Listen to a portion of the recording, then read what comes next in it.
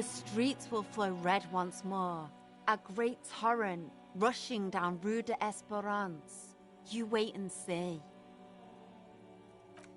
The streets will not flow red with anything. Who are you? I'm Cindy the fucking Skull. What else do you want to know? Date of birth, blood type, the last time I was tested for Hep C.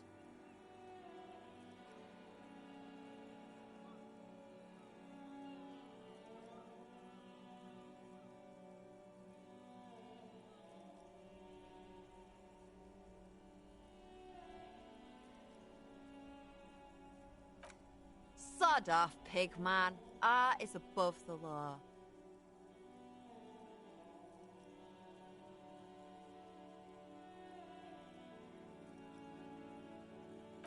She turns her head to face the coast and nods disdainfully toward Joyce, performing maintenance on her boat.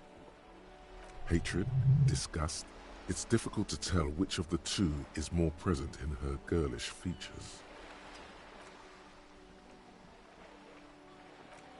The woman on the boat does not notice her staring.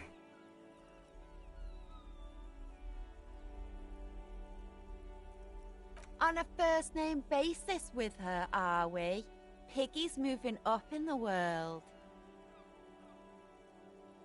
Have you got a crush on her? Aching for an opportunity to defend her honor? Can't you tell? I'm painting a beautiful mural, an aereo graffitio visible from low orbit. I haven't really started it yet. I'm waiting for the right words.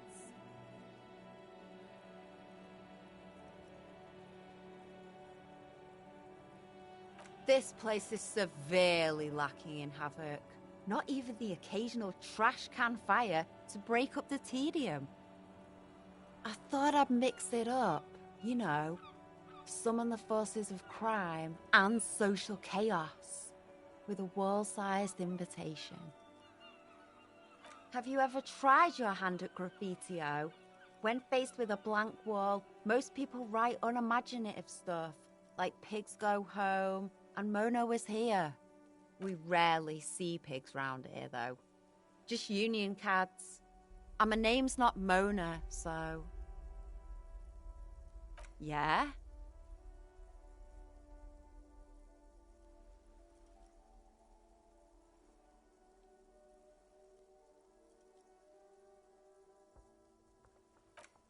Let's be realistic. What are you going to do? Climb up there? You heard your partner, Piggy. I'm unstoppable. I don't condone the idea of using physical force on her. She's a girl.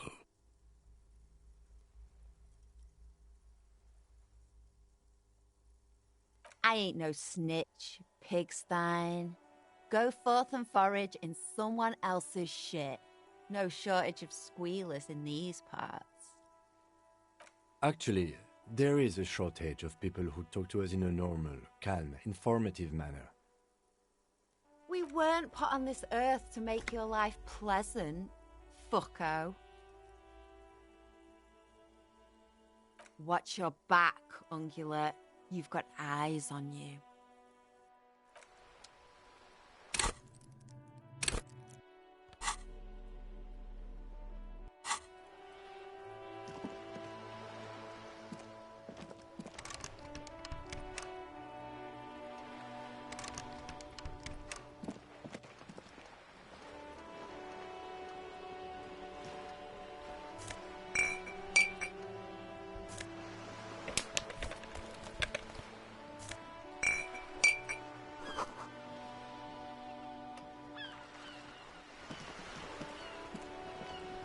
A sturdy metal door guards the southwest entrance to the apartment building.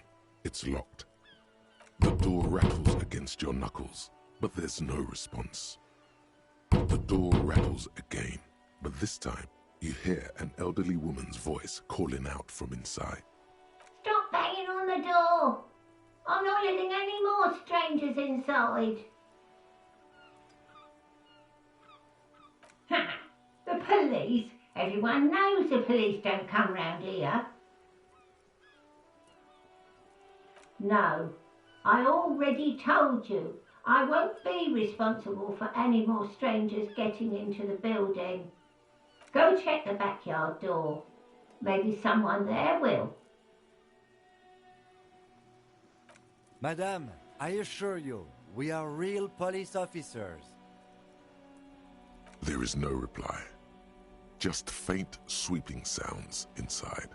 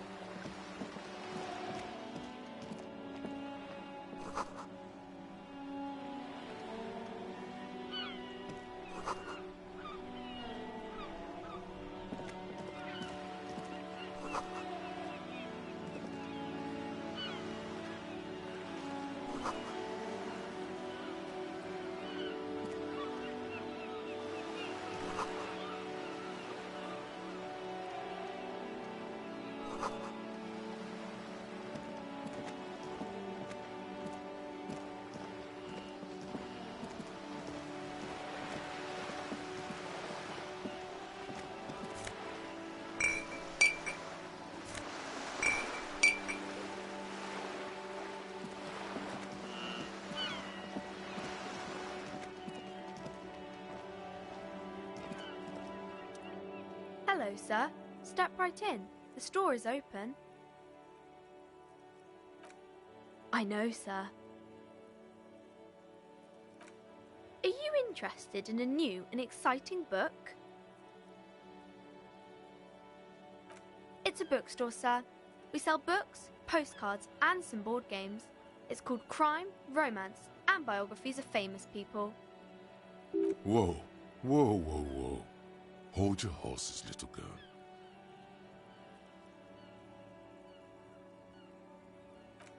That is a book. They have stories inside them. It's like someone told you a story in a really long letter.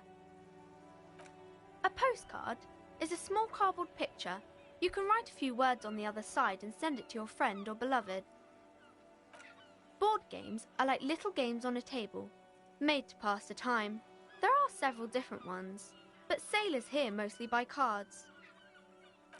My pleasure. Anything else you'd like to know? Okay, sir.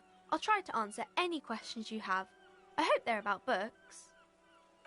My name is Annette, sir. My mum, her name is Plaisance. She owns the store.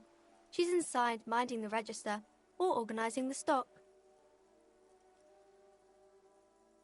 Feel free to step in and browse our wares. I'm signalling that the store is open. Otherwise people might not know. They'd miss out on the crime, romance and biographies of famous people.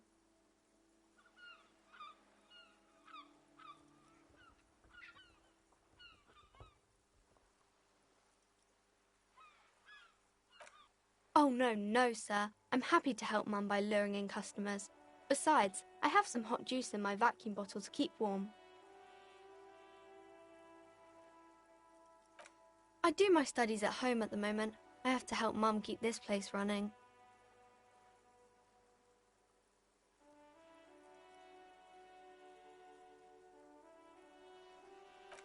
Mum says it's necessary to do both because it builds character. Mum says a proper worker is dutiful. That's how you get ahead in life. You succeed. There is stress and unease behind these words. She's reciting etiquette. Mum says it's peachy. She was a little afraid at first. There's talk about this house being cursed. Cursed in the way that makes them say that no business has ever really thrived here, sir. That they all go... I wouldn't really say it like that, but I guess so. We can go into the bookstore and ask about the case. but I don't see much more to look into here. Yes, please do look at our wares inside. The postcards and board games you asked about are also there, sir.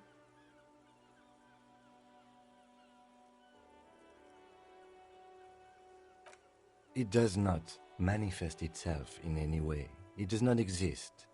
I liked it better when we were talking about whether it's appropriate to stand out in the freezing weather. No such thing. Anything else you wanted to talk about, sir? Nothing really, sir. Mum doesn't allow me to sneak around in the back rooms or the cellar. I don't really know what's there. Maybe I can tell you about some of our books instead. Crime fiction is about murders or burglaries or things like that, and the work of a policeman or a private detective who's trying to solve a crime and catch the criminals. And it's kind of like a puzzle too. You can guess who the criminal is or how the good guys are going to catch him. You don't look much like a policeman.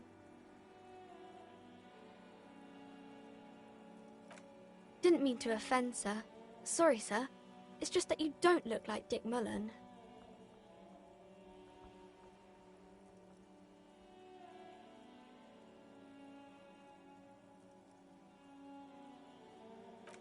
Don't say that. He's not even real. You're real.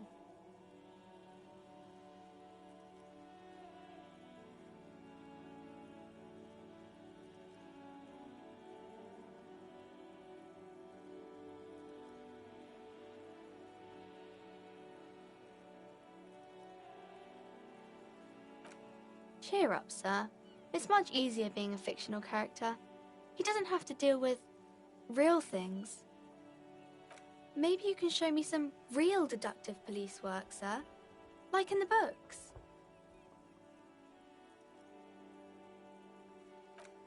It's the type of book where there's a rich lady and she has to choose between the good man and the bad man. Or there could be a story about a poor lady getting a rich man. It's about man and lady business, sir. That's really not a proper romance story. That's more like everyday life.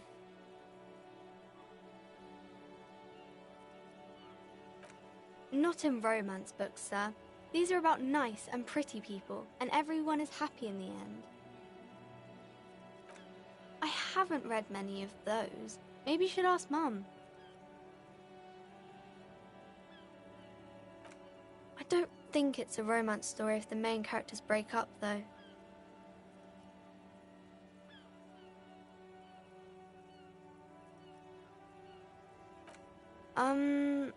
No, I don't know. You can take this. Blossom like a pain flower. The girl is at a loss for words. She shifts and sways on her feet, looking confused and uncomfortable. I'm sorry, sir. I don't know how to help you.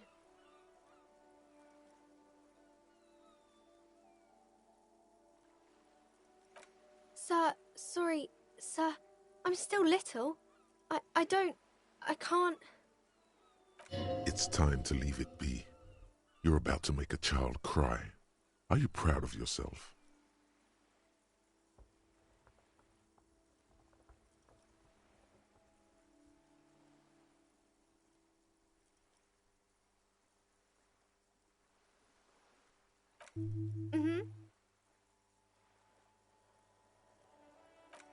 It happens, but usually the guy gets rich in the process. Or should actually be rich himself, but has lost his family property unjustly, like during the revolution or something. Those are unhappy books, for most of the pages. People sad about what they have lost, but then it all turns out just fine in the end. These are not very common. You can't have a choice between bad and bad. Nobody wants to read a story like that. Well, maybe then it's fine. Maybe if the lady then decides not to pick either, because she doesn't need a bad man. Yes, that would be interesting. Maybe some about other books? Oh, kings and queens and generals of old, or artists and writers, or musicians, those kinds of people. There's usually something extraordinary about them. I think that's why people read them, to find the secrets of their fame. I don't know about that, but I imagine life is great when you're famous. They're all dorks.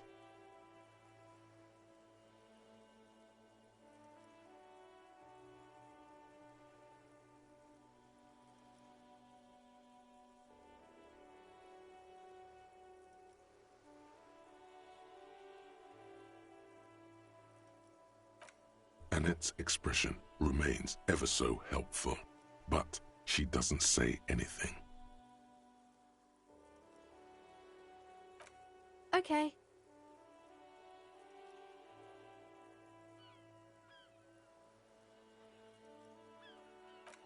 No, sir, I can't. It would be too tiring to refrain from it. It's already tiring enough to remember to say it all the time. It's nice of you to say I could stop, though.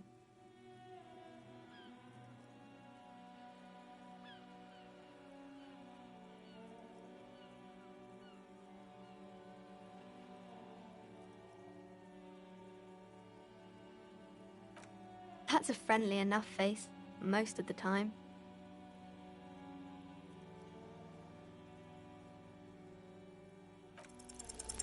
The girl keeps her hands folded, hidden. Why is that? What do you mean, sir?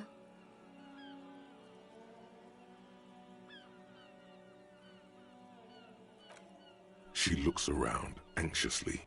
Her hands remain folded in front of her. She doesn't want to show them. The lieutenant stands by, looking at the two of you with little interest. She brings out her reddened hands, her nails frayed, nearly chewed down to the flesh. And you knew this from me keeping my hands folded?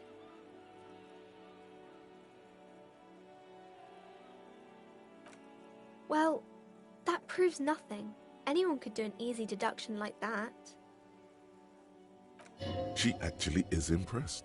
This is more like a defensive reflex. She nods, half provocative, half enthusiastic.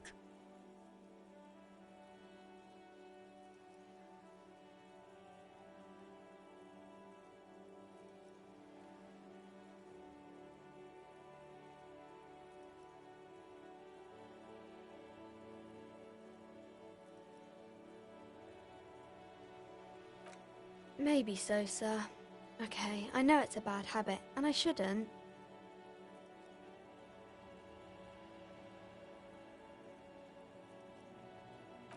It was okay, sir. There's more that can be achieved here. Ask her to do the same. You're quite sober. The lieutenant does not flinch at the comment. He does not flinch even a single bit. He is intensely not flinching. It takes effort. Because you usually aren't.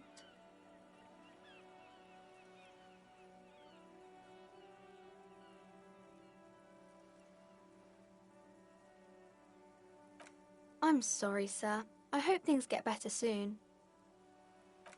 There she stands, swaying on her feet, assaulted by the early spring breeze. She smiles at you.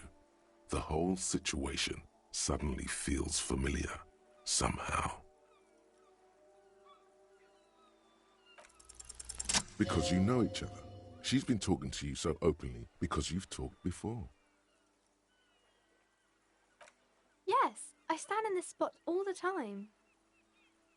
You've been running around for several days, talking about small churches and how everyone betrayed you, sir.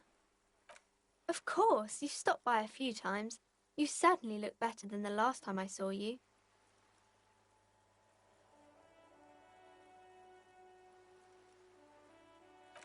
No, you don't have party eyes anymore. Party eyes. Yes, of course. That makes sense. I'm not surprised children have seen you running around with party eyes on, he thinks.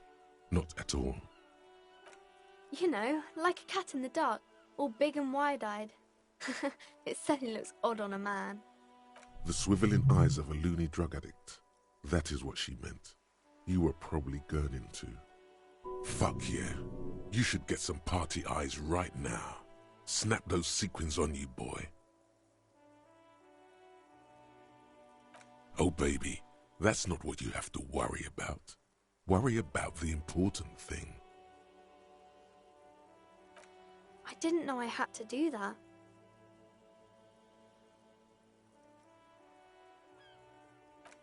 I'm glad I could help you, sir.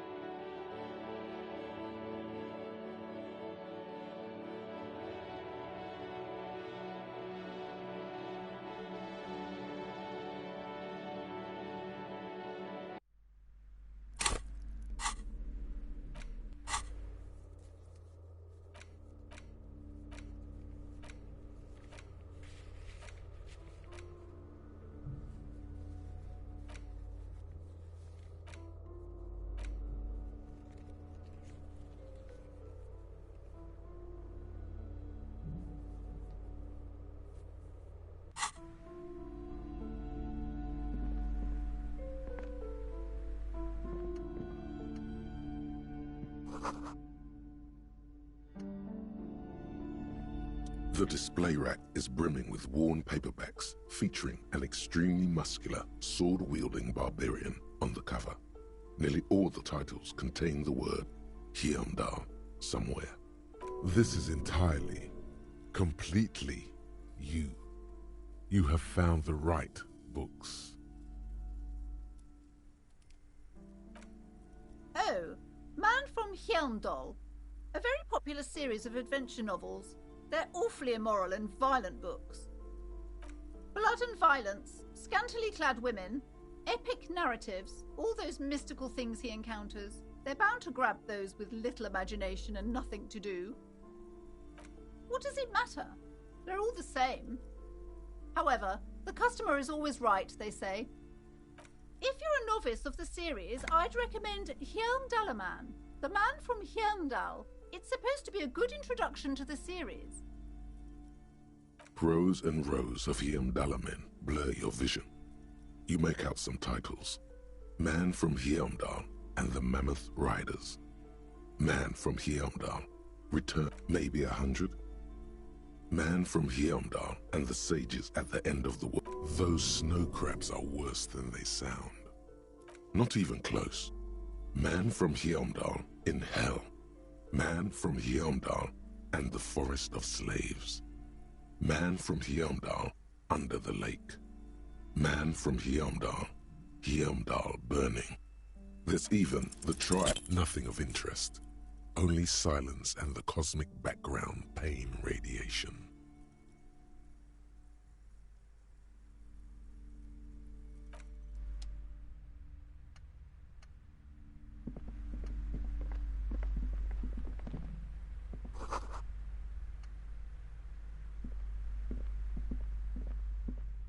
A small mountain of colorful board game boxes. There are numerous types of games for all ages. A lot of shelf space seems to be taken up by Wirral-related merchandise.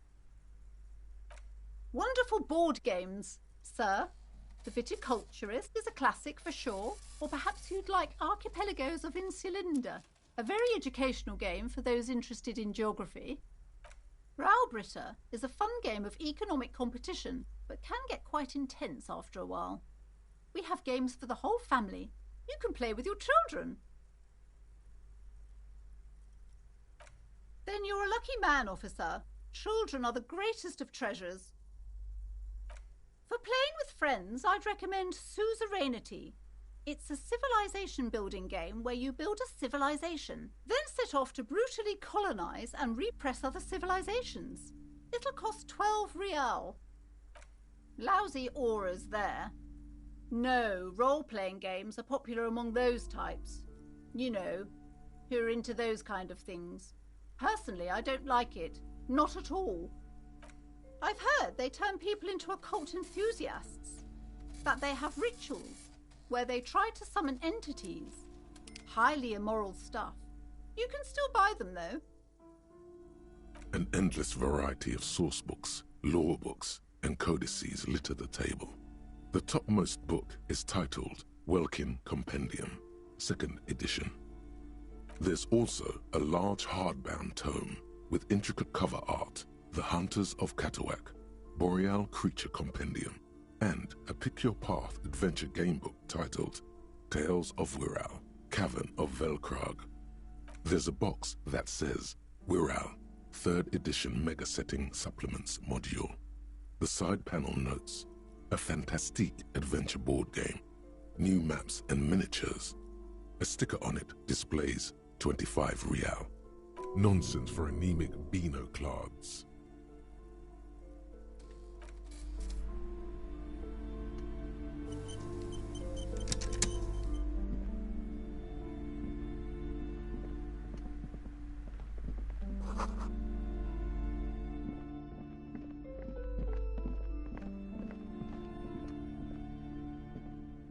These shelves are overburdened with books from the same series. You see the name Dick Mullen over and over.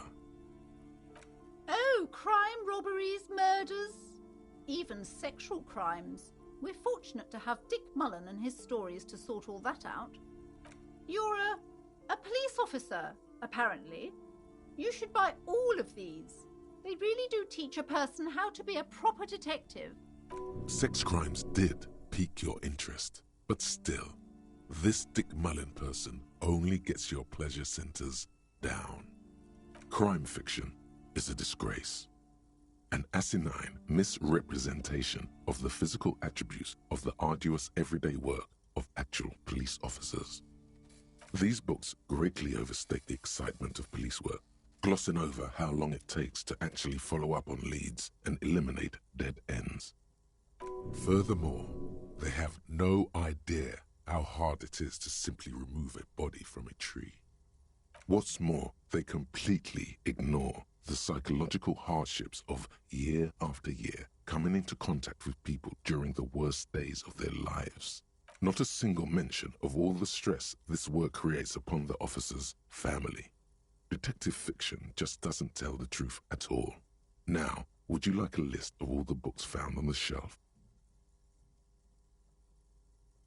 Shelves filled to the brim with crime novels featuring the supposedly stalwart Vespertine detective Dick Mullen.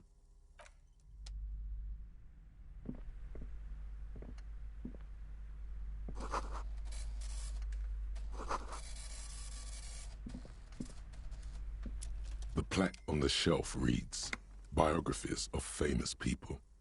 You see a large variety of names, none of which ring a bell. I would say...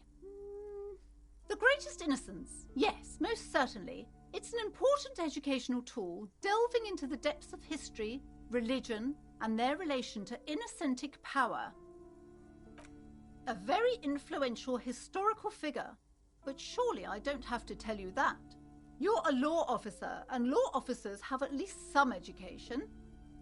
The book is also very daring. The author aims to re-examine the universal understandings of the innocentic system, creating a fresh vantage point and a shift in the tired order of things.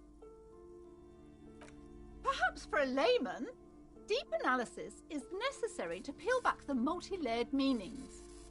Certainly, it's prudent for a person to have at least an elementary understanding of history and society. Imagine the chaos we'd be in otherwise. You feel like you should get this one? Definitely. It's important somehow. There's something personal inside. Browsing through all the books with all their names makes your head spin. None of these seem important or relevant. It's all just vapid egoism. Suddenly, a particularly odd title catches your eye. It reads, High Speed Love, the tragic true love story of Jacob Irv and Alfie Delatraz, by one Cecilia Averbrook. High Speed Love chronicles the romance between two of the finest tip-top tourney racers in history. One of them is the madcap driver, Jacob Irv. His blonde mane graces the cover. Next to Irv's life story, you see a slim biography of an Occidental rock star called the Anti-Star. He's famous for shooting morphine into one of his eyeballs and cocaine into the other. Next to that, Revacholian radio personality Guillaume Bevy stands in front of a run-down drug den. He's a permanent fixture on Channel 8, reporting on real-life crime and ruining cops' days. I really must insist you buy one of the books. Reading them is not for free. Do still browse, though, but not too long. She understands she has erred against the customer and immediately corrects course. I'm sorry, I did not mean to rush you. You are browsing. Go ahead. Take your time. Time is commerce.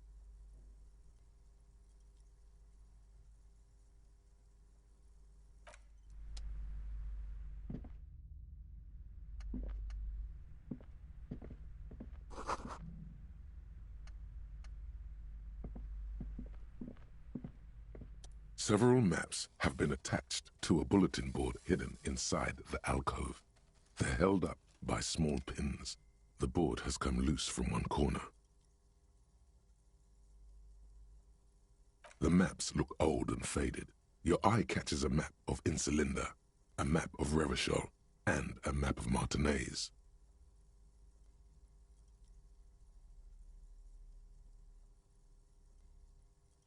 I'm sorry, officer. The map of Martinez is the only one available. The other two are not for sale anymore. And besides, you could scarcely afford them. They're quite valuable, though they might not look it. The map of Martinez is 90 cents, though. Yes, yes. Are you interested or not?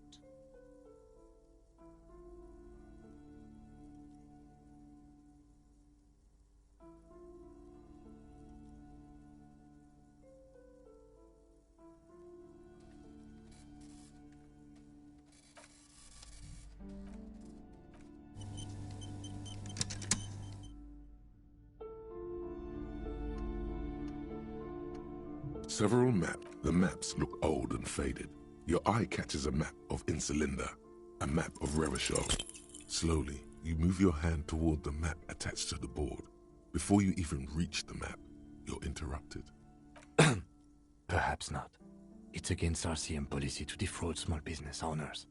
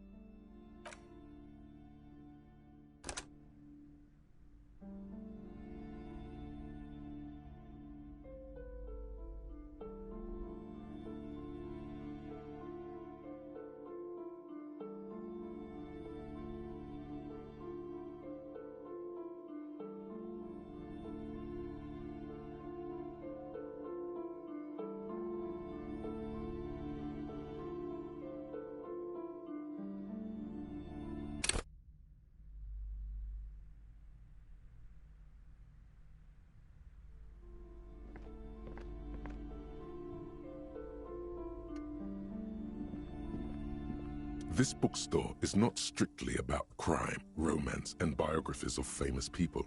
There's also a wide range of paranatural literature. Sir, please, no browsing in that shelf. That wisdom is not for free.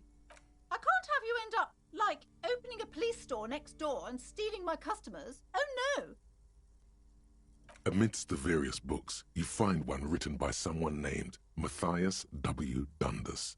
It's about wholeness, unity, balance. The point of the book, and many others on this shelf, is to give people medicinal advice in situations where they don't have access to paid health services. It serves platitudes, while also telling everyone that traditional medicine, the kind people don't have access to, and which costs more than this book, is garbage, and would only give you cancer anyway, without even curing your cold or anything. Wholeness, unity, balance, on the other hand, can basically take care of anything. Though it is important to note, when it's up to your mind to heal yourself, then it's because of your mind that you're ill in the first place. It's your own fault if you're ill. Got it? The book features chapters on topics such as how to find magnesium. It even lists plants you can harvest magnesium from. How to continue drinking if you're an alcoholic who has destroyed his liver. And there's even a chapter on the ancient Seraïs tradition of using duck gallbladder preservatives to treat and prevent sexually transmitted diseases. Pre- and post-factum apply. Nothing worth buying.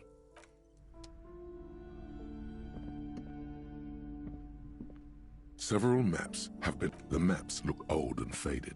Your eye catches a map of Insulinda, a map of Revachol, and a map of Martinez.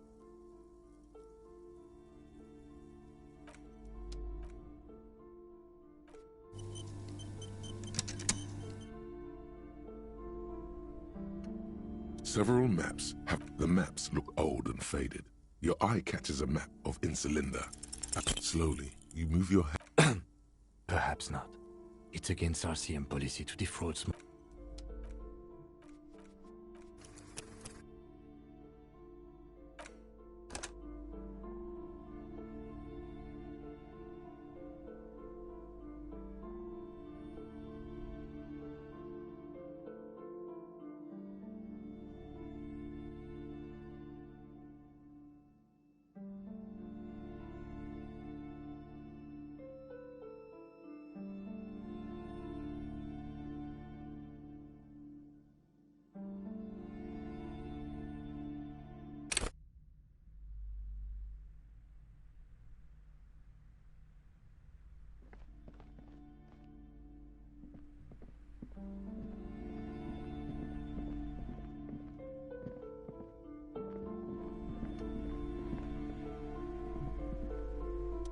Welcome to Crime, Romance, and Biographies of Famous People. My name is Plaisance. Be welcome, and please take responsibility for the energy you bring into this space.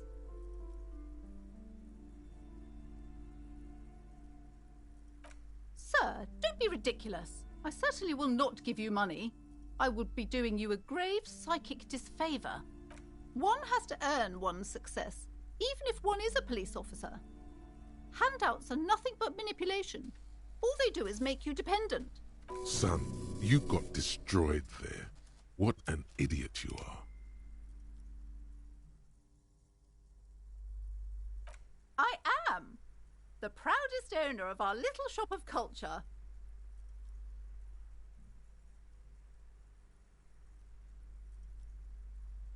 She has fine-tuned her voice to find the most welcoming approach for attracting new customers. It doesn't work.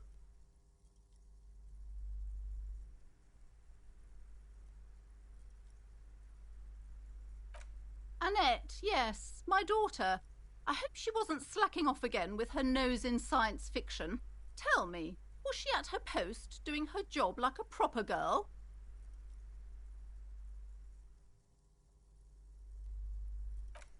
Wonderful. Did you talk to her? Great. On a scale of 1 to 10, how compelled were you to buy books after talking with her? My precious, her dedication brings joy to my heart. If you have children, I hope they turn out as great as my Annette.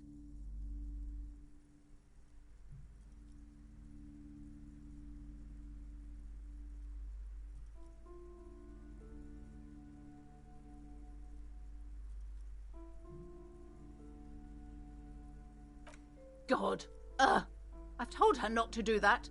It's such a disgusting habit. She'll get over it. Anxiety is a part of life. She can, if she has enough willpower. This is what's called growing pains. Life isn't easy. Life doesn't give breaks.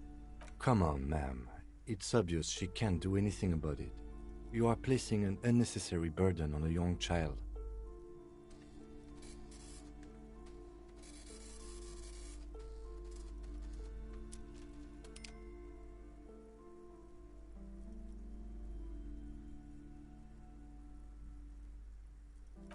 She stands stiff and severe, silently fuming.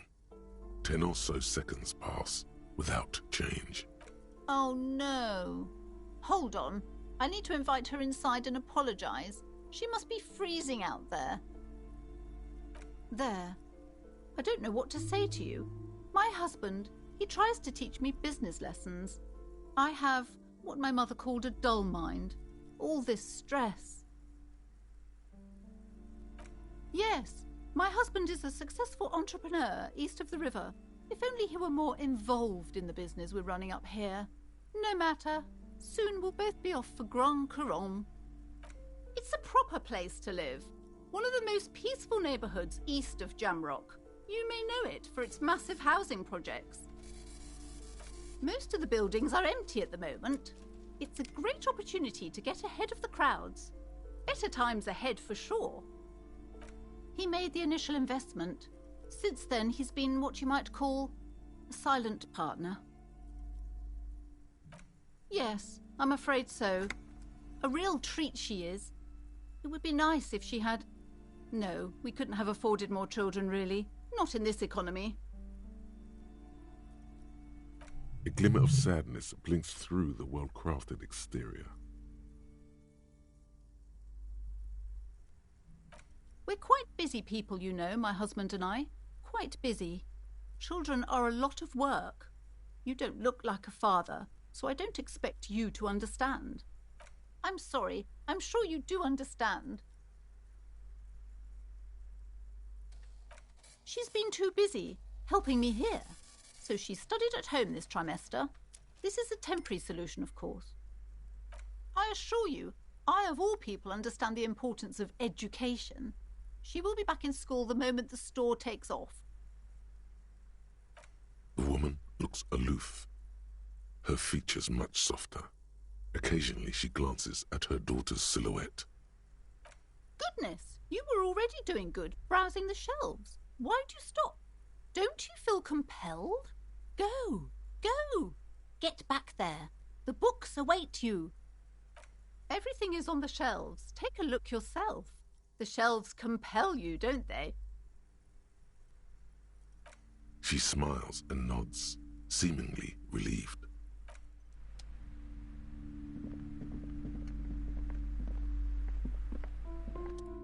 I'm sorry, sir. I can't talk right now. You just can't win. Math. It's really difficult. Like, really. They say you need it to get rich. Better than standing outside in the cold, I guess. Oh, I found something while you were away. I thought this would fit you. Like, thanks for helping out. Not me. The city, I mean. Like a detective does.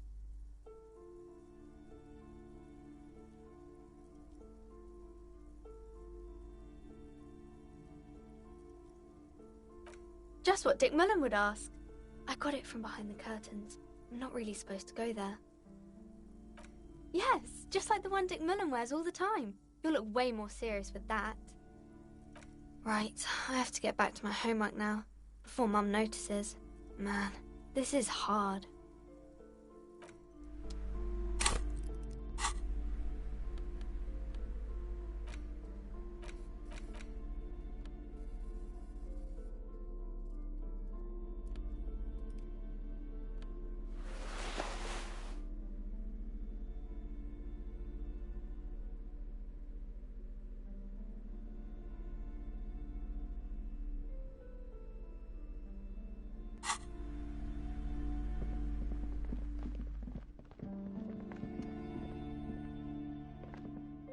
You see a set of tattered curtains blocking the way to another room.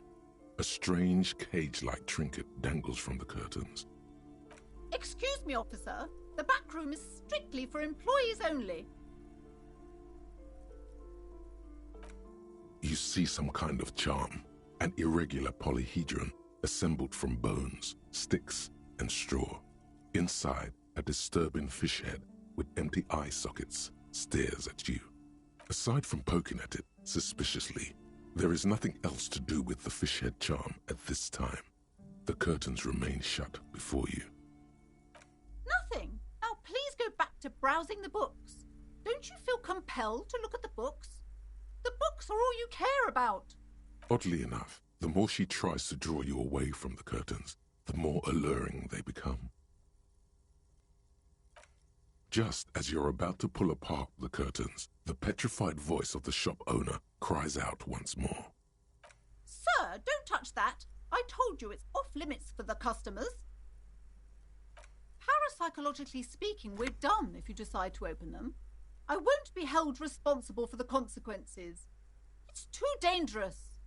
She looks away, mumbling. Why is everyone always messing with the curtains? Why can't they just buy books like normal people?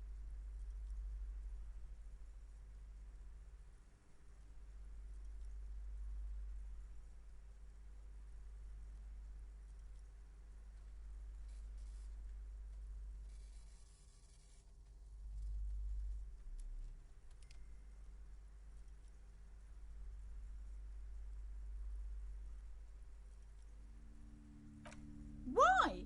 It's not like anyone was killed there. I'm sorry, I don't mean to be so impolite. Just please don't go there. I can't allow that. You'll only make things worse and unleash the powers. The curtains do seem frail suddenly, not robust enough to contain a slippery darkness. You do? My God, even more reasons not to mess with the curtains. Just step away, dear sir. No, it's just a storeroom for the employees, I told you. Now please step away from the curtains. No! Please just talk to me, officer. Come here and let's talk this through before you decide to do anything extreme. Lies. Rip them open, we say. The curtains, tattered with age and covered in dust, hang before you, as if taunting you.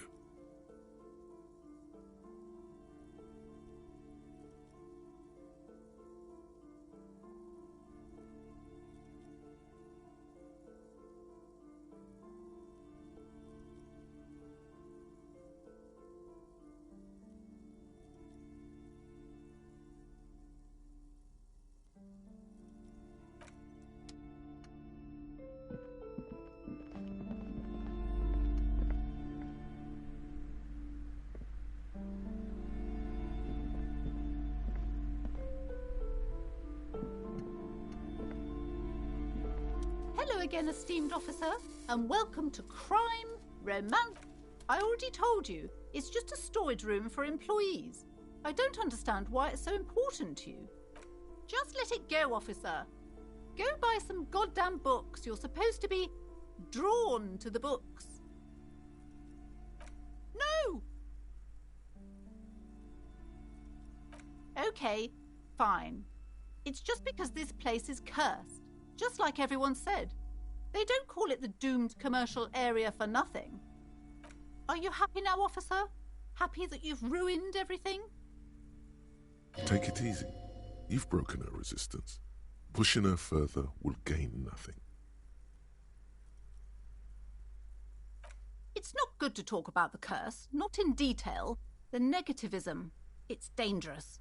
Talking about the void wraiths angers them.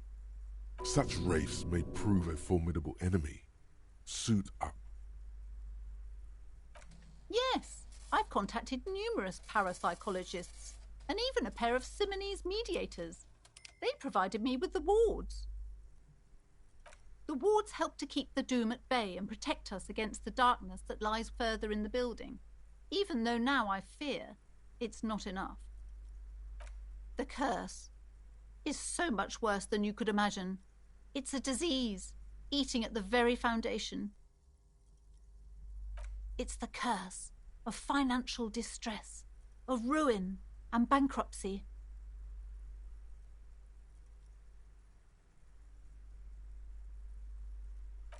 Everyone knows that all the previous companies in this building have sooner or later declared bankruptcy, and their malicious spirits are still here, feeding off bad business practices and disappointing income statements. There's something wrong with this building, I can tell you. Ever since I arrived, I've sensed an eerie, lingering presence, as if I was unwanted here. Oh, this? No, it's a special Himian amulet, blessed by desert pygmy shamans, with a spell of compulsion. It's to compel people to buy books. There are numerous spells cast throughout the store. I had the books anointed with a different inducement spell, for example. It's guaranteed to boost sales 15%. Most certainly not. I don't want anyone who's not familiar with the psychic arts to get involved in this mess. Stay away. Leave the spirits be, so they can return to their slumber. Time to fire up the old lie machine. No. The lieutenant looks at you, waiting to see where this is going. You've got this. Just go with it. This is elegant.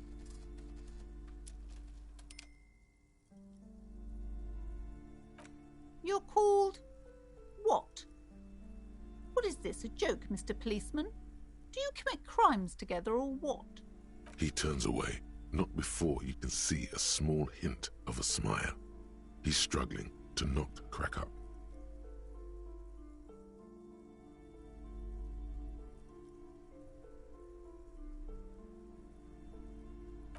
Sir, I really don't have time for your jokes. The situation is very serious.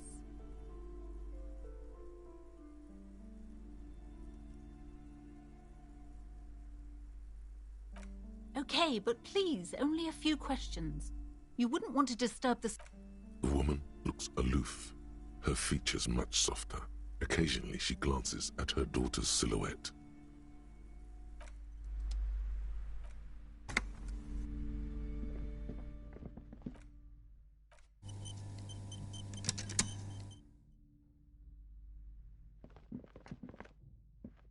curtains, tattered with age and covered in dust, hang before you, as if taunting you. You see a dimly lit room full of dusty furniture and trash. A doorway stands in the back, covered in dozens of scary little cage-like trinkets, your shadow looming over it like an omen.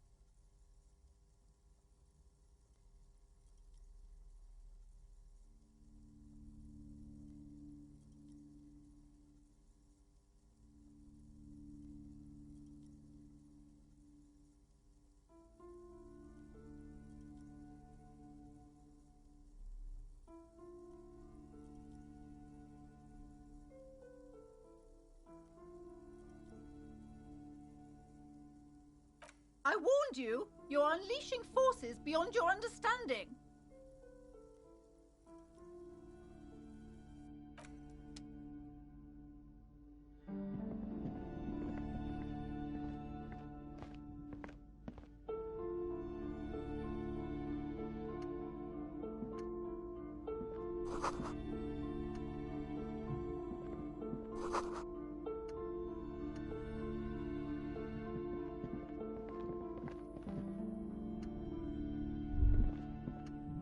What if you just break it down?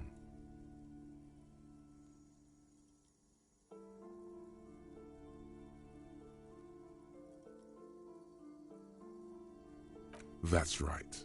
Take in your surroundings. You need to have a solid ground and a proper posture if you want to succeed.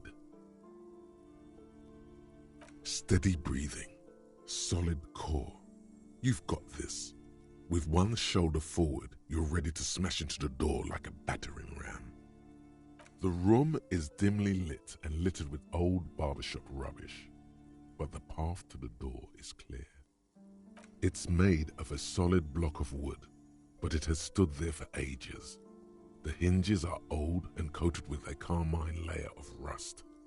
It should be doable.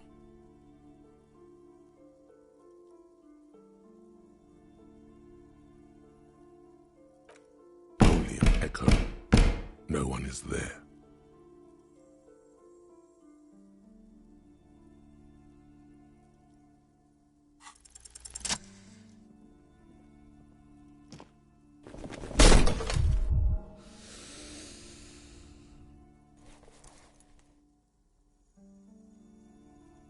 You smash into the wood and see a small crack appear on the doorframe.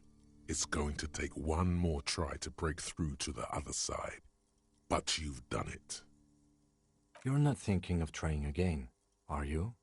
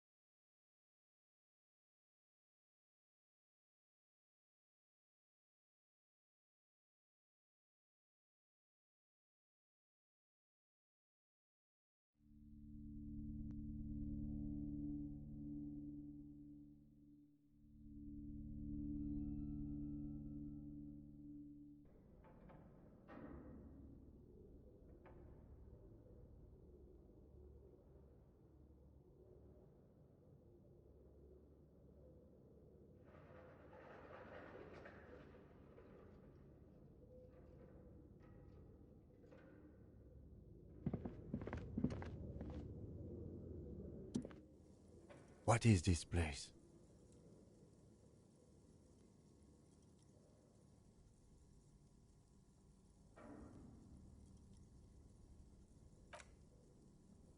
No, it's a gym. Though it looks like no one's been here in ages.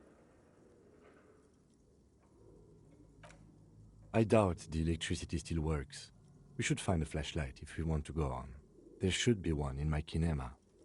An eerie feeling rises in your chest. Yes, because it's closed.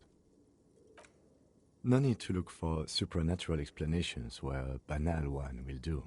Now, let's go get the flashlight, shall we?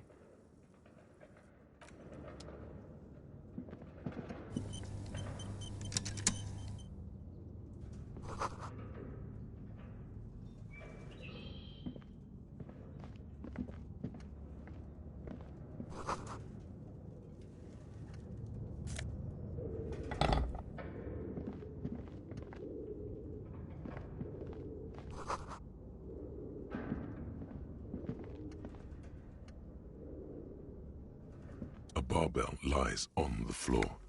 The color has worn off its weight plates. It's 60 kilograms. Your triceps hum at the sight of these weights.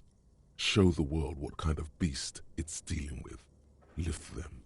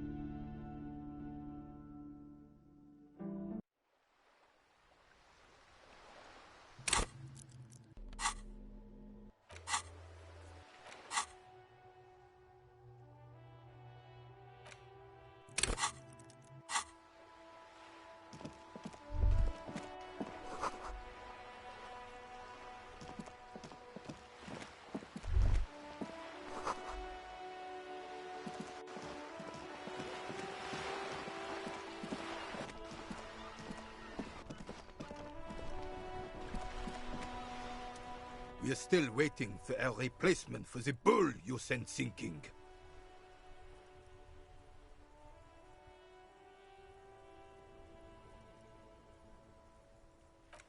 What is this? Are you mocking us?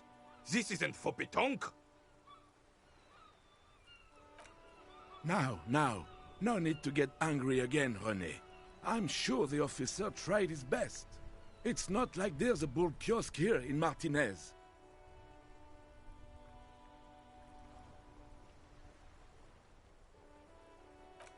Trying is worth as much as is accomplished. In this case, almost nothing. Fine. You try to right a wrong. It's still a gram better than actual nothing.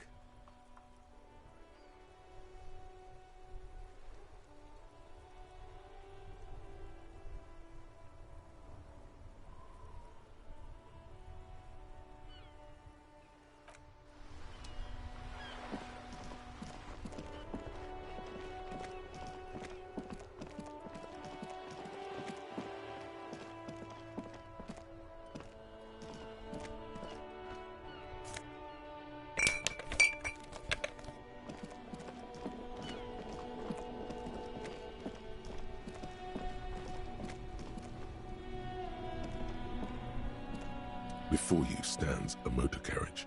The bodywork is covered in blue and white livery, bearing the number 57. In the cabin, you are welcomed by a set of steering levers, a radio microphone on a hook, a pull-out toolbox under the seat, and the soft glow of the fuel preheater gauge. This is the Kupris Kinema, my motor carriage. You can use the toolbox and the radio if you'd like.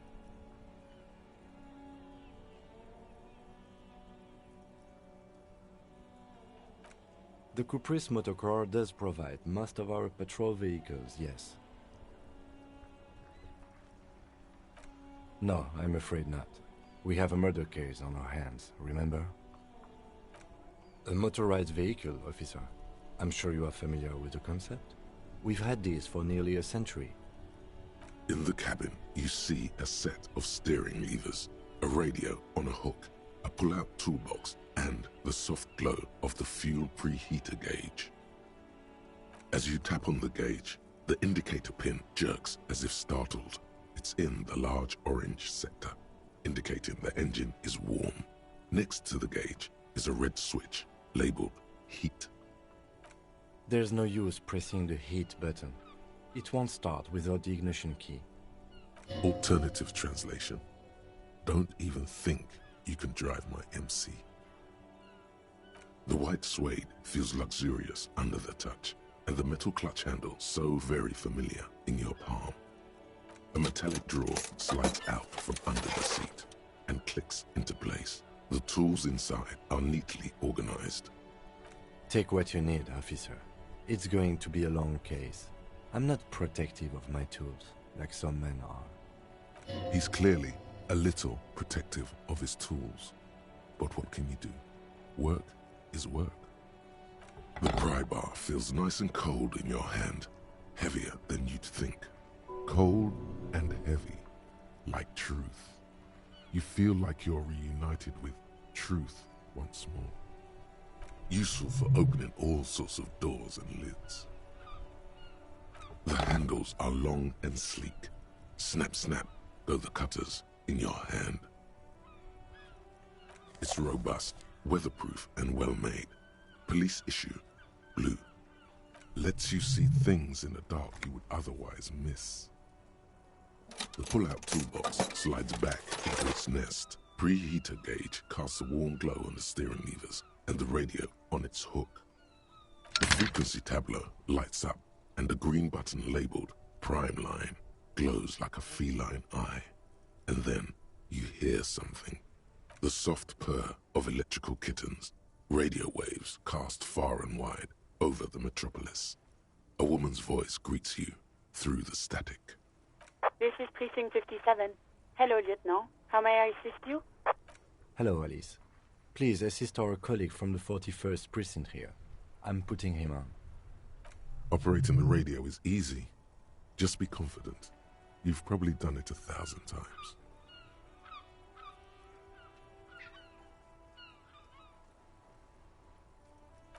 This is Officer Alice Demetri, Precinct 57. How may I assist you?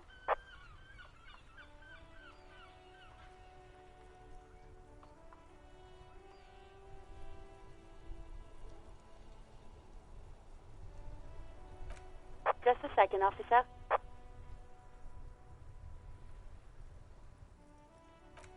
Ten 2, 10 5. This is 41st. Come in. Over. A scrawny old man sits in a dusty cubicle, smoking, with a large white rectangle sewn on his vest. In front of him is a box-shaped apparatus with an array of wires and antennas. The radio switchboard. 10-4, what's your status? Over. 10-18, 10-20, over.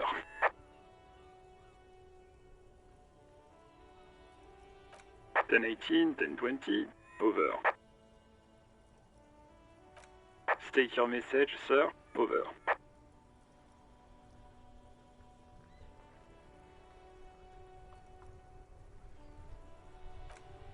I hear you. I don't have the authority to grant your request, but... Is it him? What does he want? He says he needs money. Don't give that asshole anything. He's just gonna drink it all. Right. That's a negative on the additional funds, sir. Over.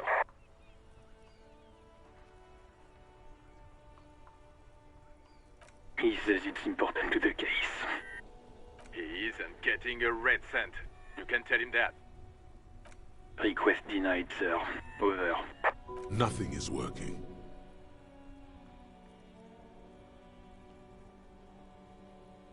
He says he's in trouble. Doesn't have a place to sleep.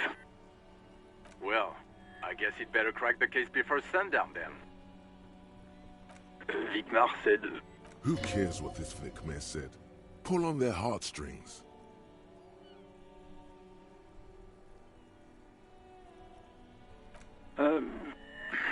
He said, it's okay. You can do it, sir.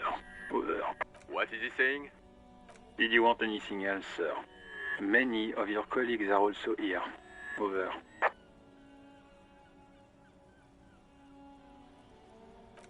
He terminated the connection. I guess he was in a hurry.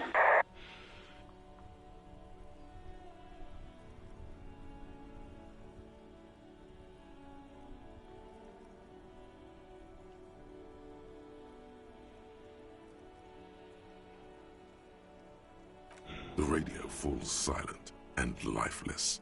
The communications officer has disconnected the call. What was that? It's okay, detective.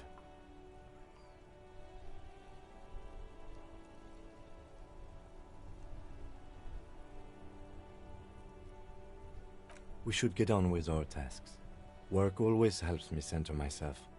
Now, anything else you need from my vehicle, or...?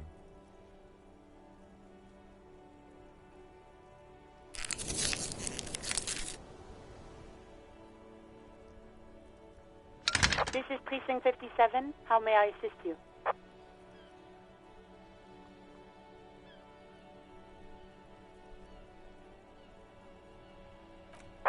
Right. 10-4, come in. Fireworker, over. 10-9, repeat message, over. 10-4, message received.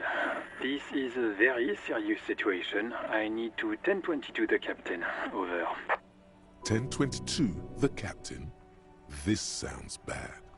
Bad and scary. Like being called to the headmaster's office in school. Any other good news?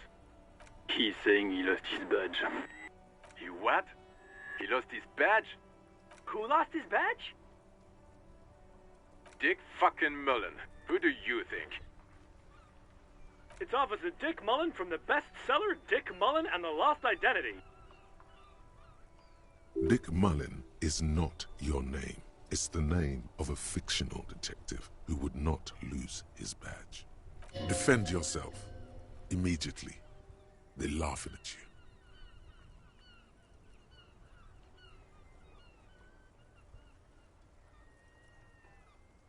He says this has probably happened to other policemen before him and laughs sarcastically. Oh goddammit. Is he fucking kidding? The whole station's gonna be dicked for this. Satellite Officer Vicmar is wondering if you might be joking and adds that this tarnishes the reputation of the entire station. Over. Mullen dicked us.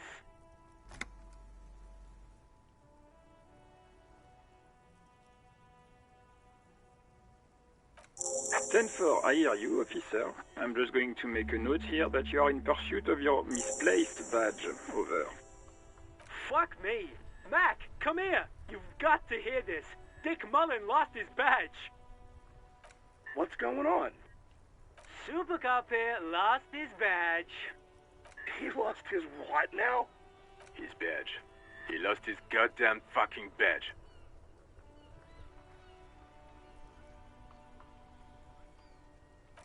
10-9, come again. I didn't get that. Over. New heights even for Captain Sober. Ask him. Ask him if he's lost his gun, too. Sergeant Orson wants to know if you lost your gun, too. Over. Check your pockets. Check your... Holy fuck. You don't know where it is, do you? No. It's gone. It's not fucking on you. 10-9, come in, officer. Did you get my question? We were wondering about your gun. Over.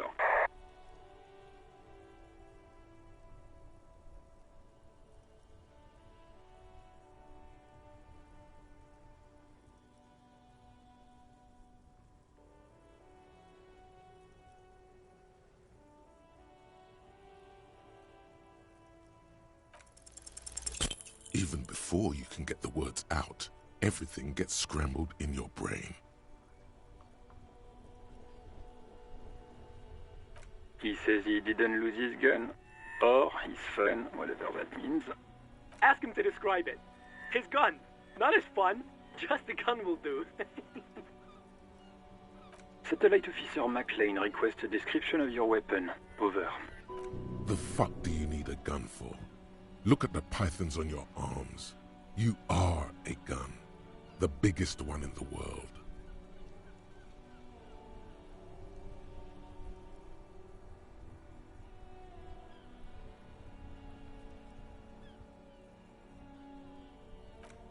He says he's a living weapon and we are trying to trick him.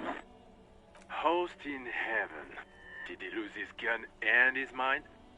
Dear God, he lost his gun? Oh my, I can't. This isn't really a laughing matter.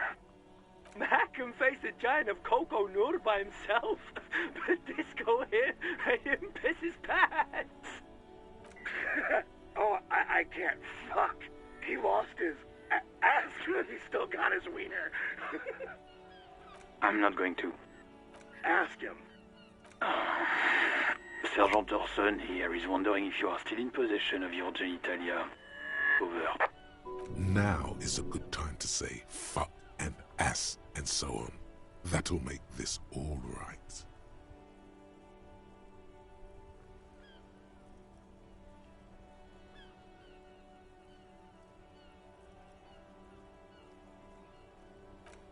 That's a negative. Not going to say that. Over. What's he saying? Share with the class. He said he sodomized your mother. The prick ate Mama's vanilla waffles at the captain's birthday party. Some nerve he's got. Sure her vanilla waffles were the only thing he ate? Shut up, Chester. This isn't funny. This is my mom we're talking about. Tell him to apologize right now. Sergeant Orson requests that you apologize for the claims that you made about his mother. Over.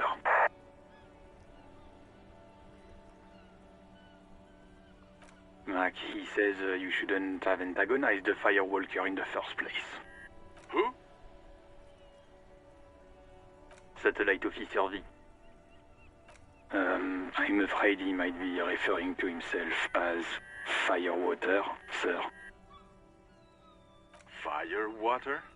He's lost it. Fuck it. Tell him to find his goddamn badge and gun. That's the only thing that matters. Satellite Officer V.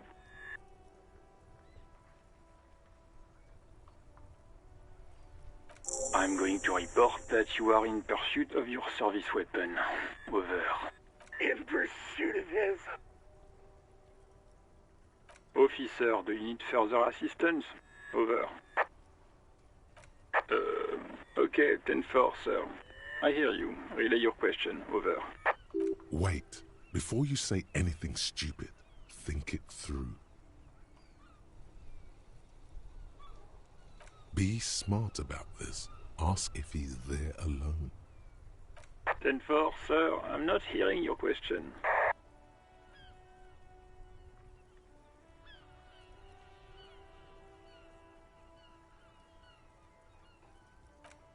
That's a negative, sir. I got a 10-12 here. Over.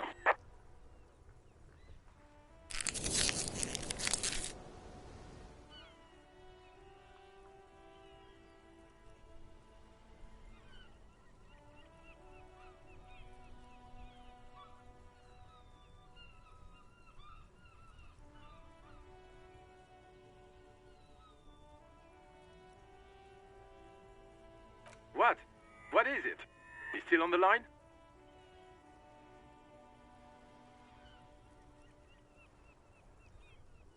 He wants to verify the information on his badge. But of course, it says Dick Mullen, High General of the Revacholian Cavalry Force. Tell him to stop wasting time. What do you need, sir? Over.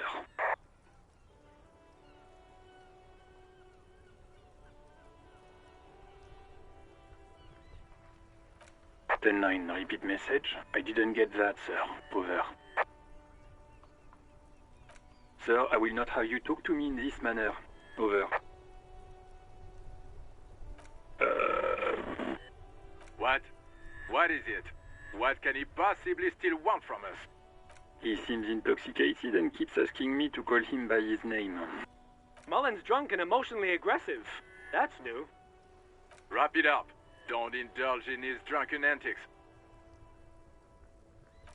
10. Excuse me, sir. Over. No, sir, I haven't.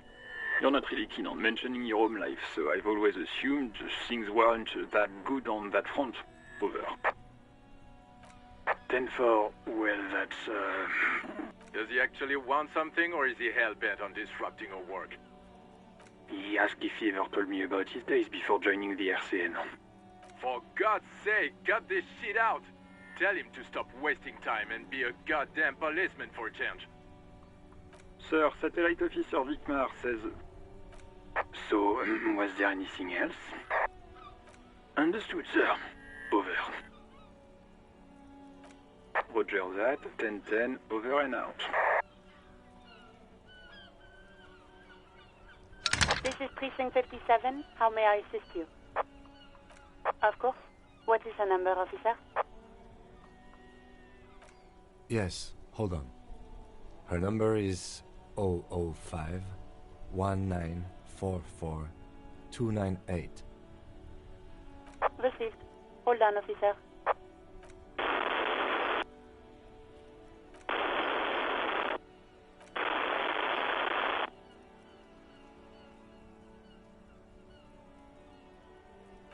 Give it a minute. She might be busy at the moment. Takes a bit to get to the phone.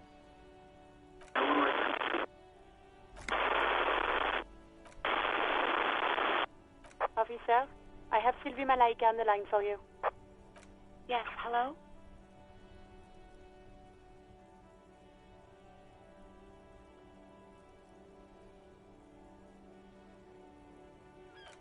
Oh, right. Hello, officer. What can I do for you? There is no resentment in her tone. She wants you to ask her out. No question about it.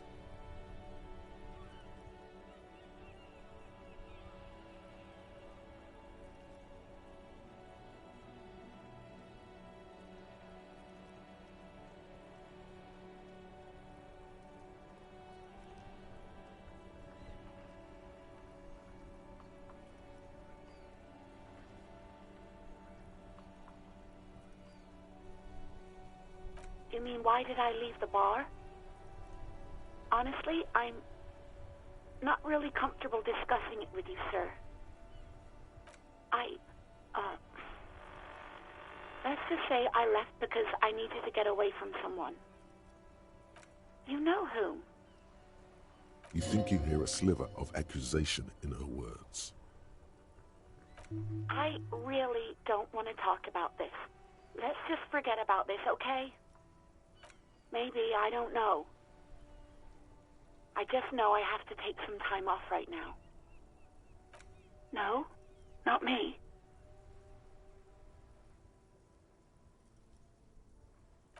No, sorry. I don't. Not a lot of people have phones around here. Copper thieves take the wires. People don't have the money to have the cables put in again. They use the Union's phone, or the one on the coast. It was someone else. We'll find them sooner or later, officer. It just might take a while. What? Of course it bothered me. But I thought the Union already knew about the court. No one calls the police. The Union would get angry. You know, what the Union says goes. People listen to them and they take care of their own, which is like everyone here.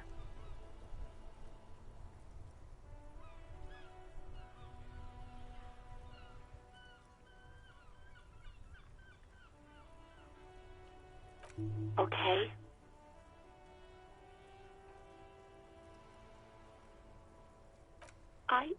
I didn't want to get in trouble with the others. Push her further. Show her the error of her ways. The other people who live around here. Local people, I didn't want trouble. You don't live here. You don't understand. Squealing is frowned upon here. Everything is dealt with, well, by the Union, internally. Please, I just didn't want any trouble.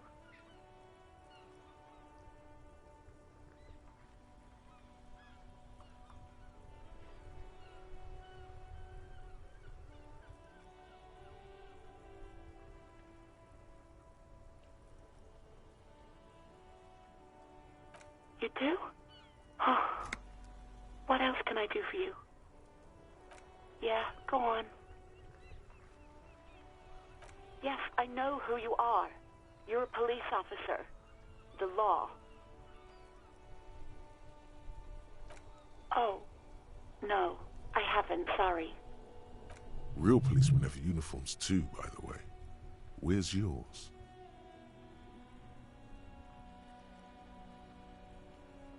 He's in plain clothes, voluntarily.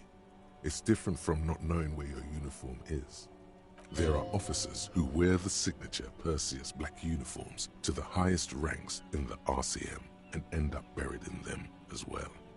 Others do it more casually. Looks like you're one of them.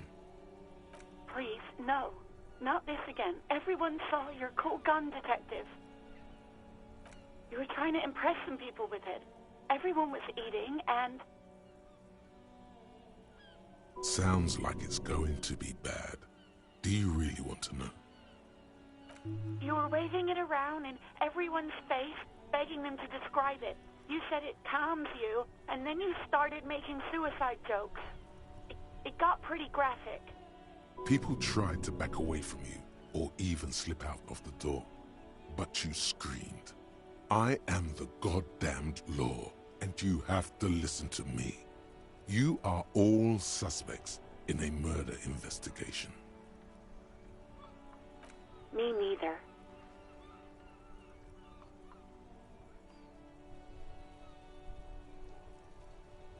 There is silence on the other end of the line. No idea. All I know is next you were waving around money instead, saying things like big bucks cannot lie and guns can't buy money, but money can always buy guns. It almost looked like you pawned it, but believe me, I did not ask. Uniform? I never saw you in any uniform. You had your things on, the disco things. No, absolutely not.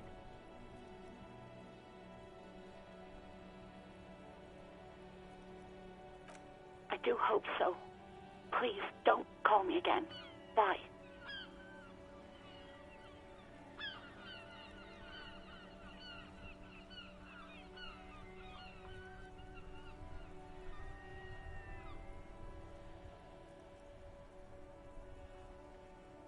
You hear the call breaking up on the other end of the radio, and then the already familiar voice.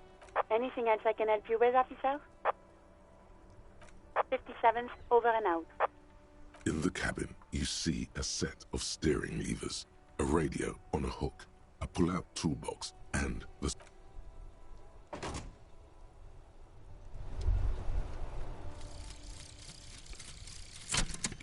Hobocop.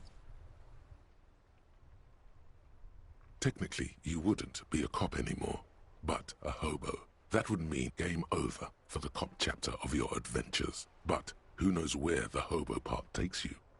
To the bar? The old l'Assommoir? To the pier or the sewers? To Le Royaume, where for 300 years they interred the dead. You could plunder royalist crypts for long-forgotten triple malt bourbon. Then fight the Aramakan beast that lurks the bottommost sepulchres. The secrets of the city are all yours at last.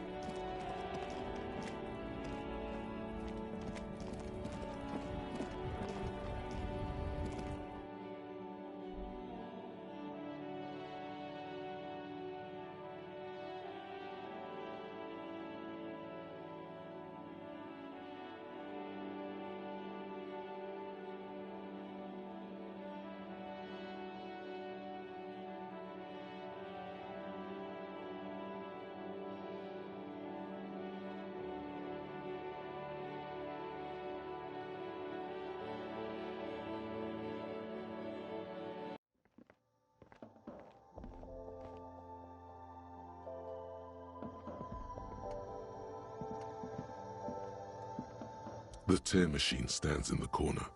A sign says, 1 bottle equals 10 cents. Your bottles clunk into the machine, and the money appears with a satisfying jingle. You're a richer man now. You're 100% sure you got special hobo cop money for that tear. At least 100% extra tear money. If the numbers on the machine told you otherwise, it's a lie. Do you know what you should do with that money, kiddo? You should buy more alcohol. Enter the endless cycle of consumption.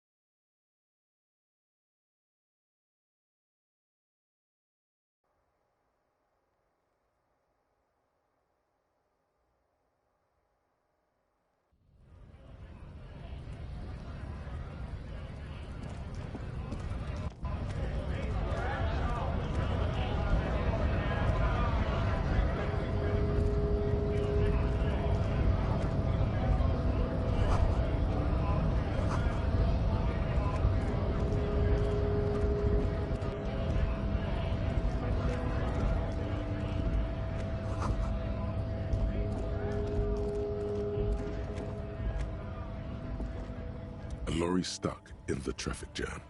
This big, heavy Grad-made machine is well kept for such an old machine. The windows are clear. They've been recently washed. You can see a lorryman's cabin with personal belongings, stickers, insignia. The driver has adorned his space with a substantial collection of peculiar paraphernalia.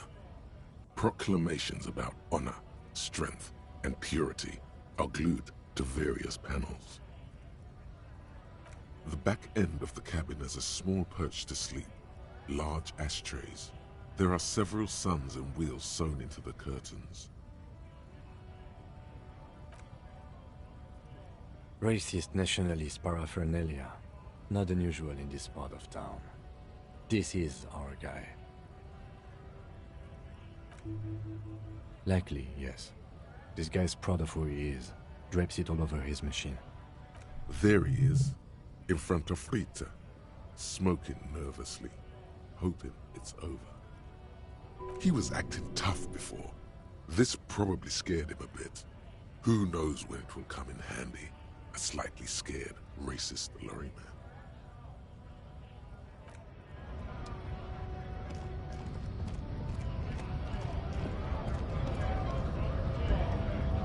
Bastards! We have a right to work!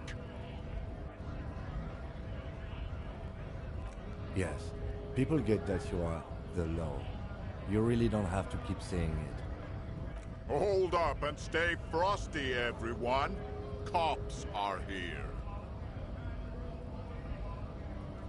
You here to fuck with us? Beat the honest worker down. We're here to fight for a cause. Stripes usually have problems with people who have causes. Good. We're fighting for a cause here. Right to work! Right to work! Besides, we're not that different. It helps if people see us talking, cops and strikebreakers together. Shows authorities are on our side. Builds confidence. Might be time. Don't let the fat bastards tread on you. Cops tend to side with the higher-ups, but you're essentially still workers. I don't trust cops, but I can see you understand the right to work! Right to work! Rights of people, rights of workers, to have gainful employment, to make a salary, and feed their families. Maybe you should ask them the questions, like why we're not allowed to make a living here. Shame on you! We have families to feed, you piece of shit. So do we, Scott.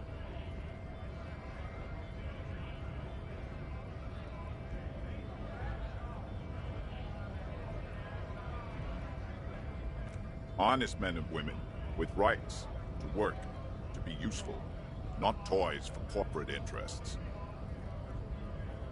We came here to help the harbor run smoothly in time of crisis. If union fucks don't want work, they ought to let in those who do want work. I have a question. Why do all these men follow your leadership? You think they follow because I'm big and loud? No. They follow the rules of the market, the rules of the economy, because they were given a job to do! When a bunch of ungrateful, lazy cockroaches can't get their act together, decide to block honest work for other people.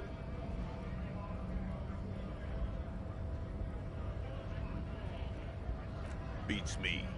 They mumble nonsense about boardrooms and workers' rights, while we have the right to work! When the man moves around, you perceive some serious abs underneath his tight-fitting shirt. This man is in shape. There's something odd in the way he carries himself. His set of clothing looks vaguely mismatched. The different pieces of the attire seem ill-fitting. His shirt is far too small and an unpleasantly tight fit, while the overalls, held up by a belt, seem to fit a man with much more corpulence. He ignores your question, choosing instead to turn to the emaciated workers, raising both fists in the air. The clothes are obviously not his. You've been talking to him for quite a while now. Something is off with this guy. Ask him where he's from. What's it to you?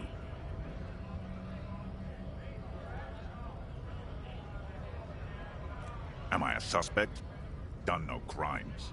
I only fight for the rights of people. We're all workers, right? Workers stick together. Came from the eminent domain, in Jamrock. Backgrounds in odd jobs, heavy lifting, cargo hauling, bouncer work. I know the drill. Worked at Territorial. Ring a bell? Uh-huh. It was a long time ago. Have fun. Union shits are on full strike. Don't think they're going to let you through the gates. I'm trying to meet their fat boss. I know nothing about a murder. The mention of a killing sends a barely noticeable shiver of tenseness through him. Interesting. What are you talking about? I'm not tense. Yes, he's tense. And dangerous. Somewhere below it all. Right to work! It's shameful. Cops doing nothing. You should bring backup. Open up the gates for us. Blockading gainful employment for workers is a crime. We are not picking a side in this just yet, sir. Pity. Let us work! We were promised work. We'd be in there, working, if the bastards hadn't shut the gates. Main gate's locked.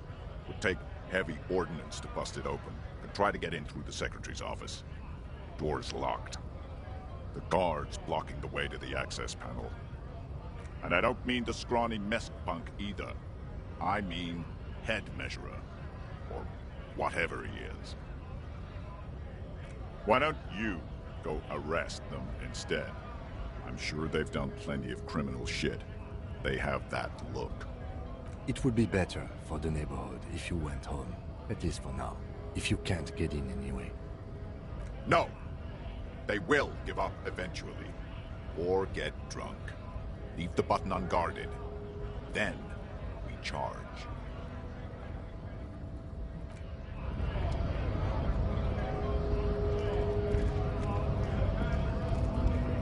Scab?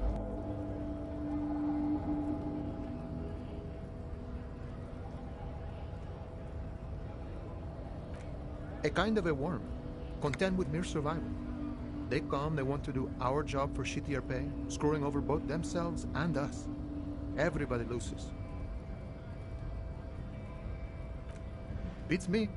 Somewhere in the ground, I think. Gotta be bloody stupid or freaking evil to Scab. Or I guess, scared maybe. But scared of what? Of who? Personally, I'd rather beg than scab. If the gentleman shouting on the street came begging, maybe they'd have gotten something. We've explained the matters, but they don't listen. This lot would be reasonable and go home if the big guy wasn't riling them up all the time.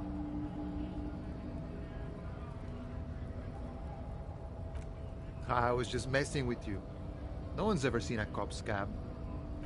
Imagine, you cops going on a strike, but then another cop comes in and says, "Let us cop for less money." Speaking of, what brings the RCM here, to the Wild North? Come to see the strife?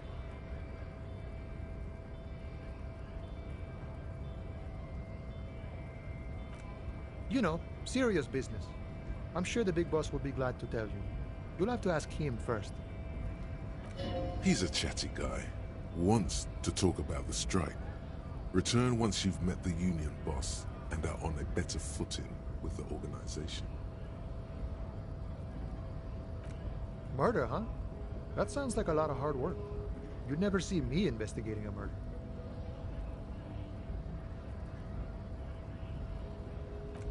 That's okay. I have no idea what I'm doing either. I don't even know what day it is. Don't tell me. It's a better day that way.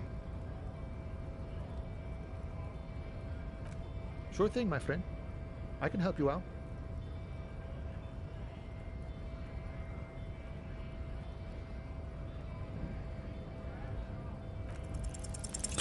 The coin narrowly slips by your outstretched fingers and falls to the ground. Oh, I'm sorry. Didn't mean to throw it like that. It's a thing we harbor folk do, passing around cargo and such. Was not meant as provocation or ridicule. Lieutenant Kitsuragi picks up the coin and hands it to you. Right, always glad to help out the RCM. We're on the same branch, you and I. Humans, I mean, not slithering scabs. My friend, I respect the right to roam. The open range awaits. I don't operate in that capacity. I'm not a granter of passage. The passage grants itself. I walk right past Measurehead and go in. Yeah, the 2.5 meter tall Semini supremacist there. Walk right past him, then press the button to unlock the door, then go past him again, and you enter the arbor through the office. Está.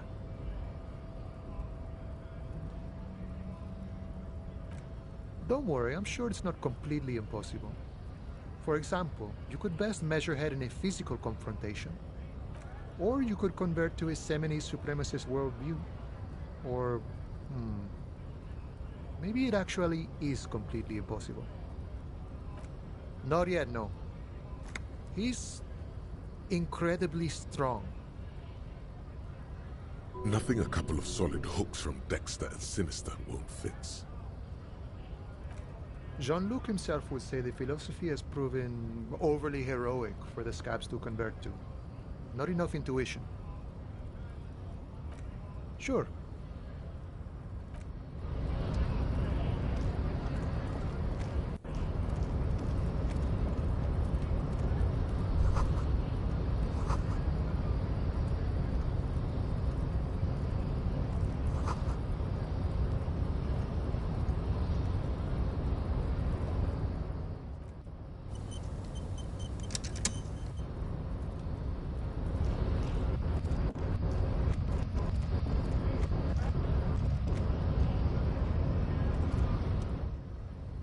Buddy betrays your degeneracy. Yeah, Measurehead. His body totally betrays his degeneracy. Your body does not betray your degeneracy. That's a lie. You're in great shape. Are you admiring my morphophysiology? It must be frightening to stand in the shadow of this racial pinnacle. Be calm, Sandwich. You are not in danger, because you are not a threat to me.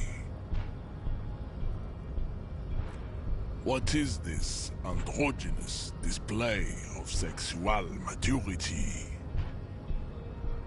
Merely standing up makes you sweat profusely. Your breathing is erratic. Your own heartbeat in your ears grows frantic, and you feel your blood pressure rise. Stop it! You are embarrassing yourself in front of this woman and your pedomorphic friend.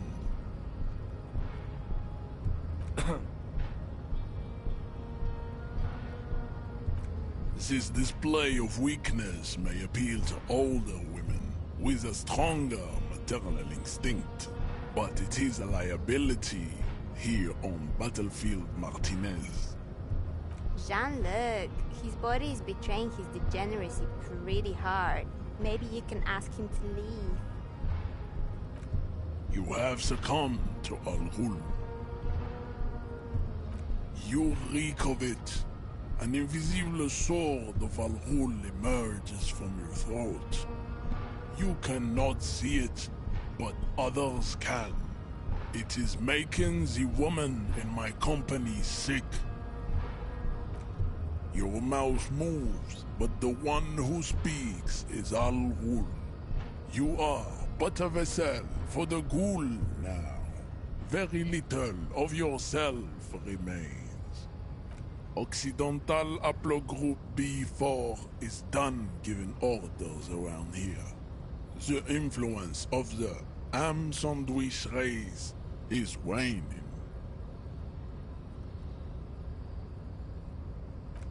Jerking motions, signs of a late-stage neurodegenerative disorder. How far the Occidental Haplogroup has fallen. You were once a noble and powerful race.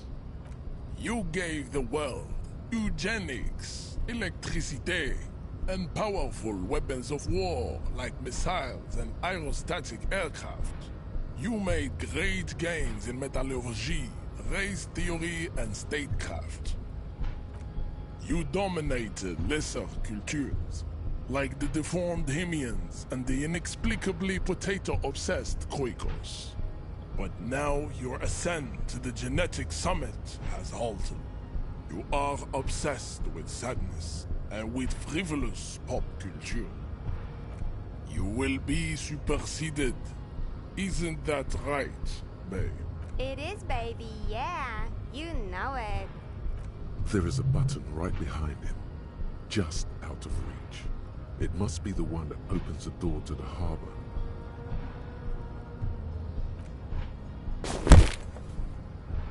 That is right. You should leave the stage of history with dignity by inviting the other races to a great world war. Bring your troops to the Simonine Islands and to Boogie Street, and we will pulverize you. When you are gone, we will build a museum for you.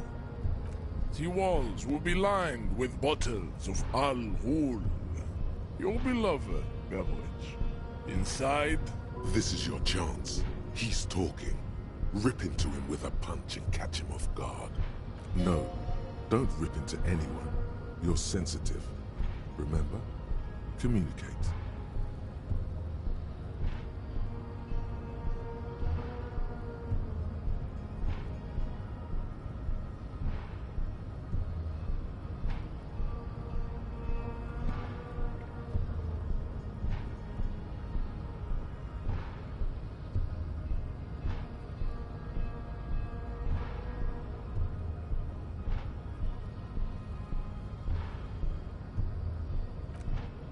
Don't be vulgar.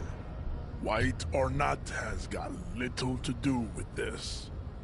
The race enigma runs much deeper than that.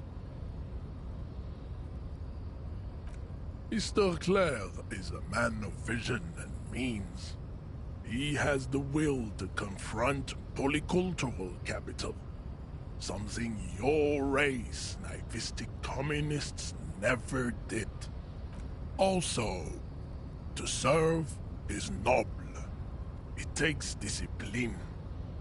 Your petulant individualism has only contributed to your race failure. He looks toward the harbor, motionless, the tattoos on his face like a web of stone. Racists are generally not very good examples of their race. I am not like them. I am craniometric perfection. I have taken the trouble to permanently draw a phrenologic grid on my skull and features. This should dispel any doubt. True, that is a noble cranium, but you got a hard noggin yourself. You exhibit forward projection of the jaw, indicative of schizophrenia and sexual inaccountability. From a purely aesthetic standpoint, the dimple in your jaw makes you look like a baby. This is not craniometry, just an observation. You do not wish to be judged, because you are a genetic blob of polycultural deformities. This is understandable.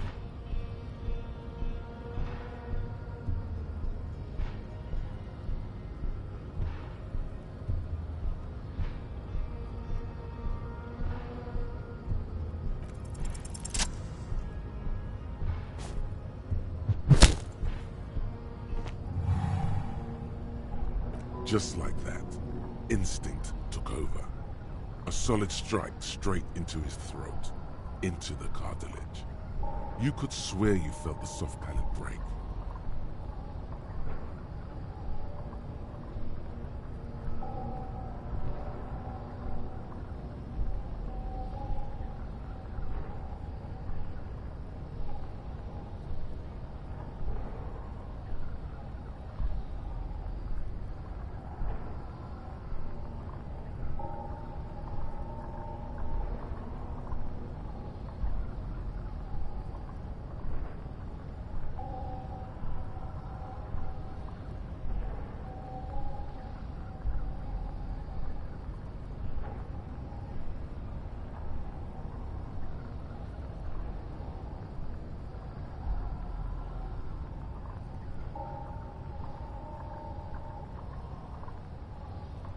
The man is reeling, gasping for air.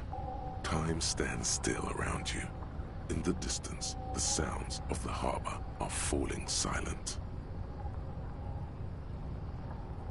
All you hear is a small gurgling sound as a trickle of blood appears on the man's lip. He's open. Rip into him. Right hook. Escalate it.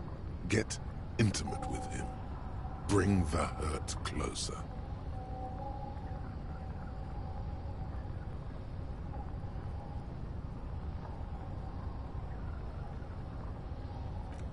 Don't wait.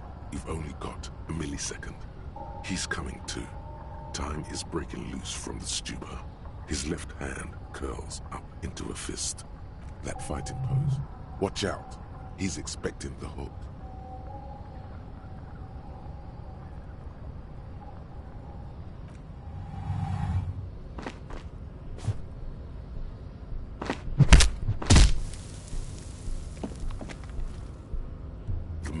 Lands with a dull thump, like a broken-down puppet of muscles and sinew. For a moment, he still tries to keep his head up, dazed eyes looking at you with unimaginable surprise. To your left is the button.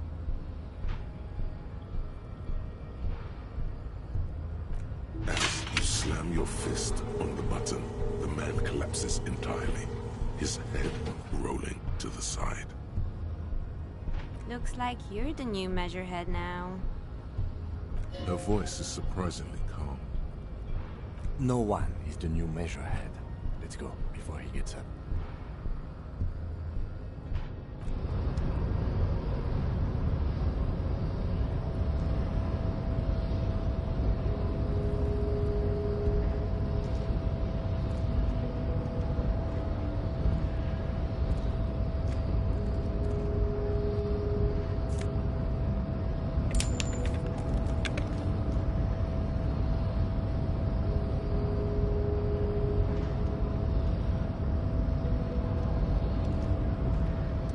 The man is still knocked out. He breathes slowly and steadily.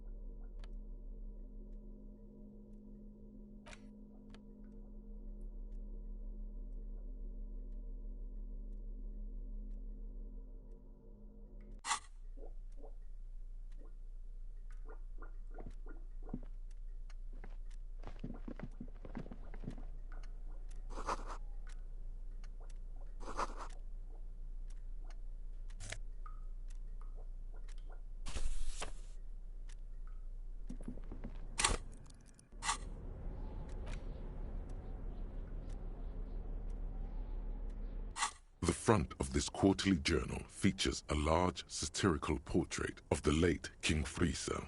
From the sides of his head, a pair of white antlers spread to the corners of the cover. Because white antlers are one of the symbols of communism, they represent a society in accord with the natural world and at the same time above it. Because Friesel was incompetent, foolish, and cruel. In short, the embodiment of everything the communards wished to overthrow. It's satire, you see. To your disappointment, there aren't any full-color pictures to direct your attention. Just column after column of closely set text, interrupted occasionally by little doodles in black and white. After rifling the pages with your thumb several times, you return to the table of contents. The magazine is divided into several sections: international development, Kunst und Kultur, and local concerns. Just inside the cover, there's also an editor's note.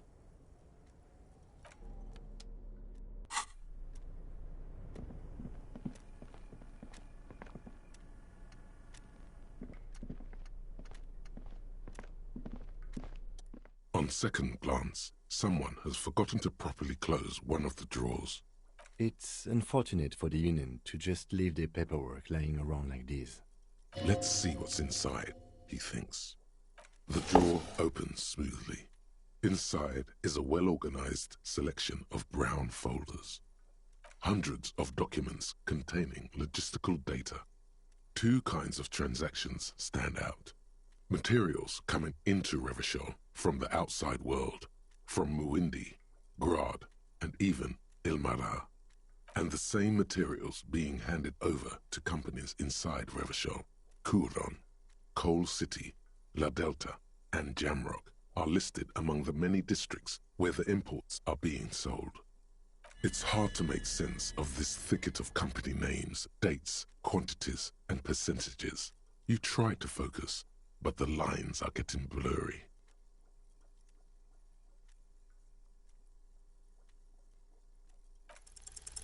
Look how blurry all the lines on these papers are. How unwieldy your own willpower is to yourself. You're like an absurdist Samaran monk, focusing through not focusing. You're a police officer, not a spiritual healer. You can focus the normal way by turning your attention to something and not letting go. Is that what you're doing with those folders over there? Right. This is probably not relevant to our case. After all, we're not investigating an accounting mystery. You're trying hard, but the data here is unbelievably dry. Something about containers. The drawer slides shut smoothly. Jamais vu, derealization. Jamais vu, the opposite of déjà vu. Not already seen, but never seen. Everything that should be familiar appears strange and new, like some half-forgotten day in your childhood. Only now. That's the feeling you've been having. And for who knows how long. You should go and ask Joyce Messier about this. What world are we in? This is a fundamental question.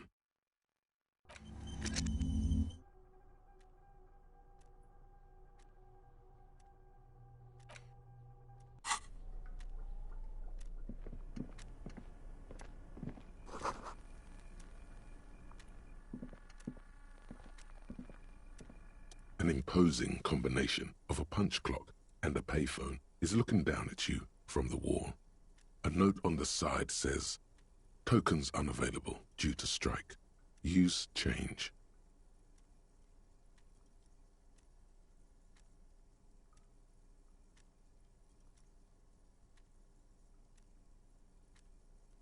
The machine swallows your coin and seems to be waiting for your next move.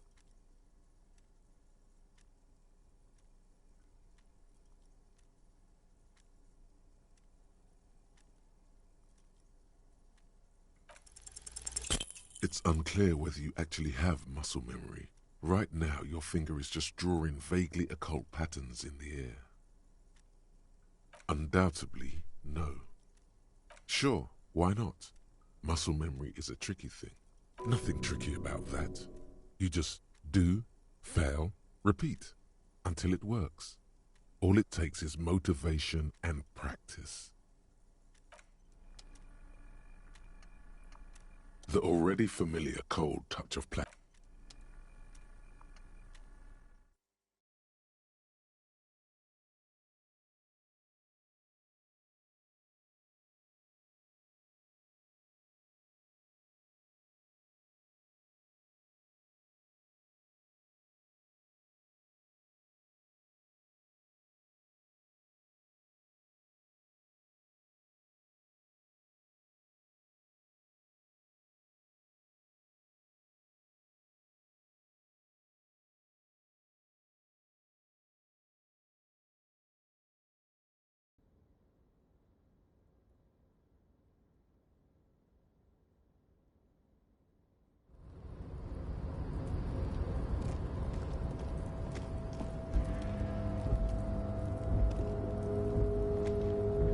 Looks like someone left his tarpaulin cloak hanging on the railing here. There is a white rectangle clearly visible on its back. Yes, it was probably you. It does bear the RCM insignia, after all. The service cloak issued to you by your station? Yes, I do. As your fingers touch the tarpaulin, it almost feels like the cloak wants to deliver a message of comfort through your fingertips. I will shield you from the elements and give my life for yours. That's what the cloak is relaying.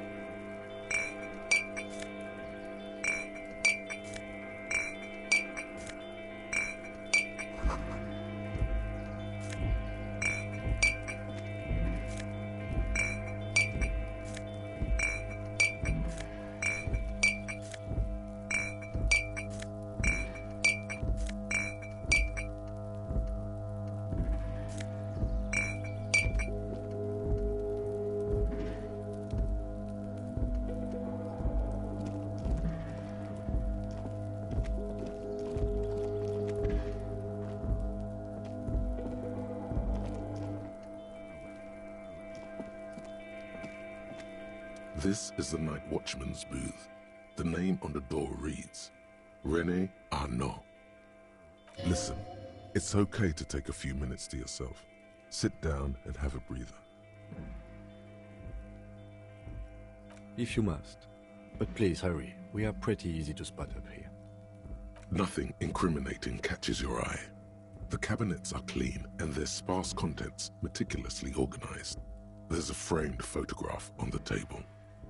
It's a black and white photo of a young couple out in a street fair. The man, René, is dressed in a Royal Carabinier uniform.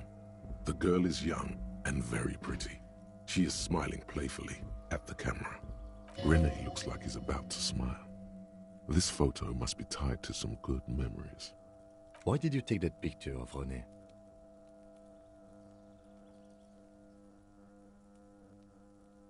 You're really interested in that old soldier. Not sure I understand your fascination, but sure, as long as it doesn't take up a whole lot of time.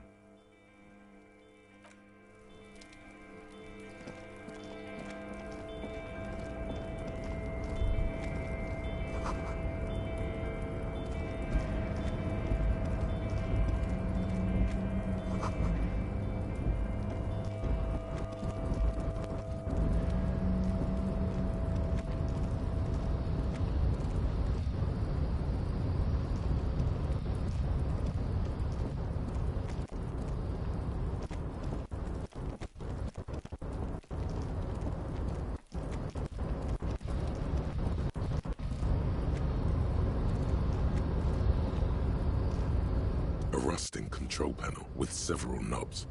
2 buttons marked Marche and Arrête are faded with use.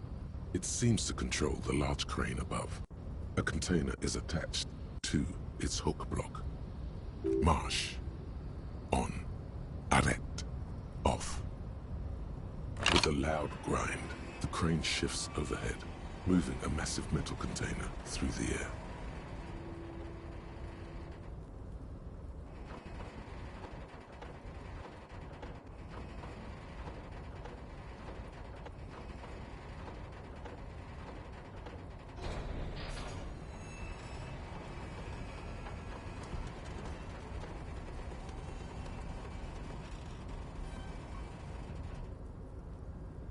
And with a surprisingly quiet thunk, the crane places the container down.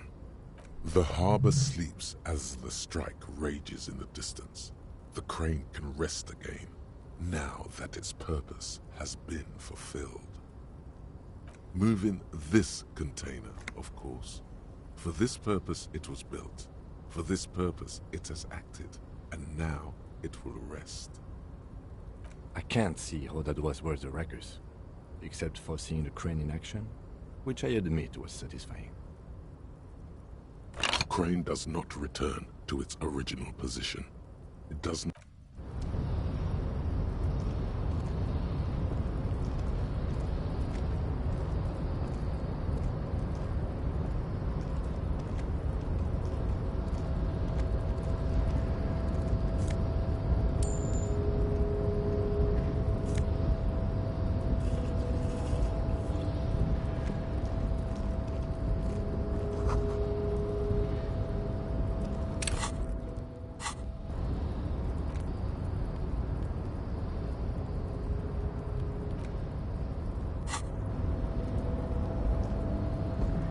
Before you stands a cargo container, just one of many in the yard.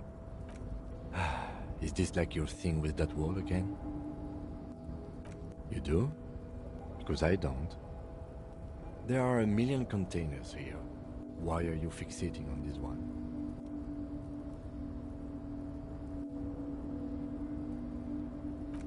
There may very well be, but we are not here to look for that. We are not here to interact with containers. We are here to talk to the Union, right? No reply. You attempt to turn the handle, to no avail. The doors seem to be mechanically locked. To your left, the lieutenant considers your actions with some puzzlement.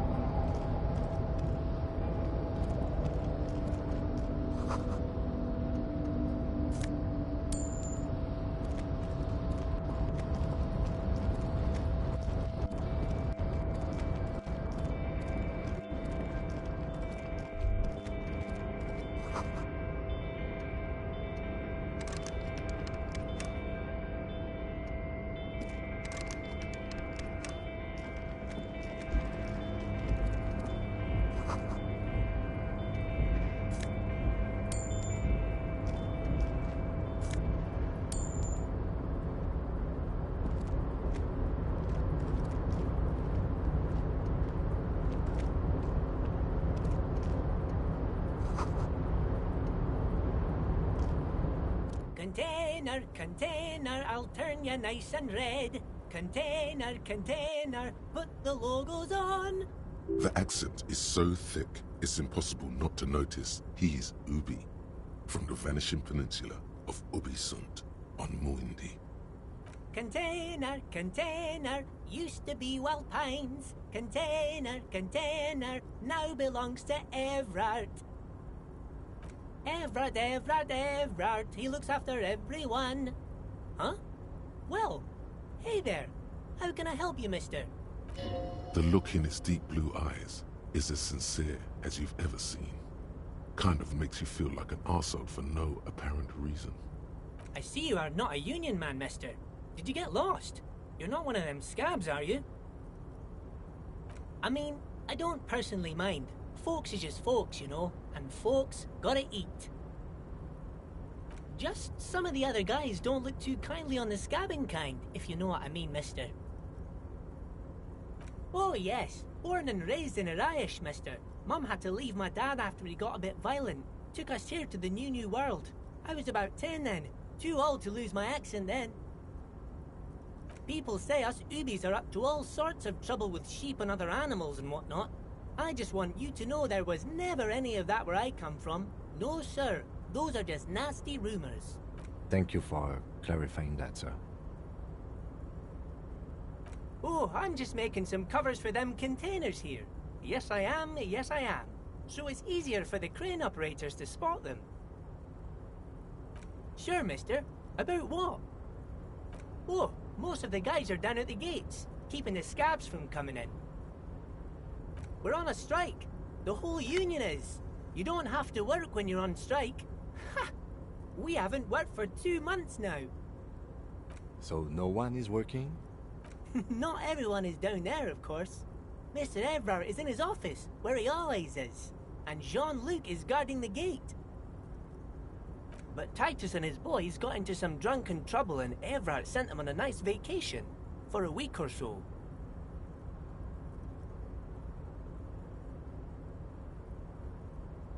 Oh, I'm not really supposed to talk about that. That's union business. Him and his boys stirred up something in town. Probably drank too much and got into a fight or something.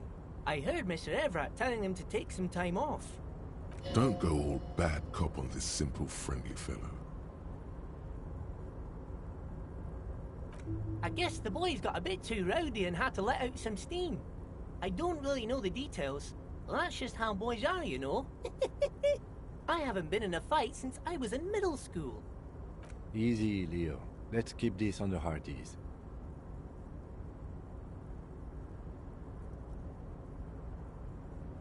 Too late. Leo's mouth is still moving, and the words are spewing forth. Words, words, and look, even more words. This guy could go on till the end of days. Now he's talking about some drunk sawmill owner who... No, he already switched to a prized fishing rod he apparently owned at some point. You know what? Just cut in there with your questions. Oh, that one.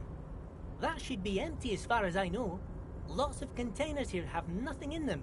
They're just waiting to be loaded up. Told you. Yes, yes. Everybody needs a job, and this is mine. I'm Leonard, by the way. Leonard Bellick. But everyone calls me Leo. I'm like Mr. Everett's right-hand man when Mr. Edgar is out of town, and Mr. Edgar's right-hand man when Mr. Everett is away. Actually, Miss Beaufort is the right-hand man, but she's a lady. Who is this, Miss Beaufort? A real pretty lady with a skin like those Douai Sucre candy bars my missus likes so much. Them are real nice to suckle on once the dinner is done and me and the missus sit down beside the radio. But I can't listen to the radio all the time. There's so much to do around here and I'm always busy keeping things running here. Yes I am, yes I am. Oh, Lizzie, she is a real sharp tool. Mr. Everett put her through some fancy school and everything, east of the river. 4 years she was gone, and when she came back, she was all fancy and lawyerly. But she's a real nice girl. Grew up in this here neighborhood, knows everybody and gets along with everyone. Real pillar of the community one day, I'm sure. For a fraction of a second, there's sadness in his eyes. If me missus and me was to have a child, I'd be real happy if she turned out like her. But she can't have kids. Dr. Lemaitre said so, and she knows about such things. Been a doctor for almost 50 years, she has.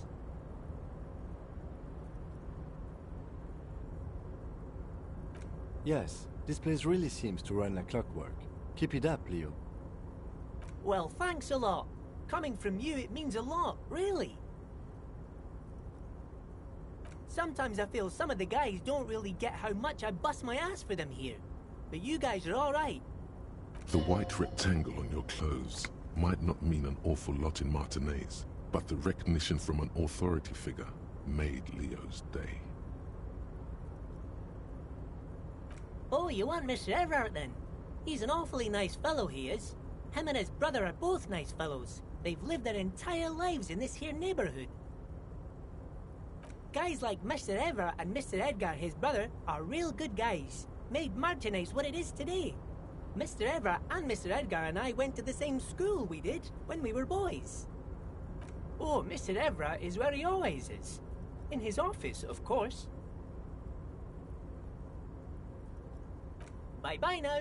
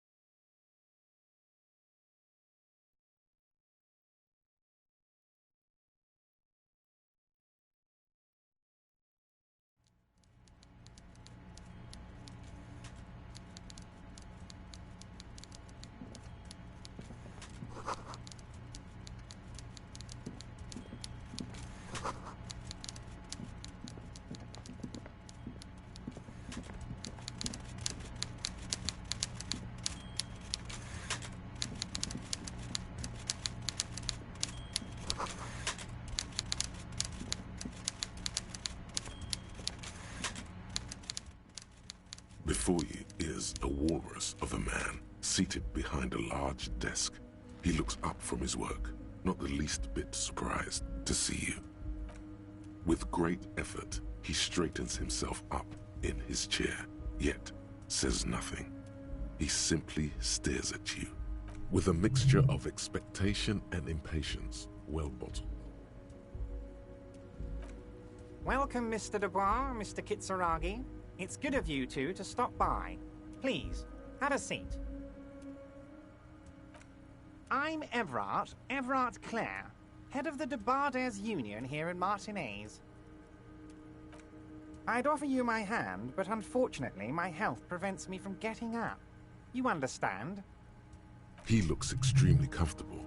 The tiny folding chair, on the other hand, looks like a torture device. You go ahead, detective. Whatever he has in store for you, it can't be good, he thinks. I'll do my best. Forget about that. What's with this Dubois stuff? You're getting some seriously bad vibes from that name.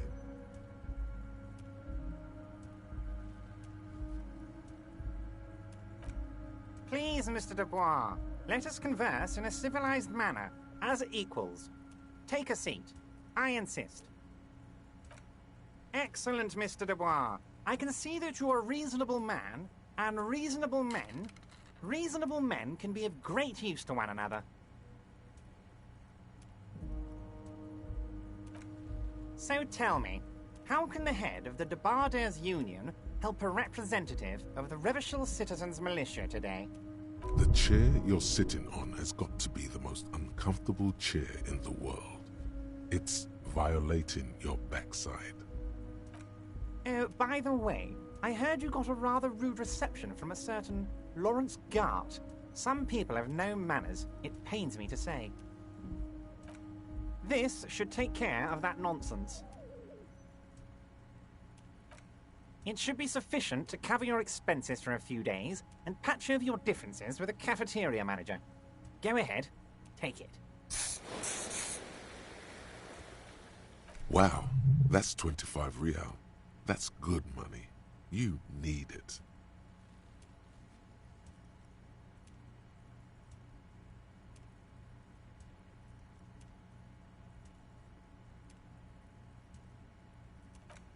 Yes, I know Lawrence. He's a real character. No union man in him. A real piece of work, that boy is.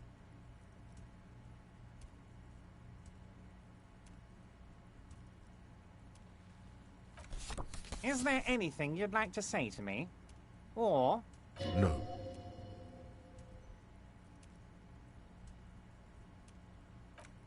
Cool? I wouldn't go that far. I'm sure there are cooler things than delivering a comically oversized novelty check to a cafeteria manager. But, sure, if that's what's cool nowadays. Now, I'd like to set your mind at ease about one other matter. Your lost gun. Let me assure you, Union people are on it as we speak. I've got my best hounds looking for that lost gun.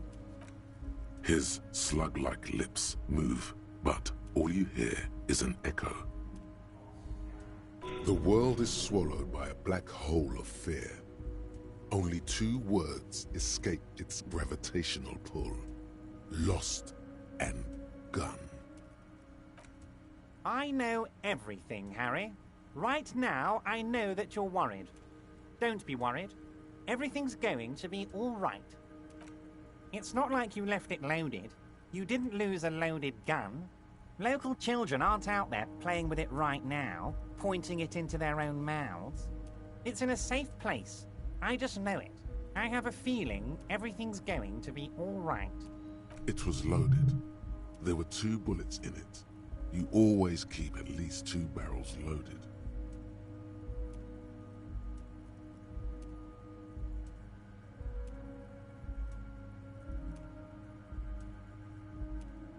Officer, we will deal with this later. We don't need Mr. Clare's help with this.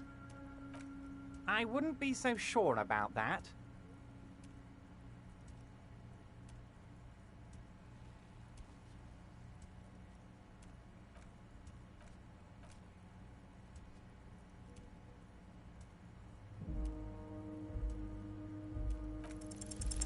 God, you're sweating. Your knee is jerking. You're about to cry, aren't you? You're about to cry because you lost your gun and those children are gonna shoot themselves with it. Mr. Dubois, you don't look so good. What is this, Mr. Dubois? He keeps repeating. What is he trying to pull here? You need to cool the fuck down. Mr. Dubois! Mr. Dubois! Harry! Mr. Dubois, are you okay? Can I get you a glass of water or something? Are you having some kind of medical emergency? Maybe you could use your hands somehow, in a kind of throw-in motion, like you're throwing that Mr. Dubois act right back at him. He's Mr. Dubois.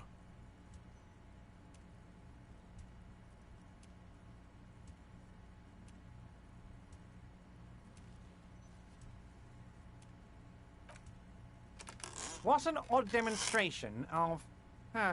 you got me, Harry. I don't even know what. As entertaining as it was, I'm afraid we're wasting our time. And I'm an extremely busy man, as I'm sure you are too. Okay, enough. We are here to ask you some questions pertaining to a murder investigation. Quick, here's your window. Get yourself together and ask him questions. Police officer question. It is about time to stop embarrassing yourself. Questions will help you regain some of your lost dignity.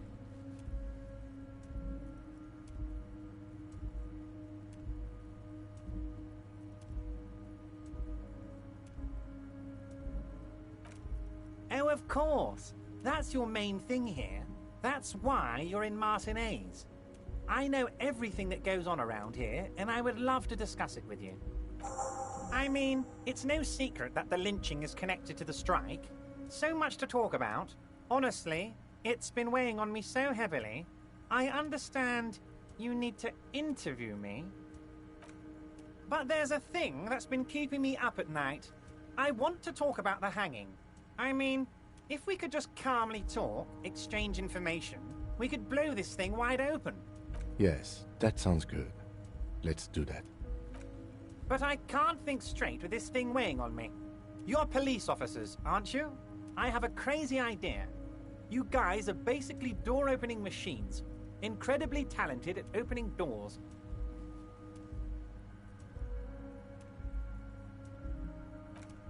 And I'm sure you're going to open this one with flying colors, Harry. This really is very simple, and there's nothing shady about it. Does this jiggling ooze think he's going to use you? He's got another thing coming. Play his game, son, with your eyes peeled. He's going to slip up, and when he does, you're going to come out on top.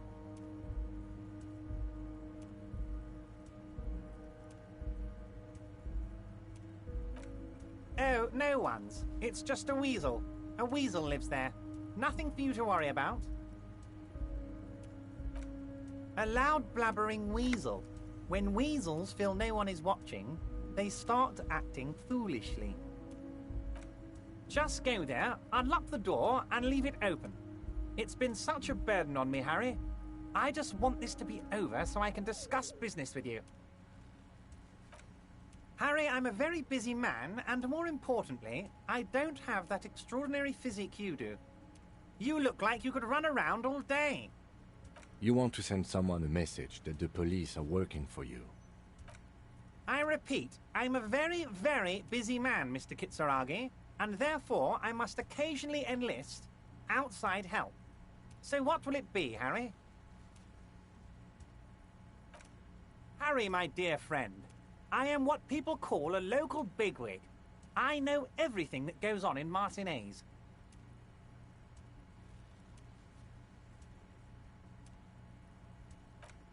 Of course, Harry, I understand.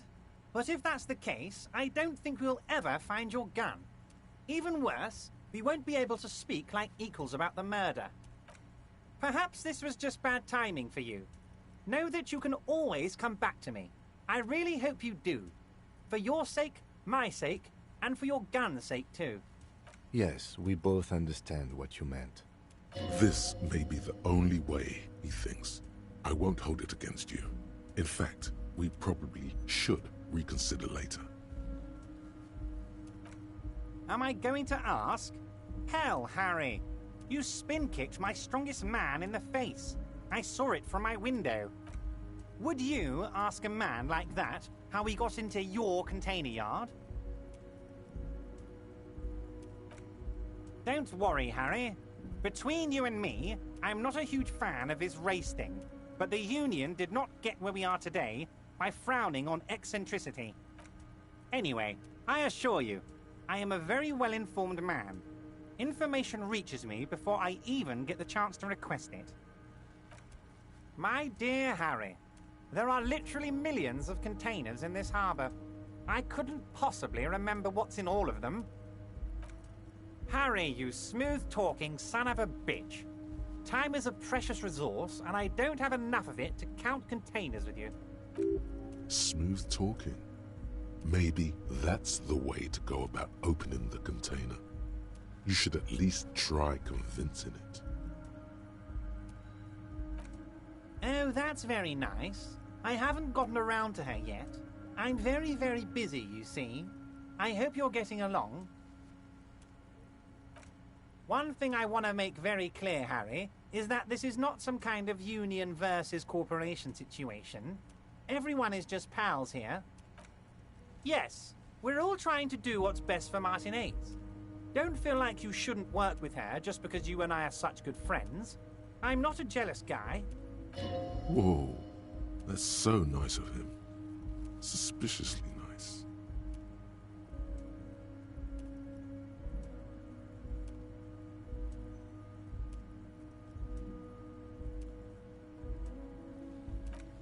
Vanished? Harry, the woman left her casserole in the oven and couldn't make it here in time for the voting. Oh, did I leave my casserole on? Better go home and check. The election can wait. When she got back, the whole thing was over. If she actually wants to see me, she will find a way. Any good negotiator would. And I just don't have anything to discuss with a bad negotiator. He doesn't want to see her. It's as simple as that. What do you mean, Harry? Nothing. I let him go.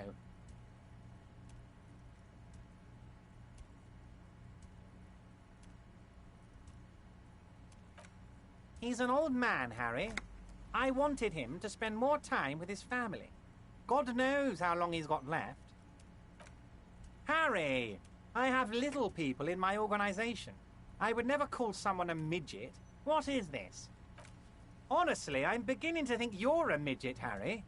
I'm only kidding, Harry. You're not a midget. No one is. We're pals. It's hard to say if he really lost his temper, or if this is another one of his tricks.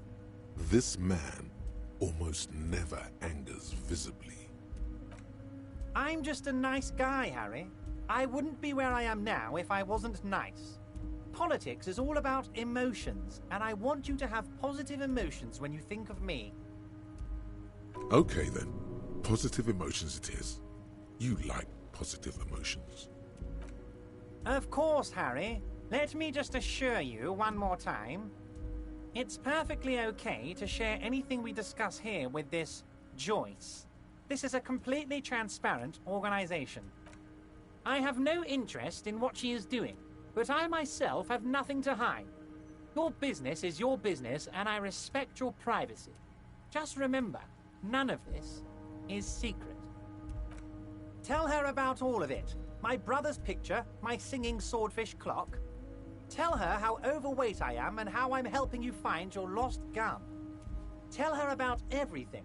Everett doesn't mind. This is weird. Not nice weird, but okay. Of course. Let us dispatch with the formalities. You call me Everett, I call you Harry. My God, so it's true. I didn't want to believe it, but you are a fantastic science fiction amnesiac cop, aren't you? What are the odds of that? I think the odds of that are very low. So good to hear that, Harry. Apparently my sources were wrong. However, if you did have a spot of memory trouble, I could help you out. With my big fat folder. Are you trying to tell me you've gotten hold of some of our documents? Mr. Kitsuragi, would you mind? Me and Harry are talking about his lost identity right now.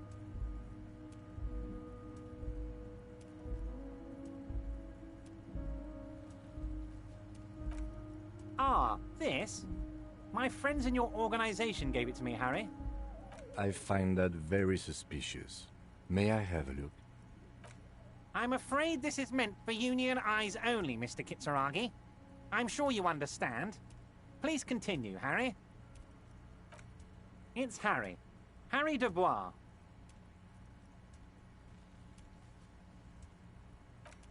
No, I'm really not.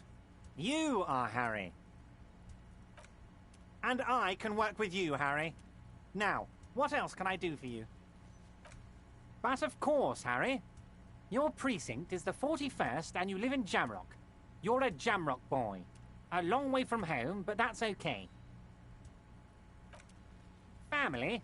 Harry, you're not a family man. There's not one peep of family in here. Unless you think you're a family man. Do you strike yourself as a family man, Harry? Well, yes. I'm sure you're going to make one little boy or a girl very happy and proud one day, Harry. Harry, you're not simply a cop, you're a star. A bright shining star in the drab law enforcement sky, outshining all other stars. You're a superstar.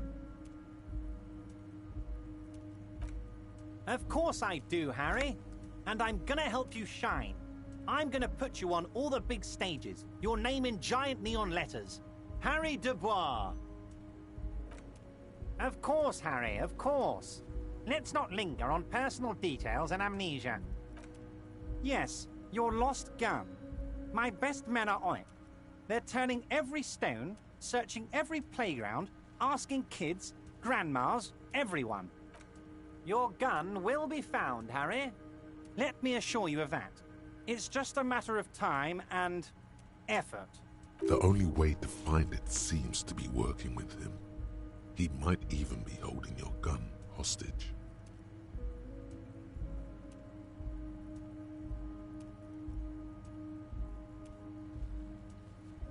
Who knows?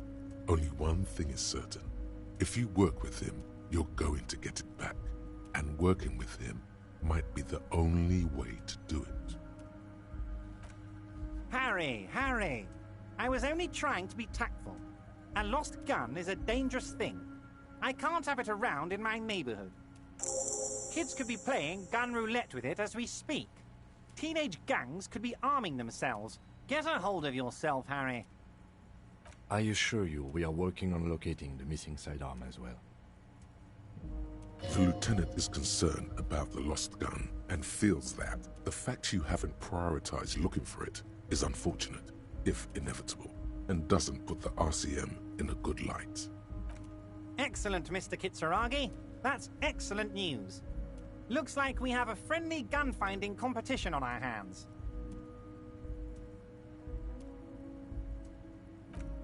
A fantastic change of heart, Harry. Go talk to Manana down by the gates. He'll brief you and give you the key. Just open one little door. You don't need to go in or anything. I just want that weasel to come home and see the unlocked door. That's it. Anything else we should discuss? Wait. You need this to get in and out through the gate.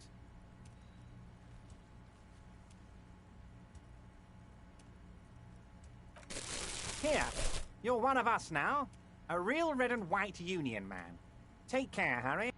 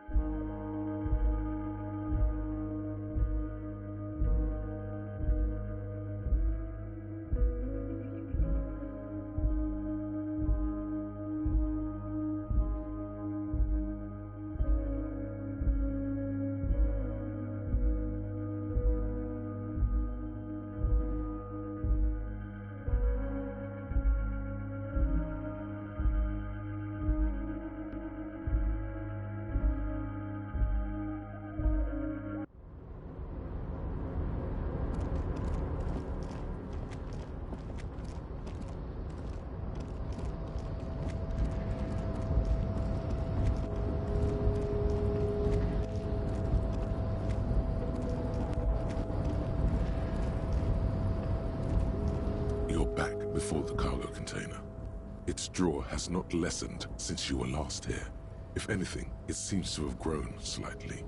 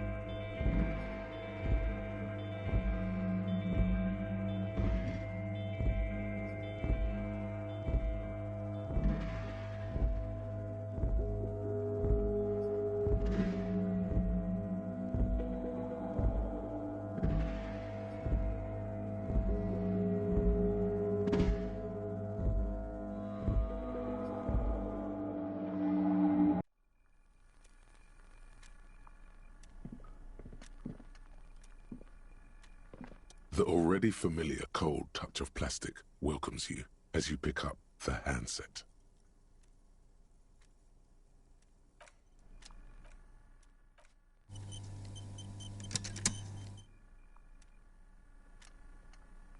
The already familiar cold touch of plastic welcome. Your fingers run over the dial pad. 005. That's the dialing code for Revachol. 4952. And a moment of hesitation before entering the final numbers. 993. Calling. Calling. Still calling. Then. Video Revachol, 24-hour video rental. We rent 8 and 10mm film for home use. This is Lammy. How may I help you? Video Revachol is a 24-hour video rental. We rent 8 and 10mm film for home use. This is Lammy. Sir, I don't know. It's a video rental. Maybe you rent videos here. No. Maybe you called to extend your rental period? Do you need to extend your rental period? Let me fire up the machine. Dubois. Dubois. Here we are. You haven't rented anything in 5 years, but you still have a copy of Blue Ocean Hell from November 46. Whoa, not a fun film, that one. It's not an easy watch. After the death of his daughter and subsequent divorce, Ziemsk immigrant Egidius Wojcik tries to come to terms with the onset of dementia. No wonder no one's been missing it. Still, it would be great if you could return it to us. We're on the corner of Voyager and Maine. On the corner of Voyager and Maine, a large neon sign hangs on the side of a building. Video Revachol, 24 hours. It's raining, and there is almost no traffic on the street. A woman's footprints in the mud lead away from the front door. Tiny heels tiptoeing down the road. Beautiful steps, light-footed with a lifetime ahead of them. You look up, and the air seems to grow darker. The call is terminated by the other party.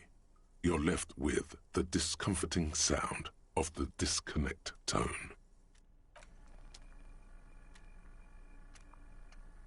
The payphone hangs mutely on the wall. There isn't much more to do here.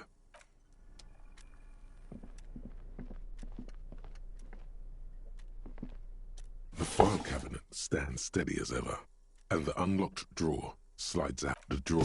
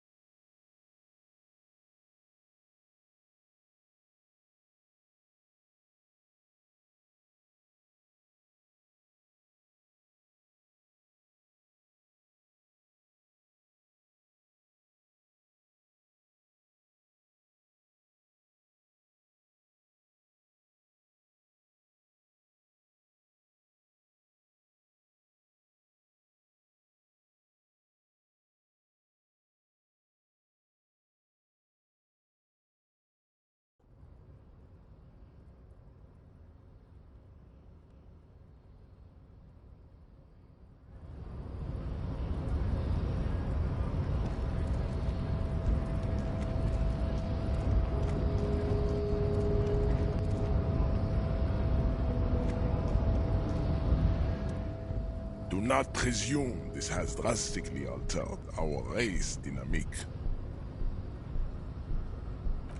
True, I said nothing about our personal dynamic. That has altered. A little.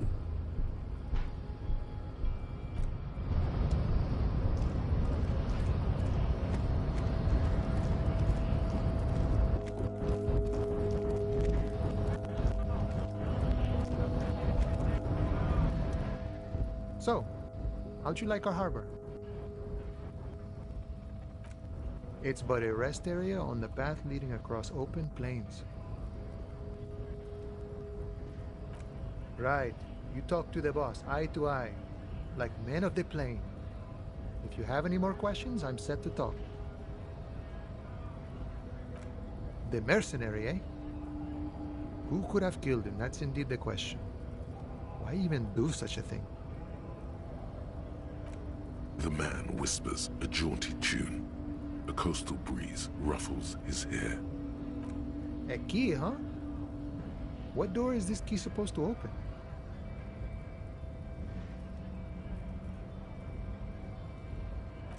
Of course, I got you.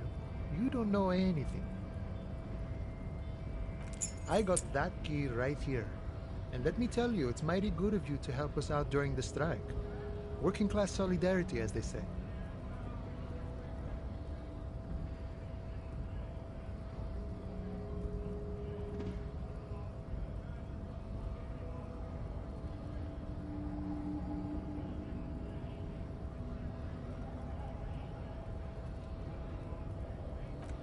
Polar weasel?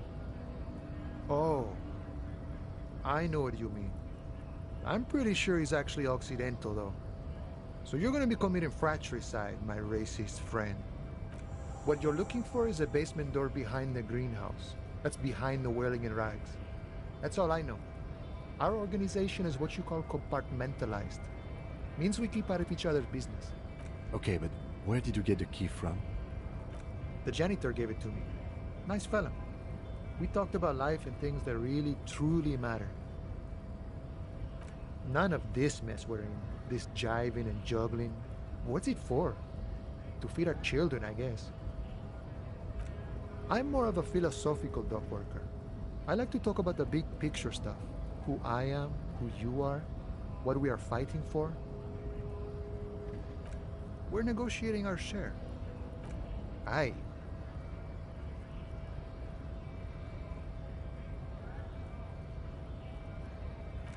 This stuff, they already covered.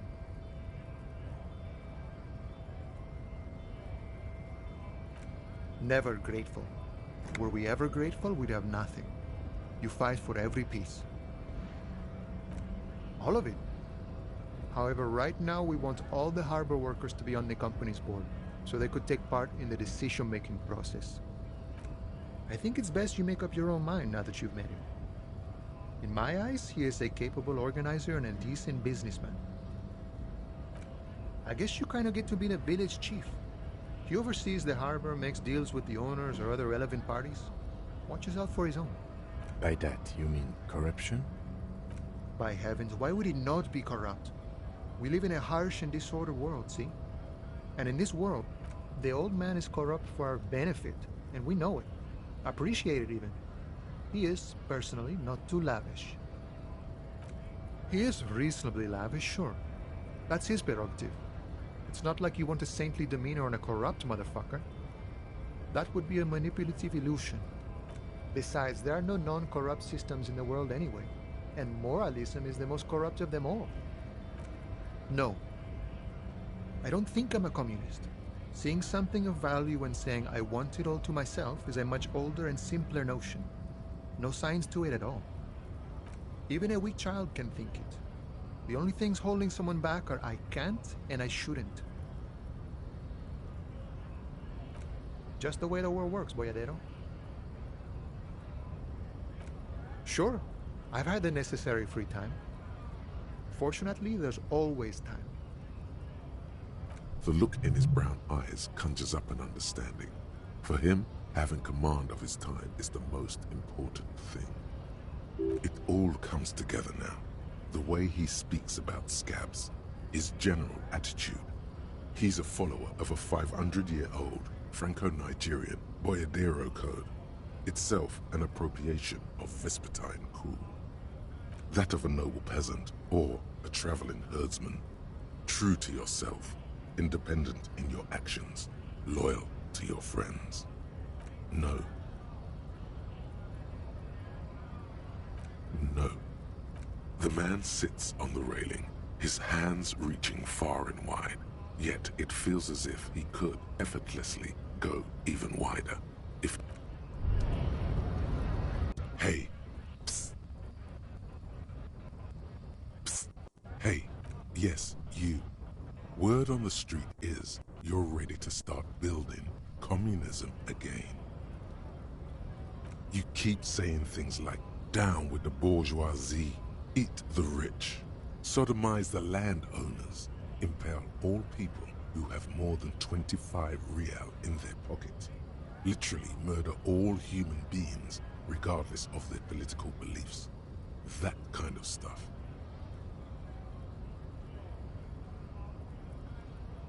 Okay, not in so many words, but don't deny it. You're about to rip off that mask of social democracy and reveal the monstrous seven-eyed lamb of global communism that will devour and masticate mankind. Everyone can see that. So tell me, do you have any questions before we fire up the big communism builder? Or do we get right down to it? Failure. It's about failure. Yes, abject failure. Total, irreversible defeat on all fronts. Absolutely vanquished, beaten, curb-stomped and pissed on. Until you came along. You will reverse the fortune of the workers of the world. You alone, against every living thing, against every human alive. 800 trillion real in the hands of an impossibly well-organized ruling class. Towering city blocks of bankmen who have the ears of prime ministers. Million-headed armies of nations and the love of your own mother. You against the atom, the charm and the spin. Where the whole world failed. Matter failed to bend to human will. Human will failed to get out of bed and tie its laces. You alone, single-handedly, will rebuild the dreams of the working class. You are the last communist. Now get to work, comrade.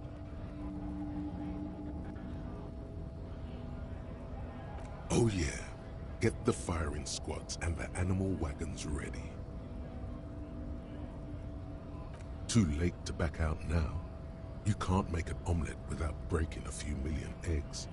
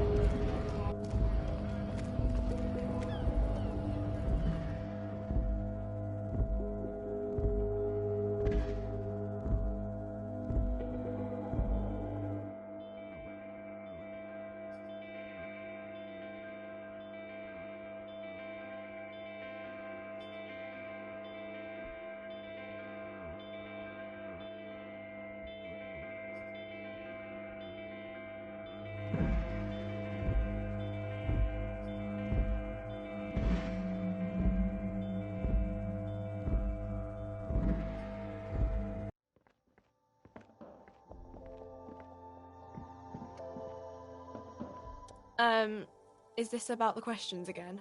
Because I don't really know anything. Wow. I didn't know you worked for the Union, sir. Anything else I can do for you? Blow the whole thing on speed and gin right now. Speed and gin. Great combo. Ask some local dealers, maybe.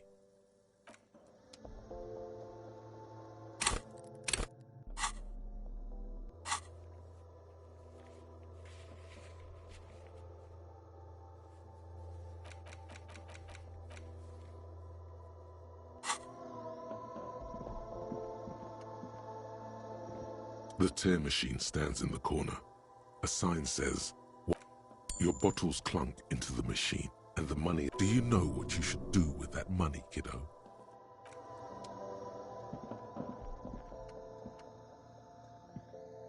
A colorful display of cigarettes and alcohol bottles line the shop wall, inviting you. Again, I'm obliged to inform you that both alcohol and cigarettes damage your health.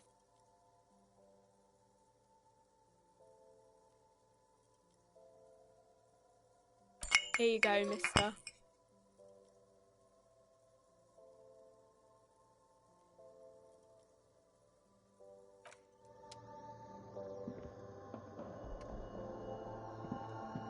You see several packaged raincoats fill a low shelf beneath a display of croissants and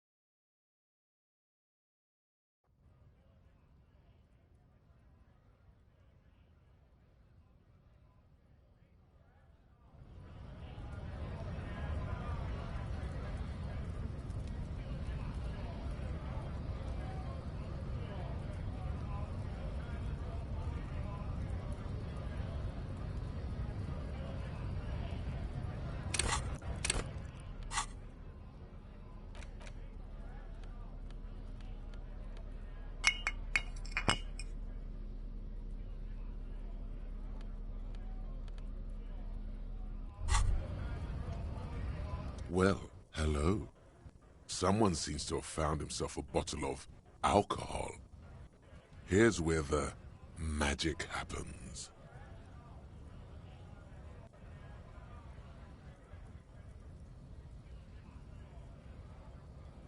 What a solid can of mass-produced piss water. Well over 10% alcohol in this so-called beer. Pop it open before it gets too warm. Wow, the gods of mass production have made this alcohol container laughably easy to open. A child could have done it. There's a satisfying pop as the cap comes off, and the hair on your back rises like an army at attention. You've been here before. Welcome back, detective. You're home now. Nothing. Some mental stuff. Nothing to be worried about. Physically, you'll be strong as an ox. A golden sun melts down your throat. Its rays filling your nostrils with sunshine. Your stomach melts from it into a happy, gooey mess. So does your mind. All the bad things are melting. You're you again. A real cop. A real detective. Incredibly well done. In the bottom right corner of the screen, there's an alcohol button. Alcohol gives +1 to physique skills. Physical instrument? From the void we came, and to the void we must return.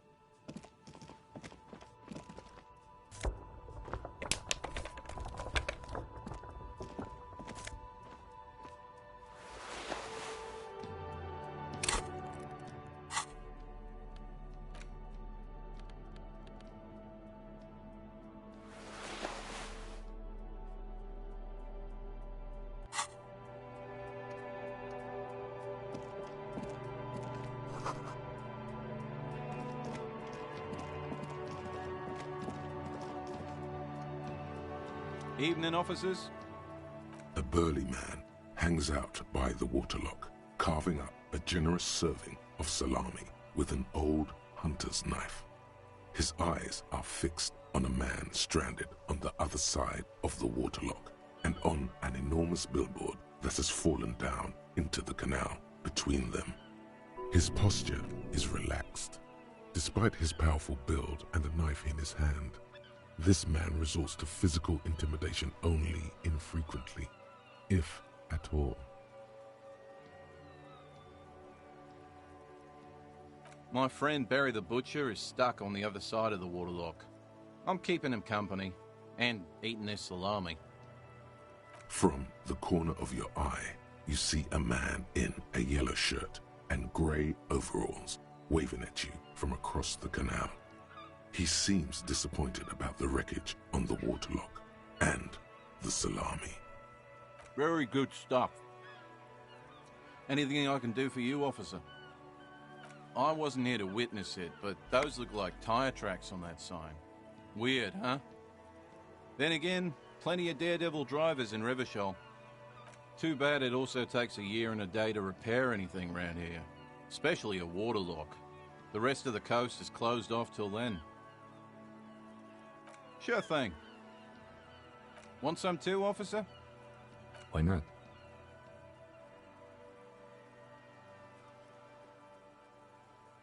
Well, there's the fishing village, an abandoned fish market, a bizarro church. Not much use to the congregation, though. There always seems to be something wrong with it. Yeah, not really much else. Just bombed out ruins.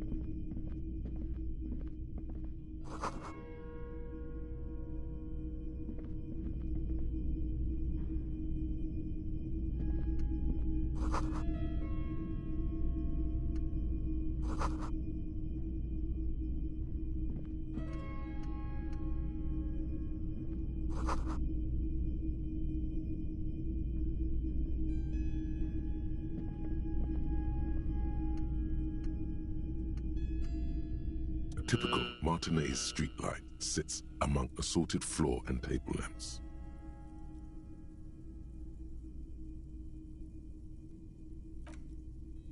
Yes, officer. As you see, it's in perfect working order. His manner is casual, but his speech is careful, measured.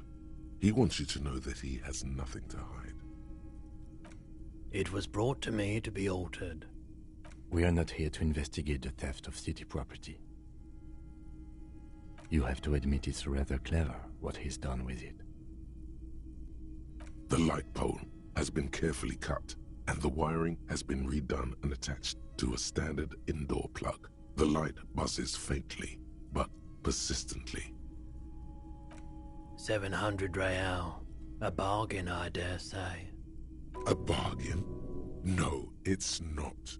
He's trying to sweet-talk you into buying trash.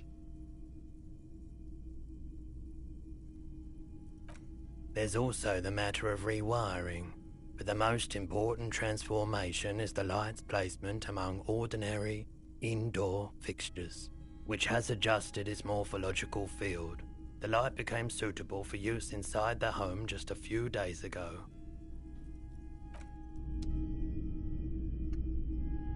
The boomboxes on the shelf look well-loved and well-traveled. Chipped, dented, they stare at you with the unblinking eyes of their tape reels. One especially catches your eye. Deep gold and amber plastic with a big old handle on top.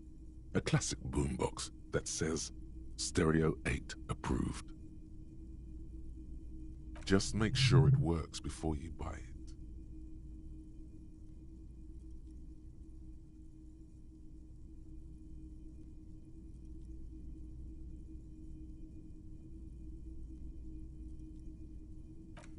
Is the Harman Welshie W2, made in Vespa, designed in Seoul, plays all reel-to-reel formats, 2mm, 8mm, 12mm.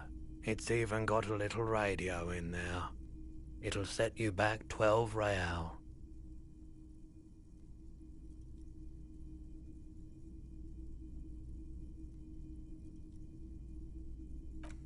Absolutely. I've tested each one myself with recordings of speech, found sounds and music from a variety of genres, even though I don't really like music.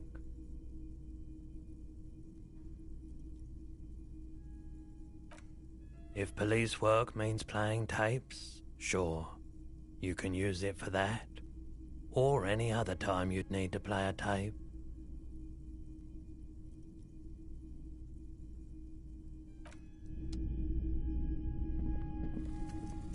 You see rows of toy soldiers guarding the rest of the trinkets displayed on the table.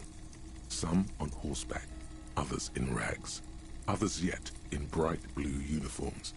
All are stern and unyielding in their duty. Why? What's this? A headless man riding a horse? A headless man wearing futuristic tracksuit trousers that say found.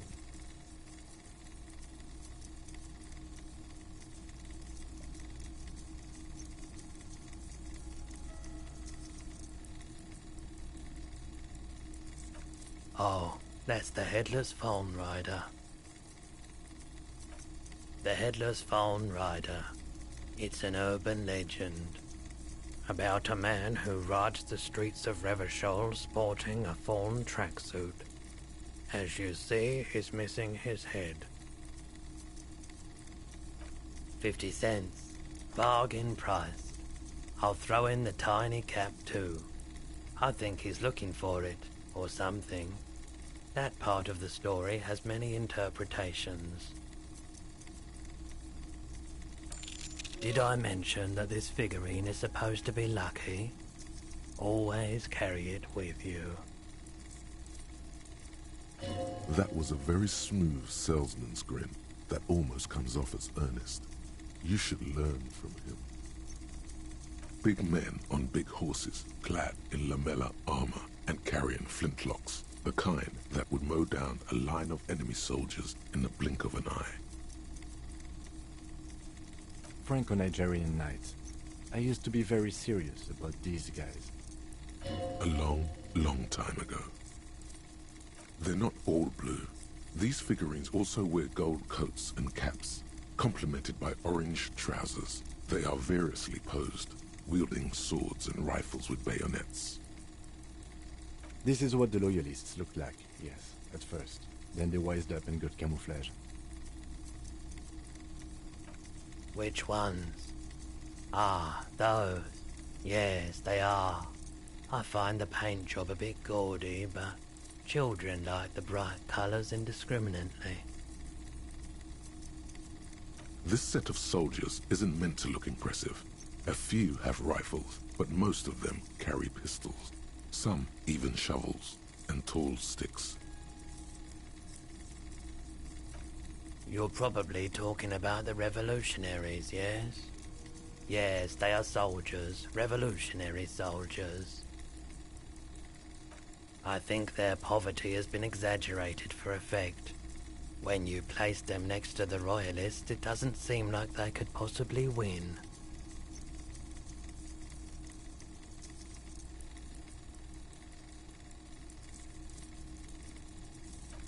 Maybe.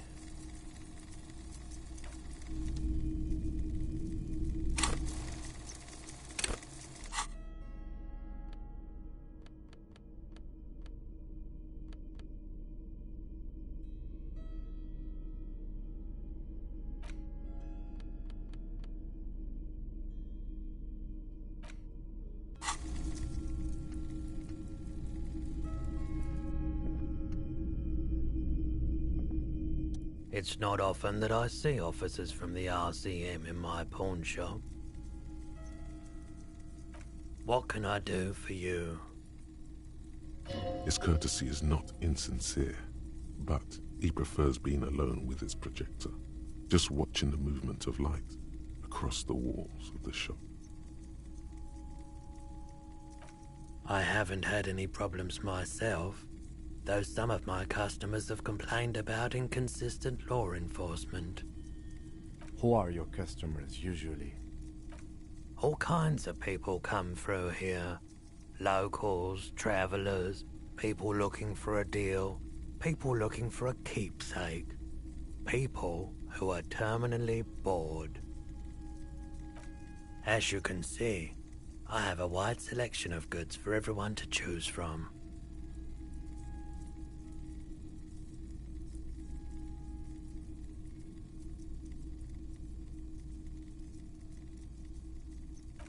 It keeps me entertained. He's well composed, but underneath it you sense psychedelic processes bubbling. Some kind of drug, maybe.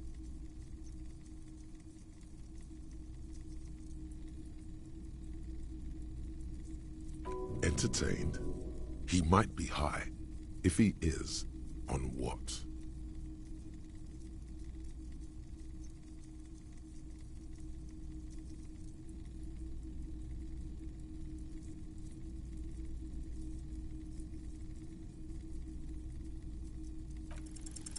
Feeling warm and enthralled by the movement of light, while the mind continues to race forward? Lucky bastard. He's probably on Perolidon. It's tough to come by on the street. A drug developed by the military to treat and prevent radiation sickness. It has psychedelic side effects, and it makes your eyes turn yellow.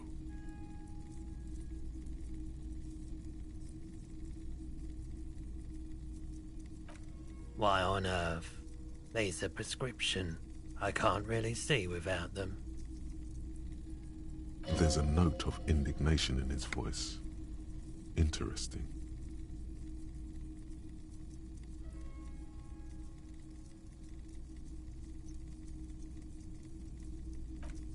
Perolidon is just something since the People's Power disaster. I was with the Emergency Relief Brigade. Had to take it for radiation sickness. He's taken it for mental and emotional, not physical pain these days.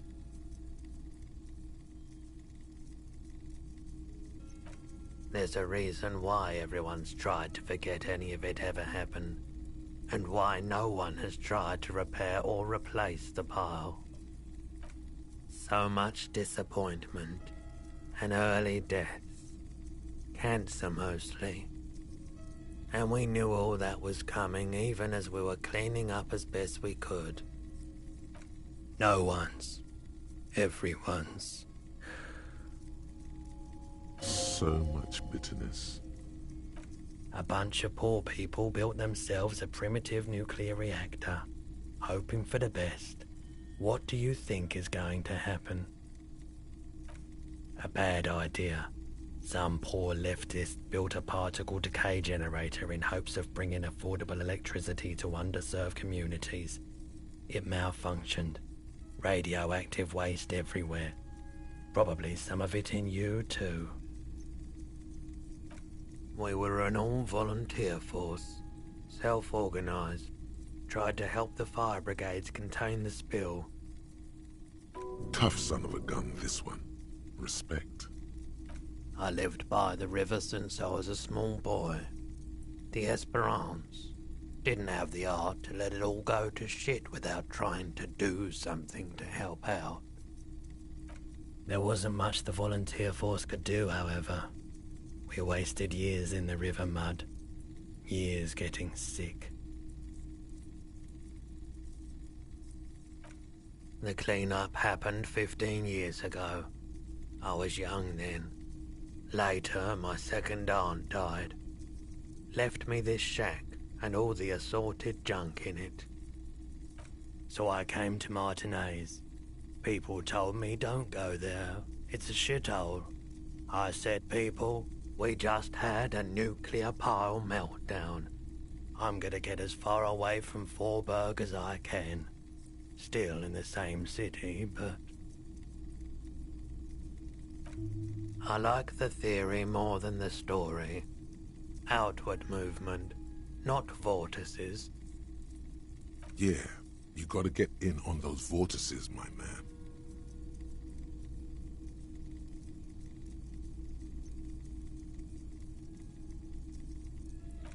Someone else came here earlier today asking the same question. I promptly sold her the gun you pawned a couple days back. What? Sold?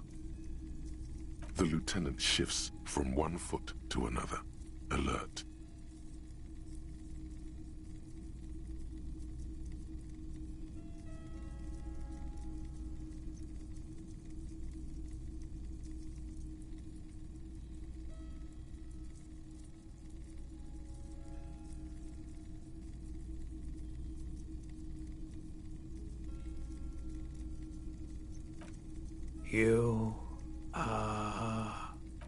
You were adamant about getting rid of it, officer. Said you were undeserving of a service weapon of the Revachol Citizens Militia.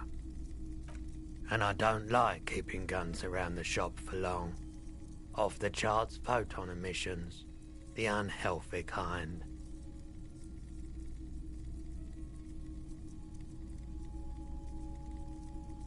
He's not telling you the whole story.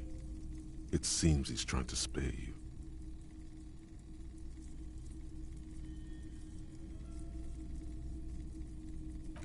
You weren't quite yourself, officer.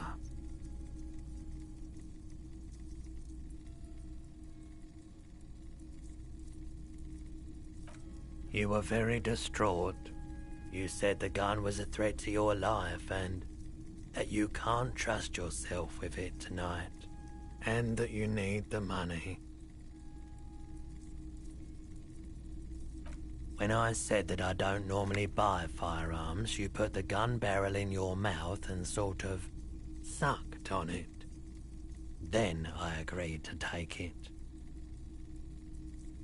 You sucked on a gun? Good. Very normal. Very normal behavior. You must have been in great shape.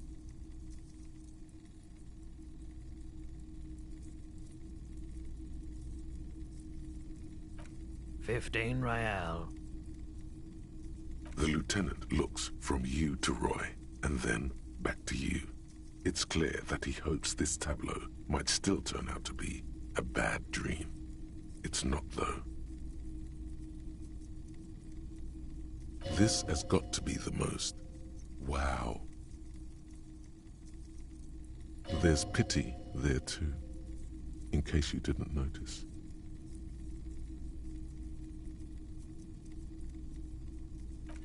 No apologies necessary, officer.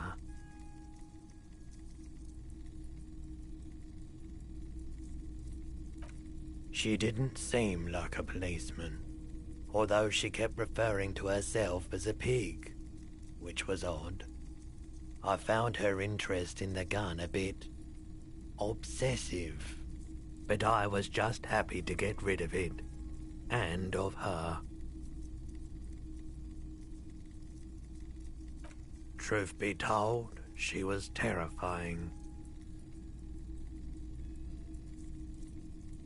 Right, so let me get this right. You sold your sidearm, issued by the Citizens Militia, and now a civilian is running around the streets of Martinez with it? Miraculously, his face does not reveal what's happening inside.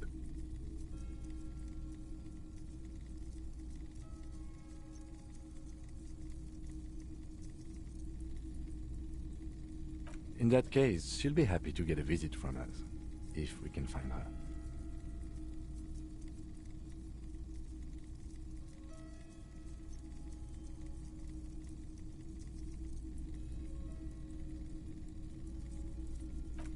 My apologies, officer. but I have no idea where she was coming from or where she went. A needle in a haystack.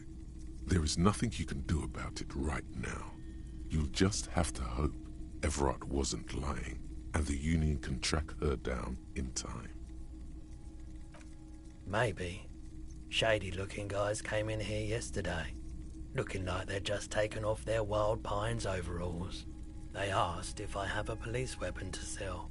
I told them I already sold it. They went their way.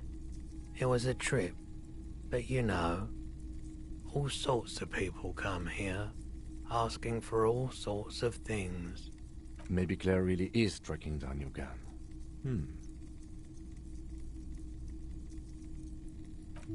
Of course.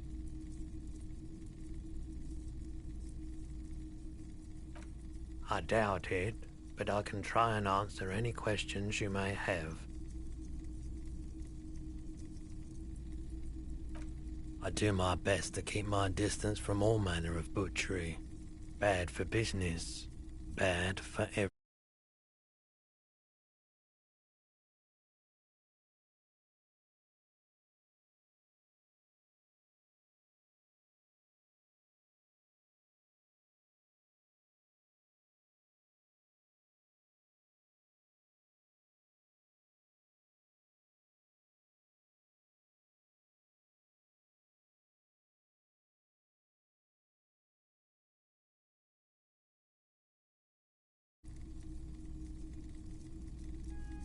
No one likes to see what you have to see every day. I do my best to keep my distance from all manner of butchery. Bad for business, bad for everyone. No one likes to see what you have to see every day. The pawnbroker's gaze is already fixed on the dancing colors. Have you tried it before? It's almost like he's worried for you. The lieutenant steps away, pretending to admire some of the knickknacks on display. Looks like he doesn't want to get involved. Go ahead then, he thinks. As long as you can walk straight, I don't care.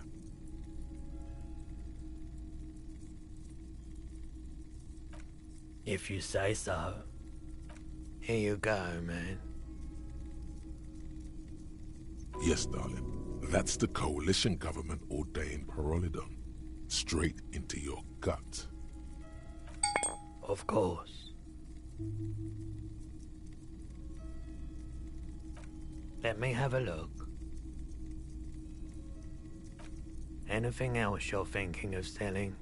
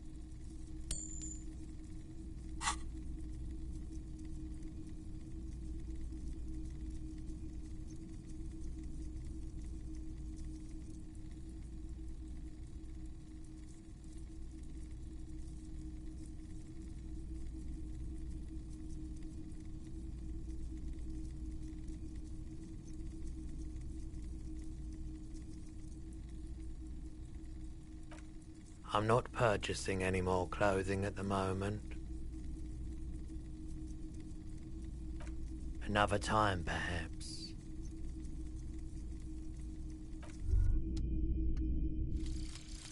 The 15th Indo tribe.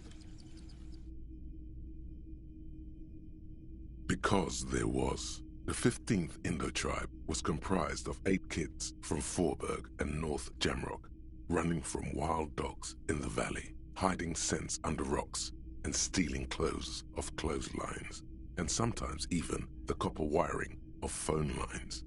You may have been one of them. This must be a childhood memory. The 15th Indo tribe was your Indo tribe, set to rule in Cylinder. The rest of the kids are dead now.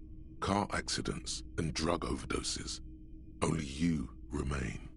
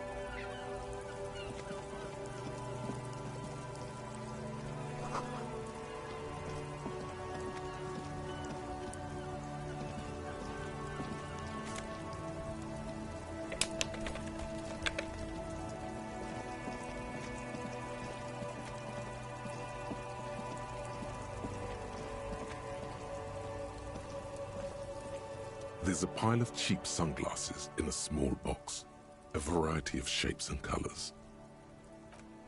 You like sunglasses, officer? I've got the latest styles right here.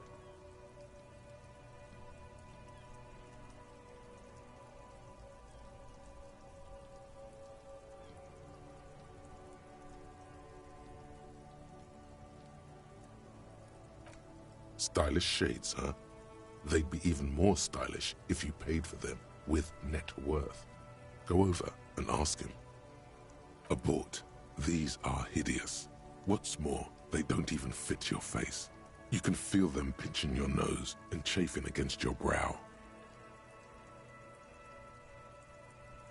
Damn, officer! You look like a mega secret spy. Very secret. They're practically made for you. I'll let you have them for 2 real and 50 cents. They're perfect for concealing your bloodshot and baggy eyes. It's going to be very difficult for anyone to take you seriously with these things on your face. No, you are definitely not buying those.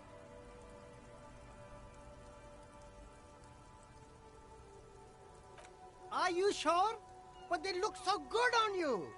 You should think this through, officer.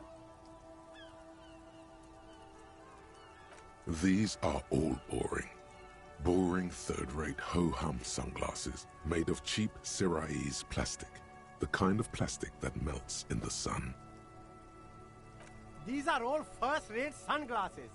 Premium design, super material, very cool. UV resistant. These will definitely keep your eyes safe and cool while doing your dangerous police work.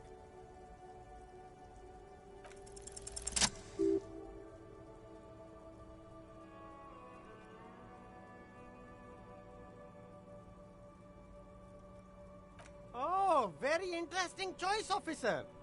Very high culture. This is how a sea monster sees the world. You've become a sea monster, Harry. Giant, hidden, and strangely tender at heart. All is blue. Wow, officer. You look so cool. And they can be yours for a mere 3 real. My regular customers have passed them all up because they've got no taste. But you found them.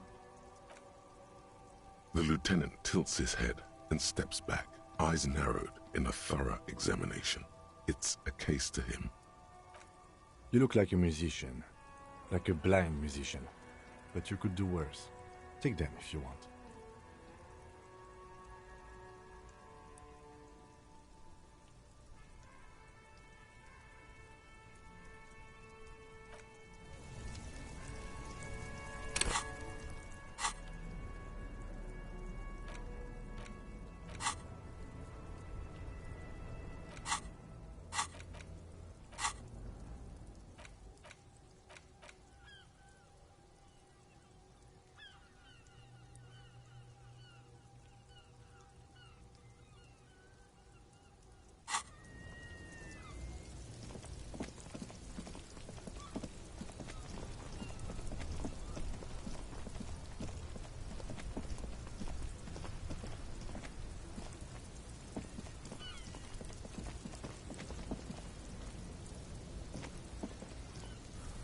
Stuck in the rain in a traffic jam, man. What's on your mind?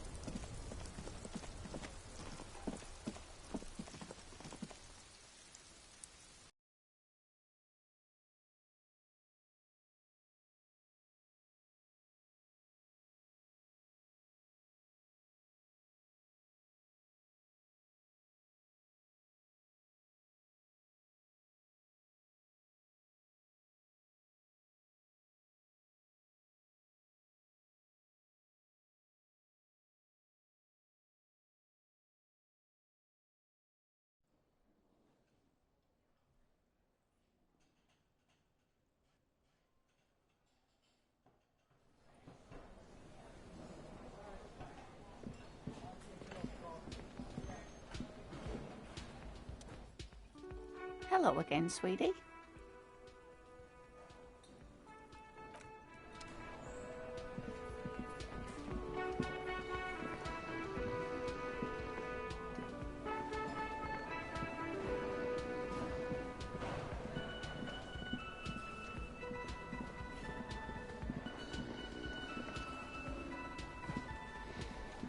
The worker is in a deep slumber. A colorful piece of plastic is dangling from his carabiner. Makes your fingers itch.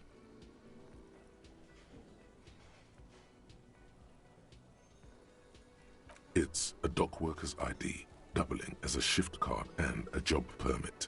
A young, able-bodied man stares back at you from the photo. Santiago S. John.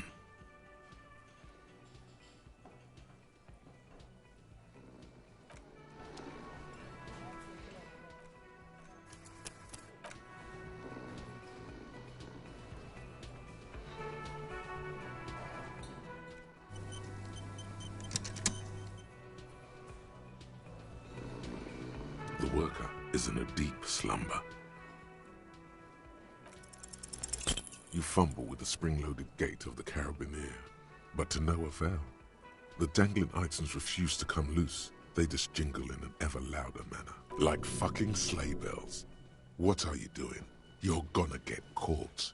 Stop finger-fucking him, officer! I'm responsible for these oafs and their stuff. Even Sleepy there.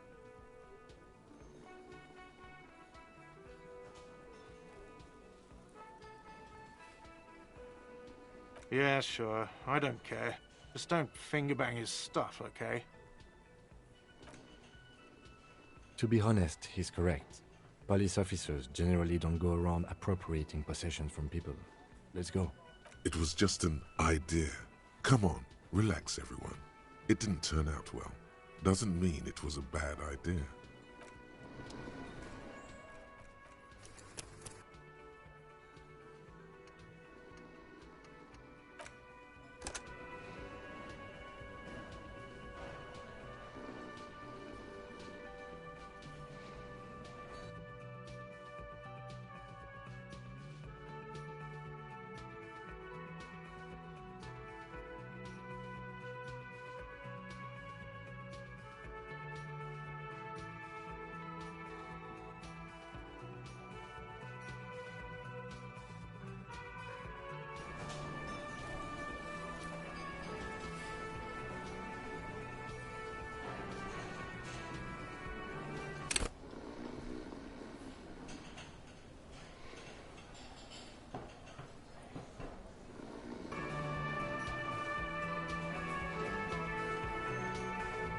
The worker is in a deep slumber.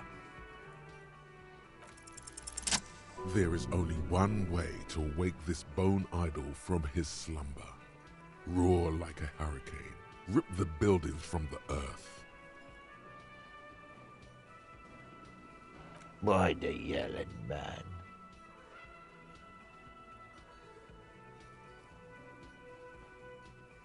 Wait, what?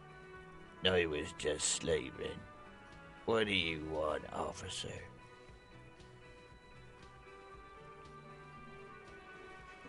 Thank God, no.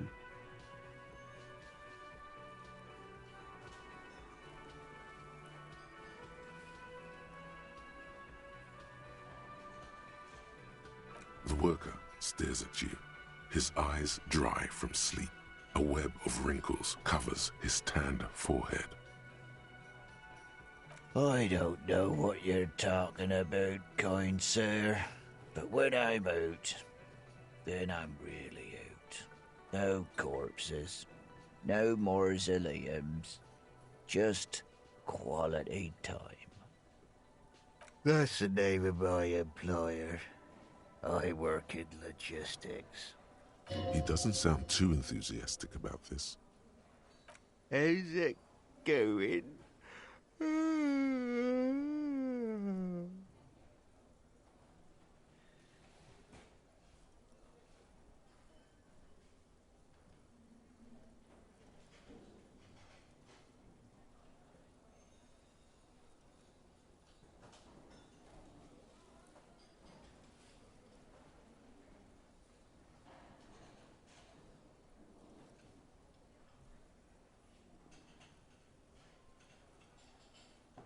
Haven't you noticed what's going on outside? Good. Then you understand the gist of it. We would all be better off without the employers and their employment. For one, I could get some goddamn shut-eye. Right to sleep, I say.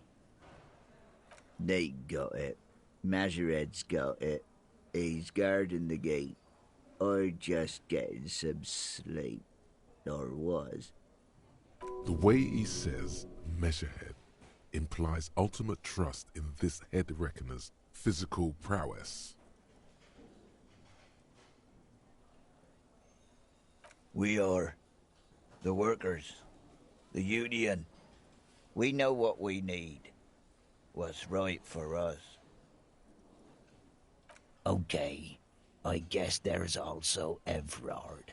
He's in charge of the union. He's smart, knows how to negotiate. He's got our back. Yeah, what about it? You know, people die here every day. Someone's found in a ditch, another one falls in a manhole, a third one gets eaten by stray dogs. If someone has decided to die on top of a tree, then how is it my concern? I can tell you this. Trouble's ahead. You have a pretty solid feeling that the man's not just mouthing off. He's strong, but even he has reasons to be cautious here. You heard what I said. Draw your own conclusions. That's all I know, and I prefer to keep it this way. The lieutenant gives you a little nod, then makes a note in his blue notebook. So Union people think he was a killer, he thinks. Even sleepy hair. This doesn't help a lot, but it's something. Good work, detective.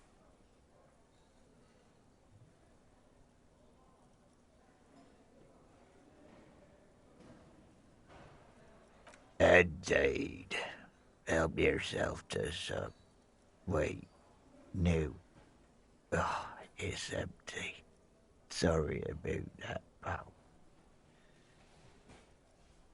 Knocks you right out when you drown a bottle or two. The dock worker doesn't answer. His head is already back down on the table, in sweet sleep.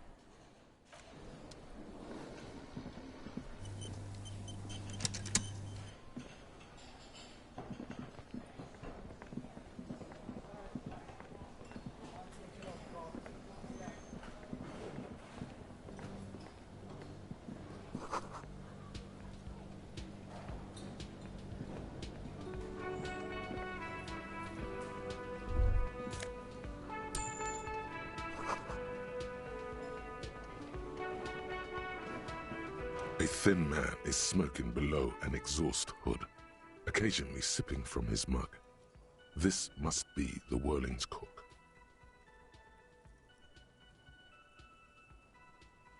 As you step in, he nods toward the table and says something in a completely foreign language. The only words you can make out are Garancy and Kubek.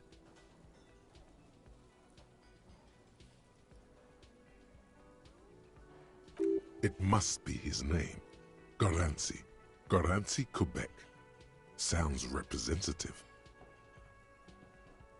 The man puts his cup down and replies something, his left hand drawing arcs in the air.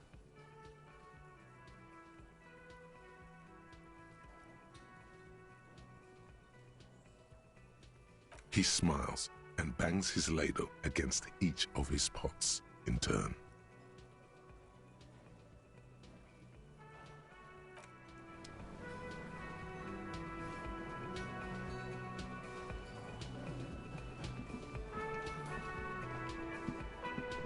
You see a heavy steel door with a prominent dimple lock.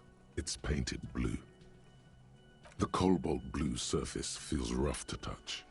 The stainless steel door is flush with its frame on every side. Old cobalt paint, rough on the fingers. 40, 50 years since this was painted, maybe. The door does not budge.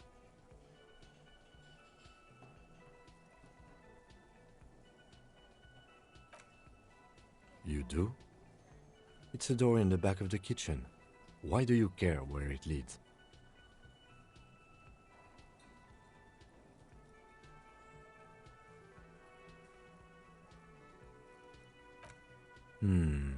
Yes, I suppose it's worth seeing if we can get in. Just to be thorough, as a side investigation. Hardly. Anyway, Gart is the person to ask about this. The cafeteria manager.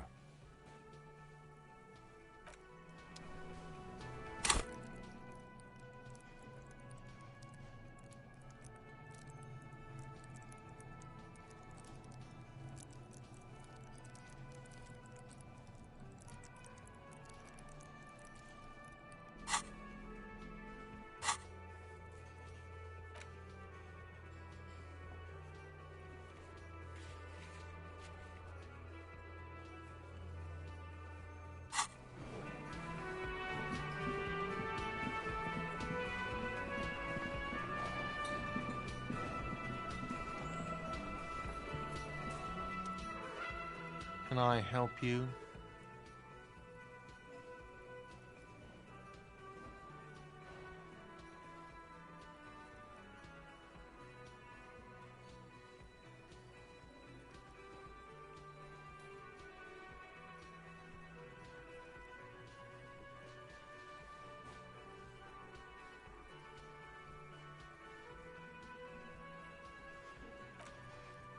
Absolutely out of the question.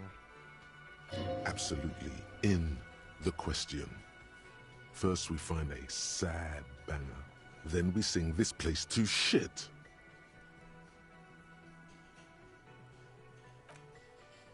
What thing?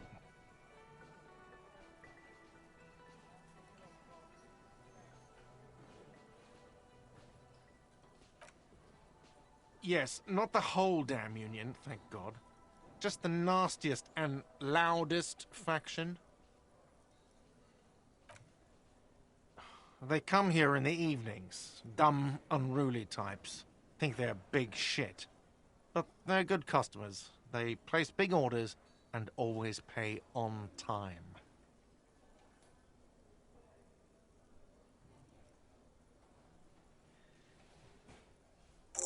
We should find out who this Lord faction is, occupying the booth. Loudness means talkative, and we need info. We don't. We have to wait. They'll show up sooner or later. Men get hungry, even men on strike. You glance at the clock on the wall behind the manager. Huh.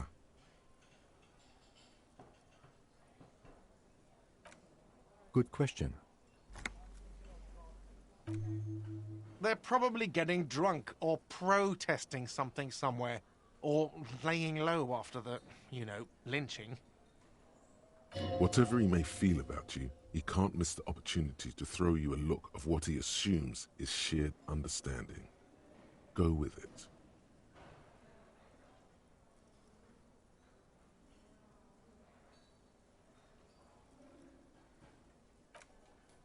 They probably fucking killed that guy or something, and that's why. I have a feeling we'll make their acquaintance sooner or later.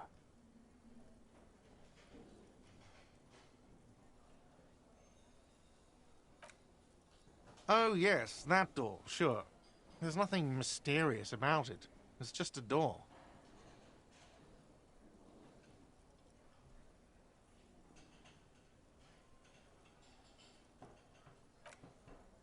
No, I don't have a key. I don't know how to get there. And I don't care either. It's not like I've been wondering about it for 10 years. It's just a frit warehouse, probably. Or some boring storage space with a bunch of old junk and dust. Junk and dust. He's attempting to maintain an air of indifference. It's absolutely not convincing. Fine, okay, a little. But my job doesn't leave me time for wondering about one locked door in one of the cafeterias I manage. So, I haven't opened it. I have cleaned the whole place 100 times over, though, after the animals. And I haven't found a key, so good luck with that. What? By the way, you should come back to this thing-based questionnaire if you see anything interesting in the whirling later.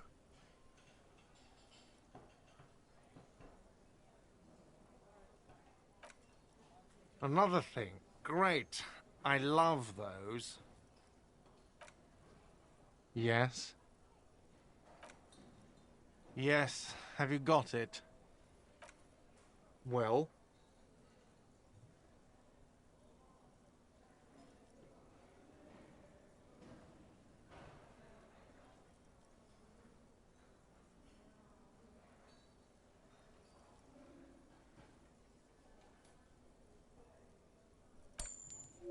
Great. Thank you, officer. That's all I wanted. Payment for services rendered. He's not sorry about his behavior for your sake. Now that you have money, he really wants to make sure you're not angry with him. It's good you paid before 9 p.m., or your door would have been locked electronically. Please pay for each night in advance starting tomorrow. 20 real per night. I'll take a room here too. Of course. Always happy to have officers from the RCM as guests. Anything else I can do for you?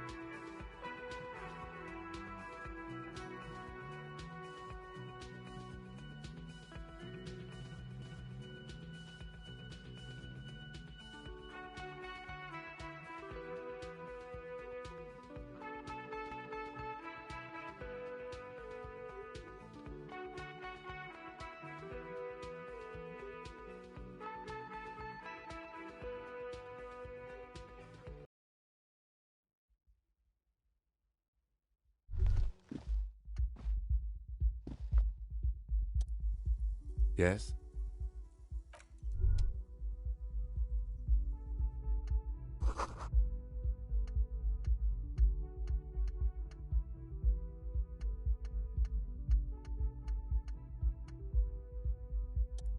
Yes?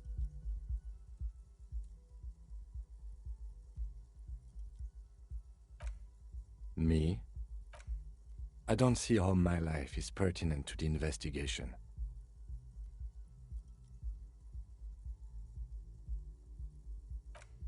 Ah, if you insist. What do you want to know? That's correct. That makes him a Binoclad. Completely uncopped material, if you say so yourself. Are they? They are mostly just cumbersome. You could use a good, normal peer yourself. That's because I'm half Seolite, or quarter. My father's father was from Seoul. So was my grandmother, but from my mother's side. It's not an interesting topic. It's a part of the world, officer. A geopolitical entity and a geographic division. I told you it wouldn't be interesting. You're barking up the wrong tree. I don't speak a word of Seolite. I've never met either one of my grandparents, and I've never been to Seoul. I'm a regular Revacholière. No. Your brain sends the signal to your lips, but they refuse the order. Something is paralyzing them. You're pretty sure it has something to do with the lieutenant's eyebrow. It's like you're locked down. Something the matter, detective? What's going on? It's like you're a puppet in his hands. The lieutenant relaxes his eyebrow, and you seem to regain control of yourself. What do you mean? I have no idea what you're talking about.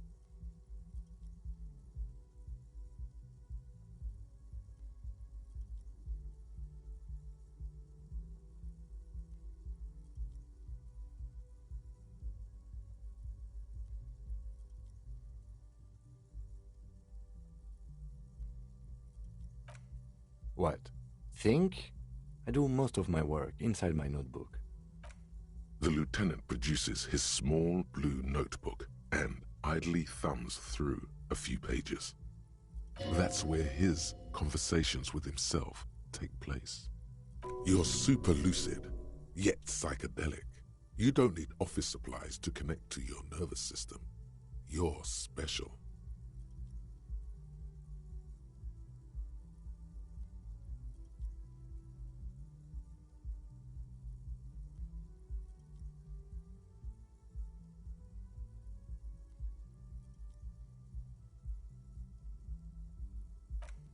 Good. Let's change the subject. What do you want to know?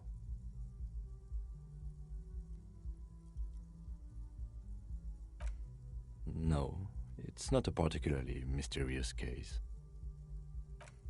The deceased is a security guard for a corporation involved in a labor dispute. It doesn't take a DeLorean polymath to put the pieces together. I just don't see the case getting more mysterious than that.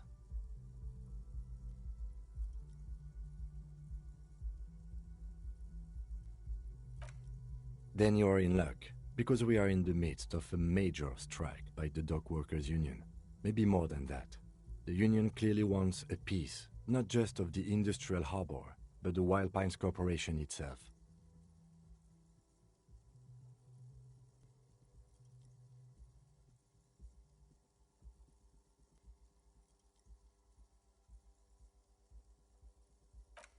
I expect the case itself to be less challenging than navigating these community matters. This district isn't used to the RCM's presence, and the Union rarely overplays its hand, as it appears to have done in this case. I'm afraid you and I are pawns in a pissing competition. His disdain is clear. This man would not use such an expression otherwise. You don't know? I assumed you were in on it.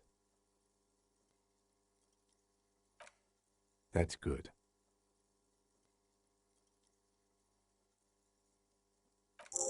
It's just stupidity. We shouldn't waste any more time on it. If you want my take, ask me after we've inspected the victim. Later. Was there anything else you wanted to know about the case?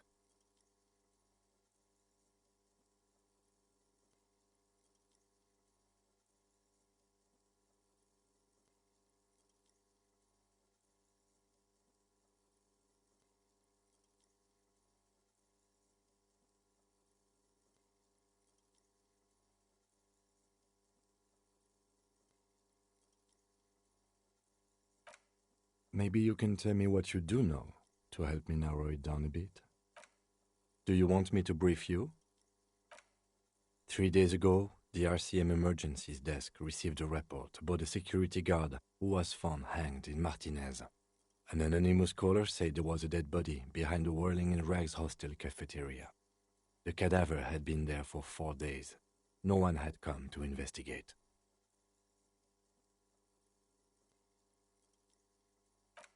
During that time, the victim had been stripped of his belongings. The caller did not identify him, but used the word lynching. There is an ongoing labor dispute between the local dock workers and the logistics company Wild Pines. I was told we should approach the death as part of this dispute. A security guard or worker of some sort hired by Wild Pines. This was just hearsay from Martinez, of course. We need to find out the truth. They didn't identify themselves in any way. The tone was muffled using a device of some sort. The desk could identify neither the caller's age nor sex. There's a strong prejudice against involving the RCM in what's seen as union matters. The Dock Workers Union is the de facto police in Martinez. Now it appears they've started executing too. We cannot allow that.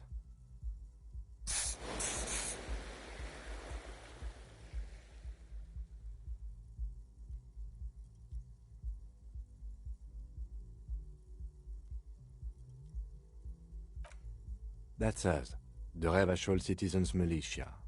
We're the police in this city. That's right.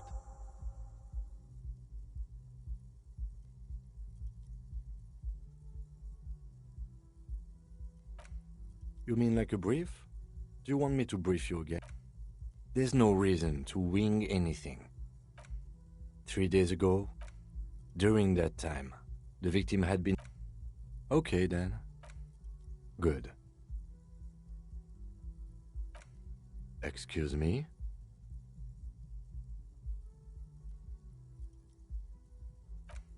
You have a distinctive way of walking. If I were to walk in front of you, we would surely collide. I hope you don't take this the wrong way. It's just a collegial observation. In the 57th, we call it the Jamrock Shuffle. Officers from Jamrock's 41st Precinct tend to move a bit erratically. They say it's a scene-clearing technique developed by one of your lieutenants for gathering evidence. It's erratic, yet thorough. Prioritizes containers. Yes, but containers contain things, shiny things. They're interesting.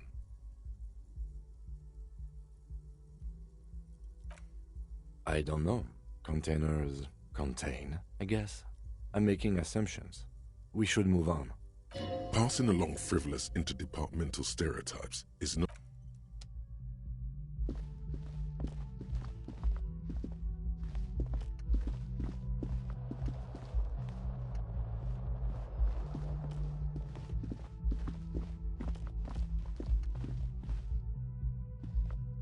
The door is closed. This door can only be opened with a key or from the inside. As you hold the metal, you sense the warmth left there by her hand. There is no answer. You hear the shower being turned on, somewhere inside. A tremendous loneliness comes over you. Everybody in the world is doing something without you. The door is mute and indifferent. Your despair is a joke to it. Still no answer. Still nothing. The lieutenant gives you a quick glance. He doesn't like where this is going. You should punch a fucking hole in it.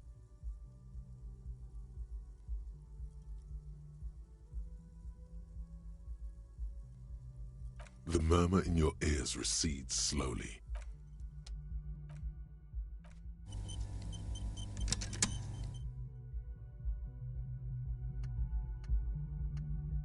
The door is closed. Still, he doesn't like... You should punch a fucking hole in it. You slam your fist into the vinyl. It does not produce a hole. The door sits sturdily in the frame, and your fist hurts. This was all a very good, normal thing to do. Not to mention, great exercise. Stop that.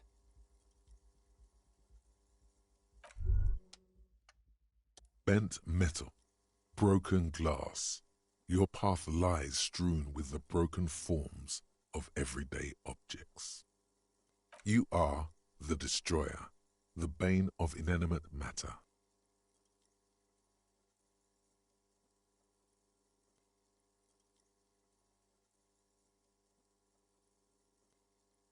Kudos.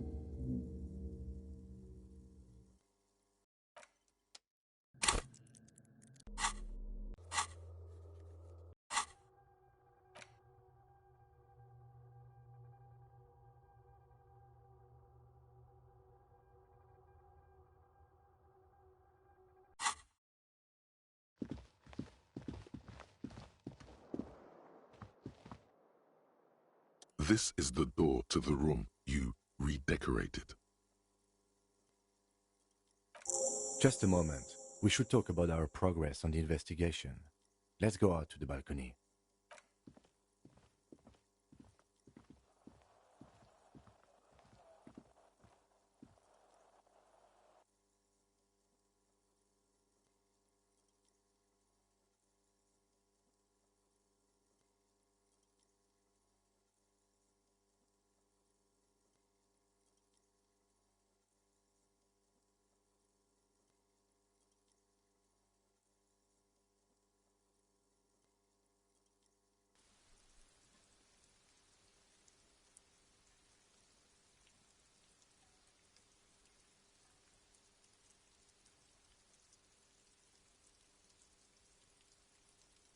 The air outside is brisk.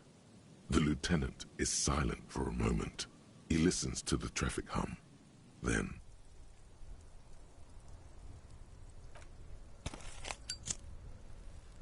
Now then, we should talk about the investigation. But I also feel you're a bit hazy on the RCM. Our role here, our rights, our jurisdiction, basically.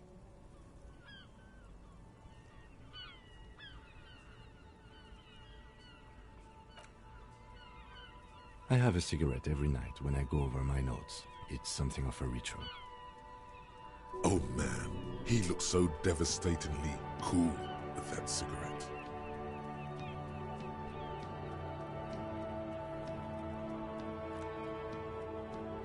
You mean this? This isn't cool. It's an unnecessary trial of will, and unhealthy. Yet, were he to quit, he would lose the cool factor. This man relishes his cool quite a bit, below it all.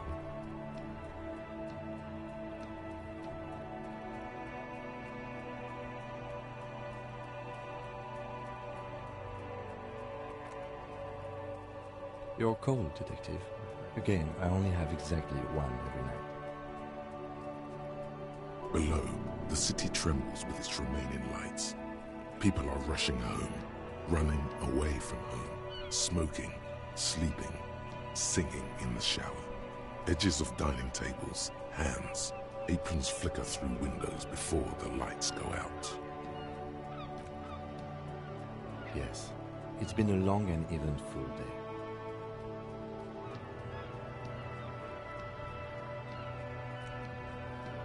They're quite limited, actually. The power officers of the Revachol Citizens Militia exercise most frequently is imposing fines of up to 1,000 real for offenses, in accordance with an interdepartmental schedule.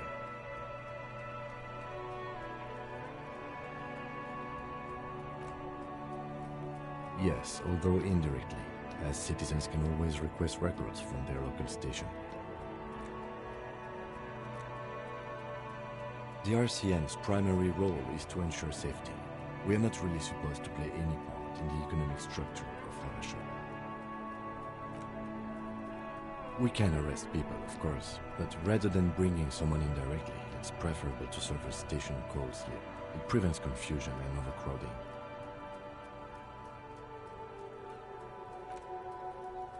You can't. Those who don't show up become fugitives, though, and have fewer legal rights when they are eventually caught. It's about power projection. Thus far, they seem to mostly show up. We are permitted to use whatever force we deem necessary, even lethal.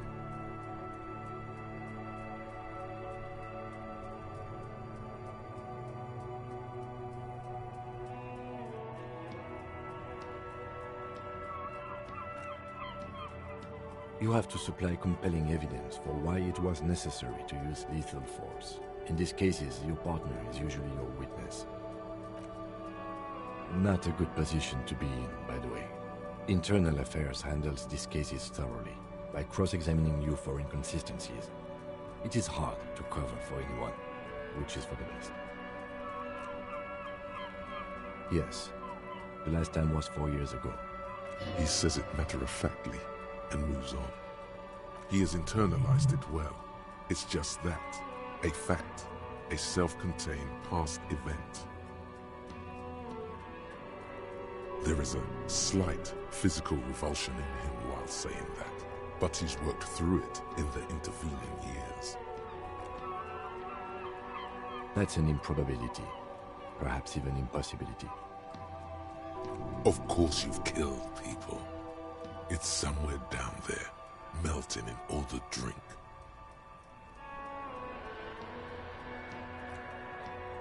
Precinct 41 is known for a higher than average rate of police violence.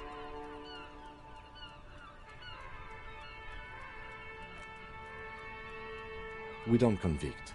We arrest and send them to coalition government courts in Courron and La Delta.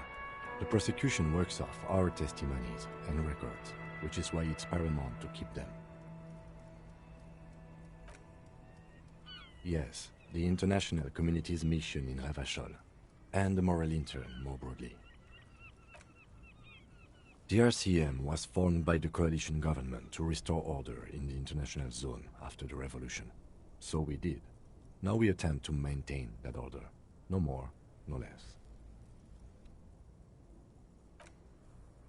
Or perhaps it is better to say we were allowed to form. It's a point of contention whether the citizens of Revachol or the coalition government founded the RCM.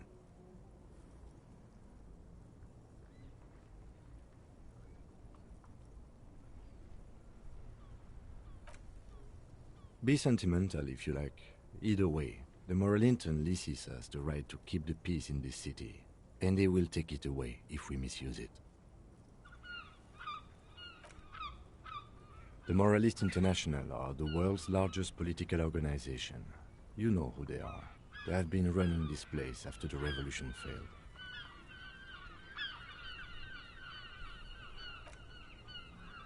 They're a union of center-left and center-right parties across the Real Belt.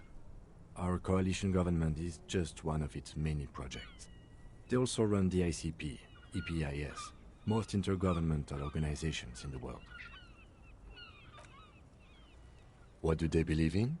They are Dolorians. They believe they continue the humanist project set forth by Her Innocence Dolores Day 4 centuries ago. Others say they are just technocrats. Interesting question. It's a blue forget-me-not. Their motto is love, compassion, self-discipline. I think you can gauge what they want you to think of them from that. Something even a little feminine, but in a strict manner. A historic figure? The author of the modern age? You will have to look elsewhere for opinions. The subject of humanism is too abstract for me. For you, she is something painful, though it's hard to say why. The Moralinton are a fact. I try not to have opinions on facts until they change. And it doesn't look like that's about to happen. It is more than that. There's some kind of affection in him.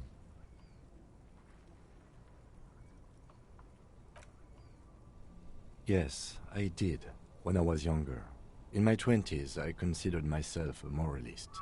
A blue forget-me-not, a piece of the sky. They're not all that bad.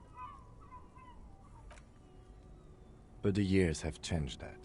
I don't know what I believe in now. No, I believe in the RCM. That's enough for me. Do you?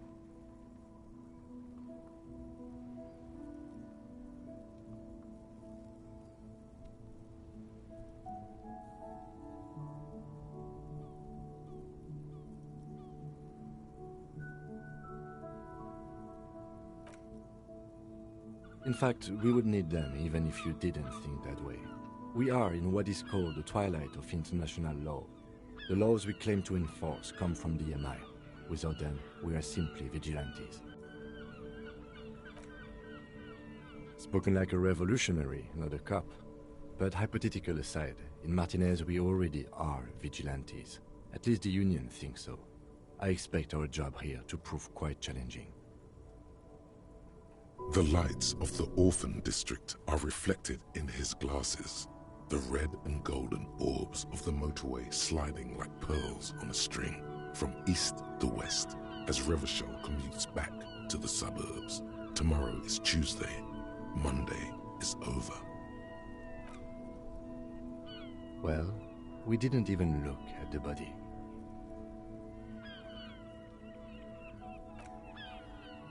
And there's still much to do at the crime scene too.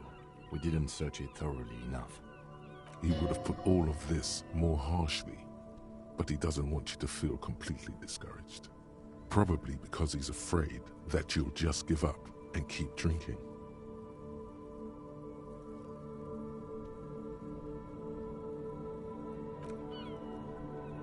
It's not my job to evaluate your methodology, officer. I'm just going through the facts. As for the interviews, we conducted an interview with Everard Clare. He wasn't particularly forthcoming with useful information, however.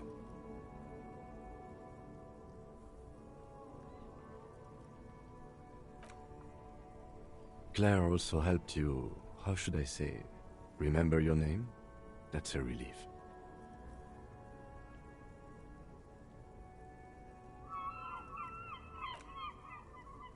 That's normal. It's best not to give it too much thought.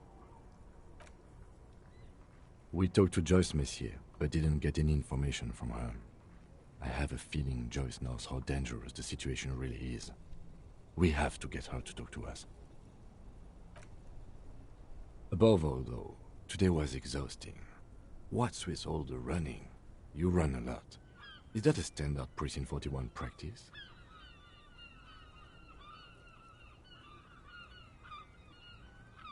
I have a really good theory about why you're running so fast, son. Just you wait until we get up tomorrow.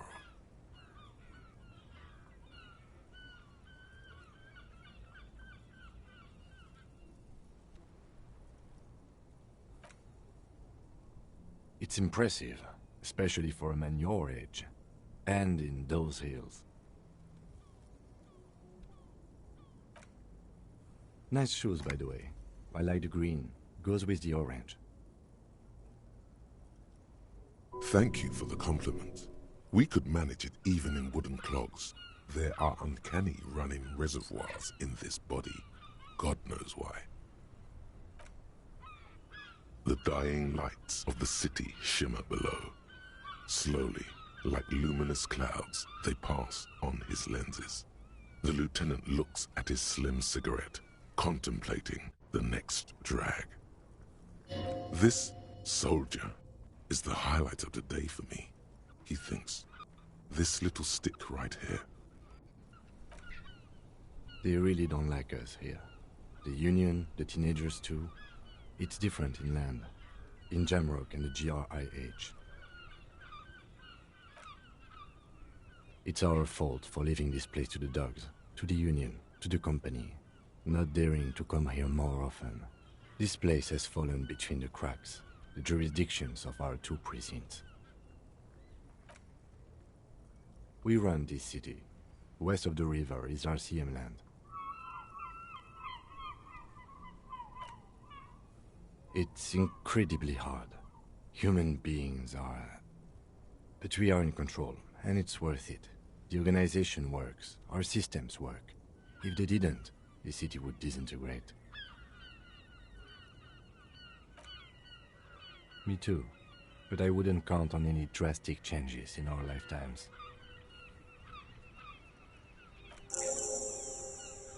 Yeah, it's getting very cold now. Let's go.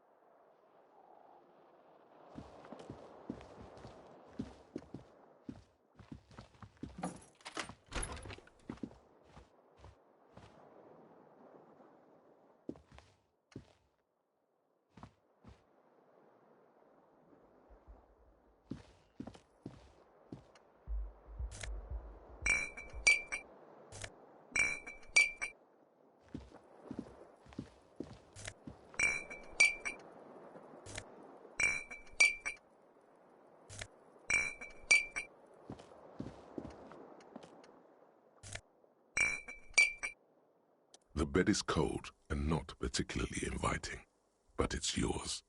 The sheets look awful.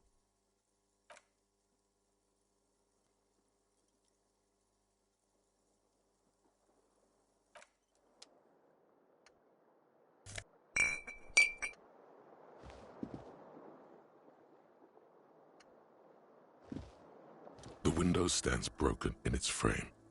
Cold wind blows in. You see some lights shimmering outside, but it's difficult to make out the outlines of the buildings below. Dark phantoms with many tiny eyes, chaotically arranged and not looking at you. You see some lights shimmering outside, but it's difficult to make out the outline.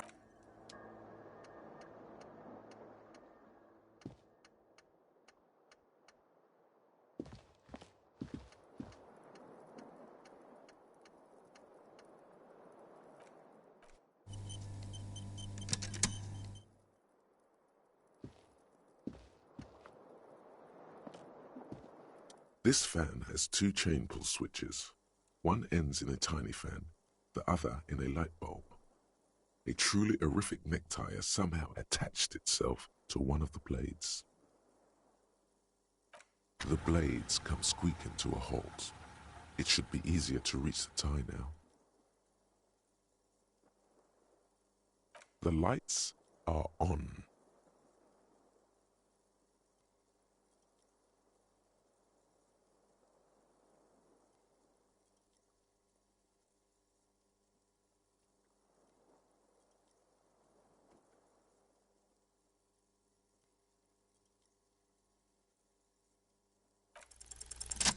You swoop up and catch the tie. Snap. It's released from the blade. What you have in your hand is a truly hideous necktie with 4 or 5 different patterns. The knot reminds you of a noose.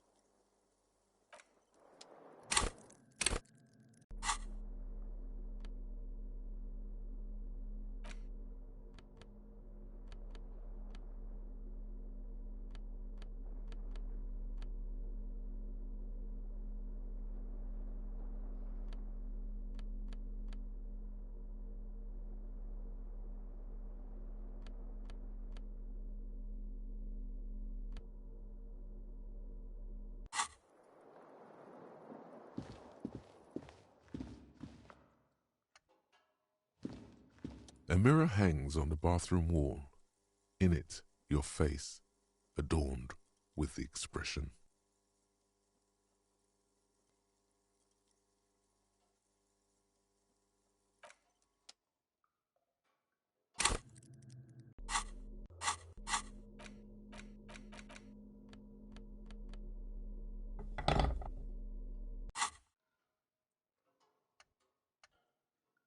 A mirror hangs on the bathroom wall.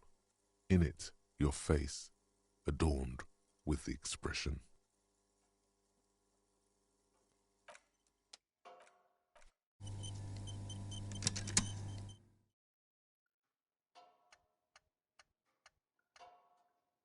A mirror hangs on the bathroom wall. In it, your face, adorned with the expression. The chain cutters slip out of your hands as you attempt to twist the faucet into place. Well, you know one thing for sure. You've probably never been a plumber.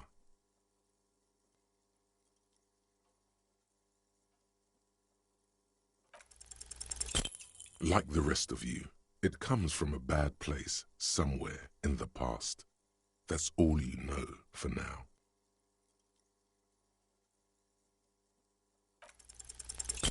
It's too late. Like an image on film, the expression belongs to your primary motor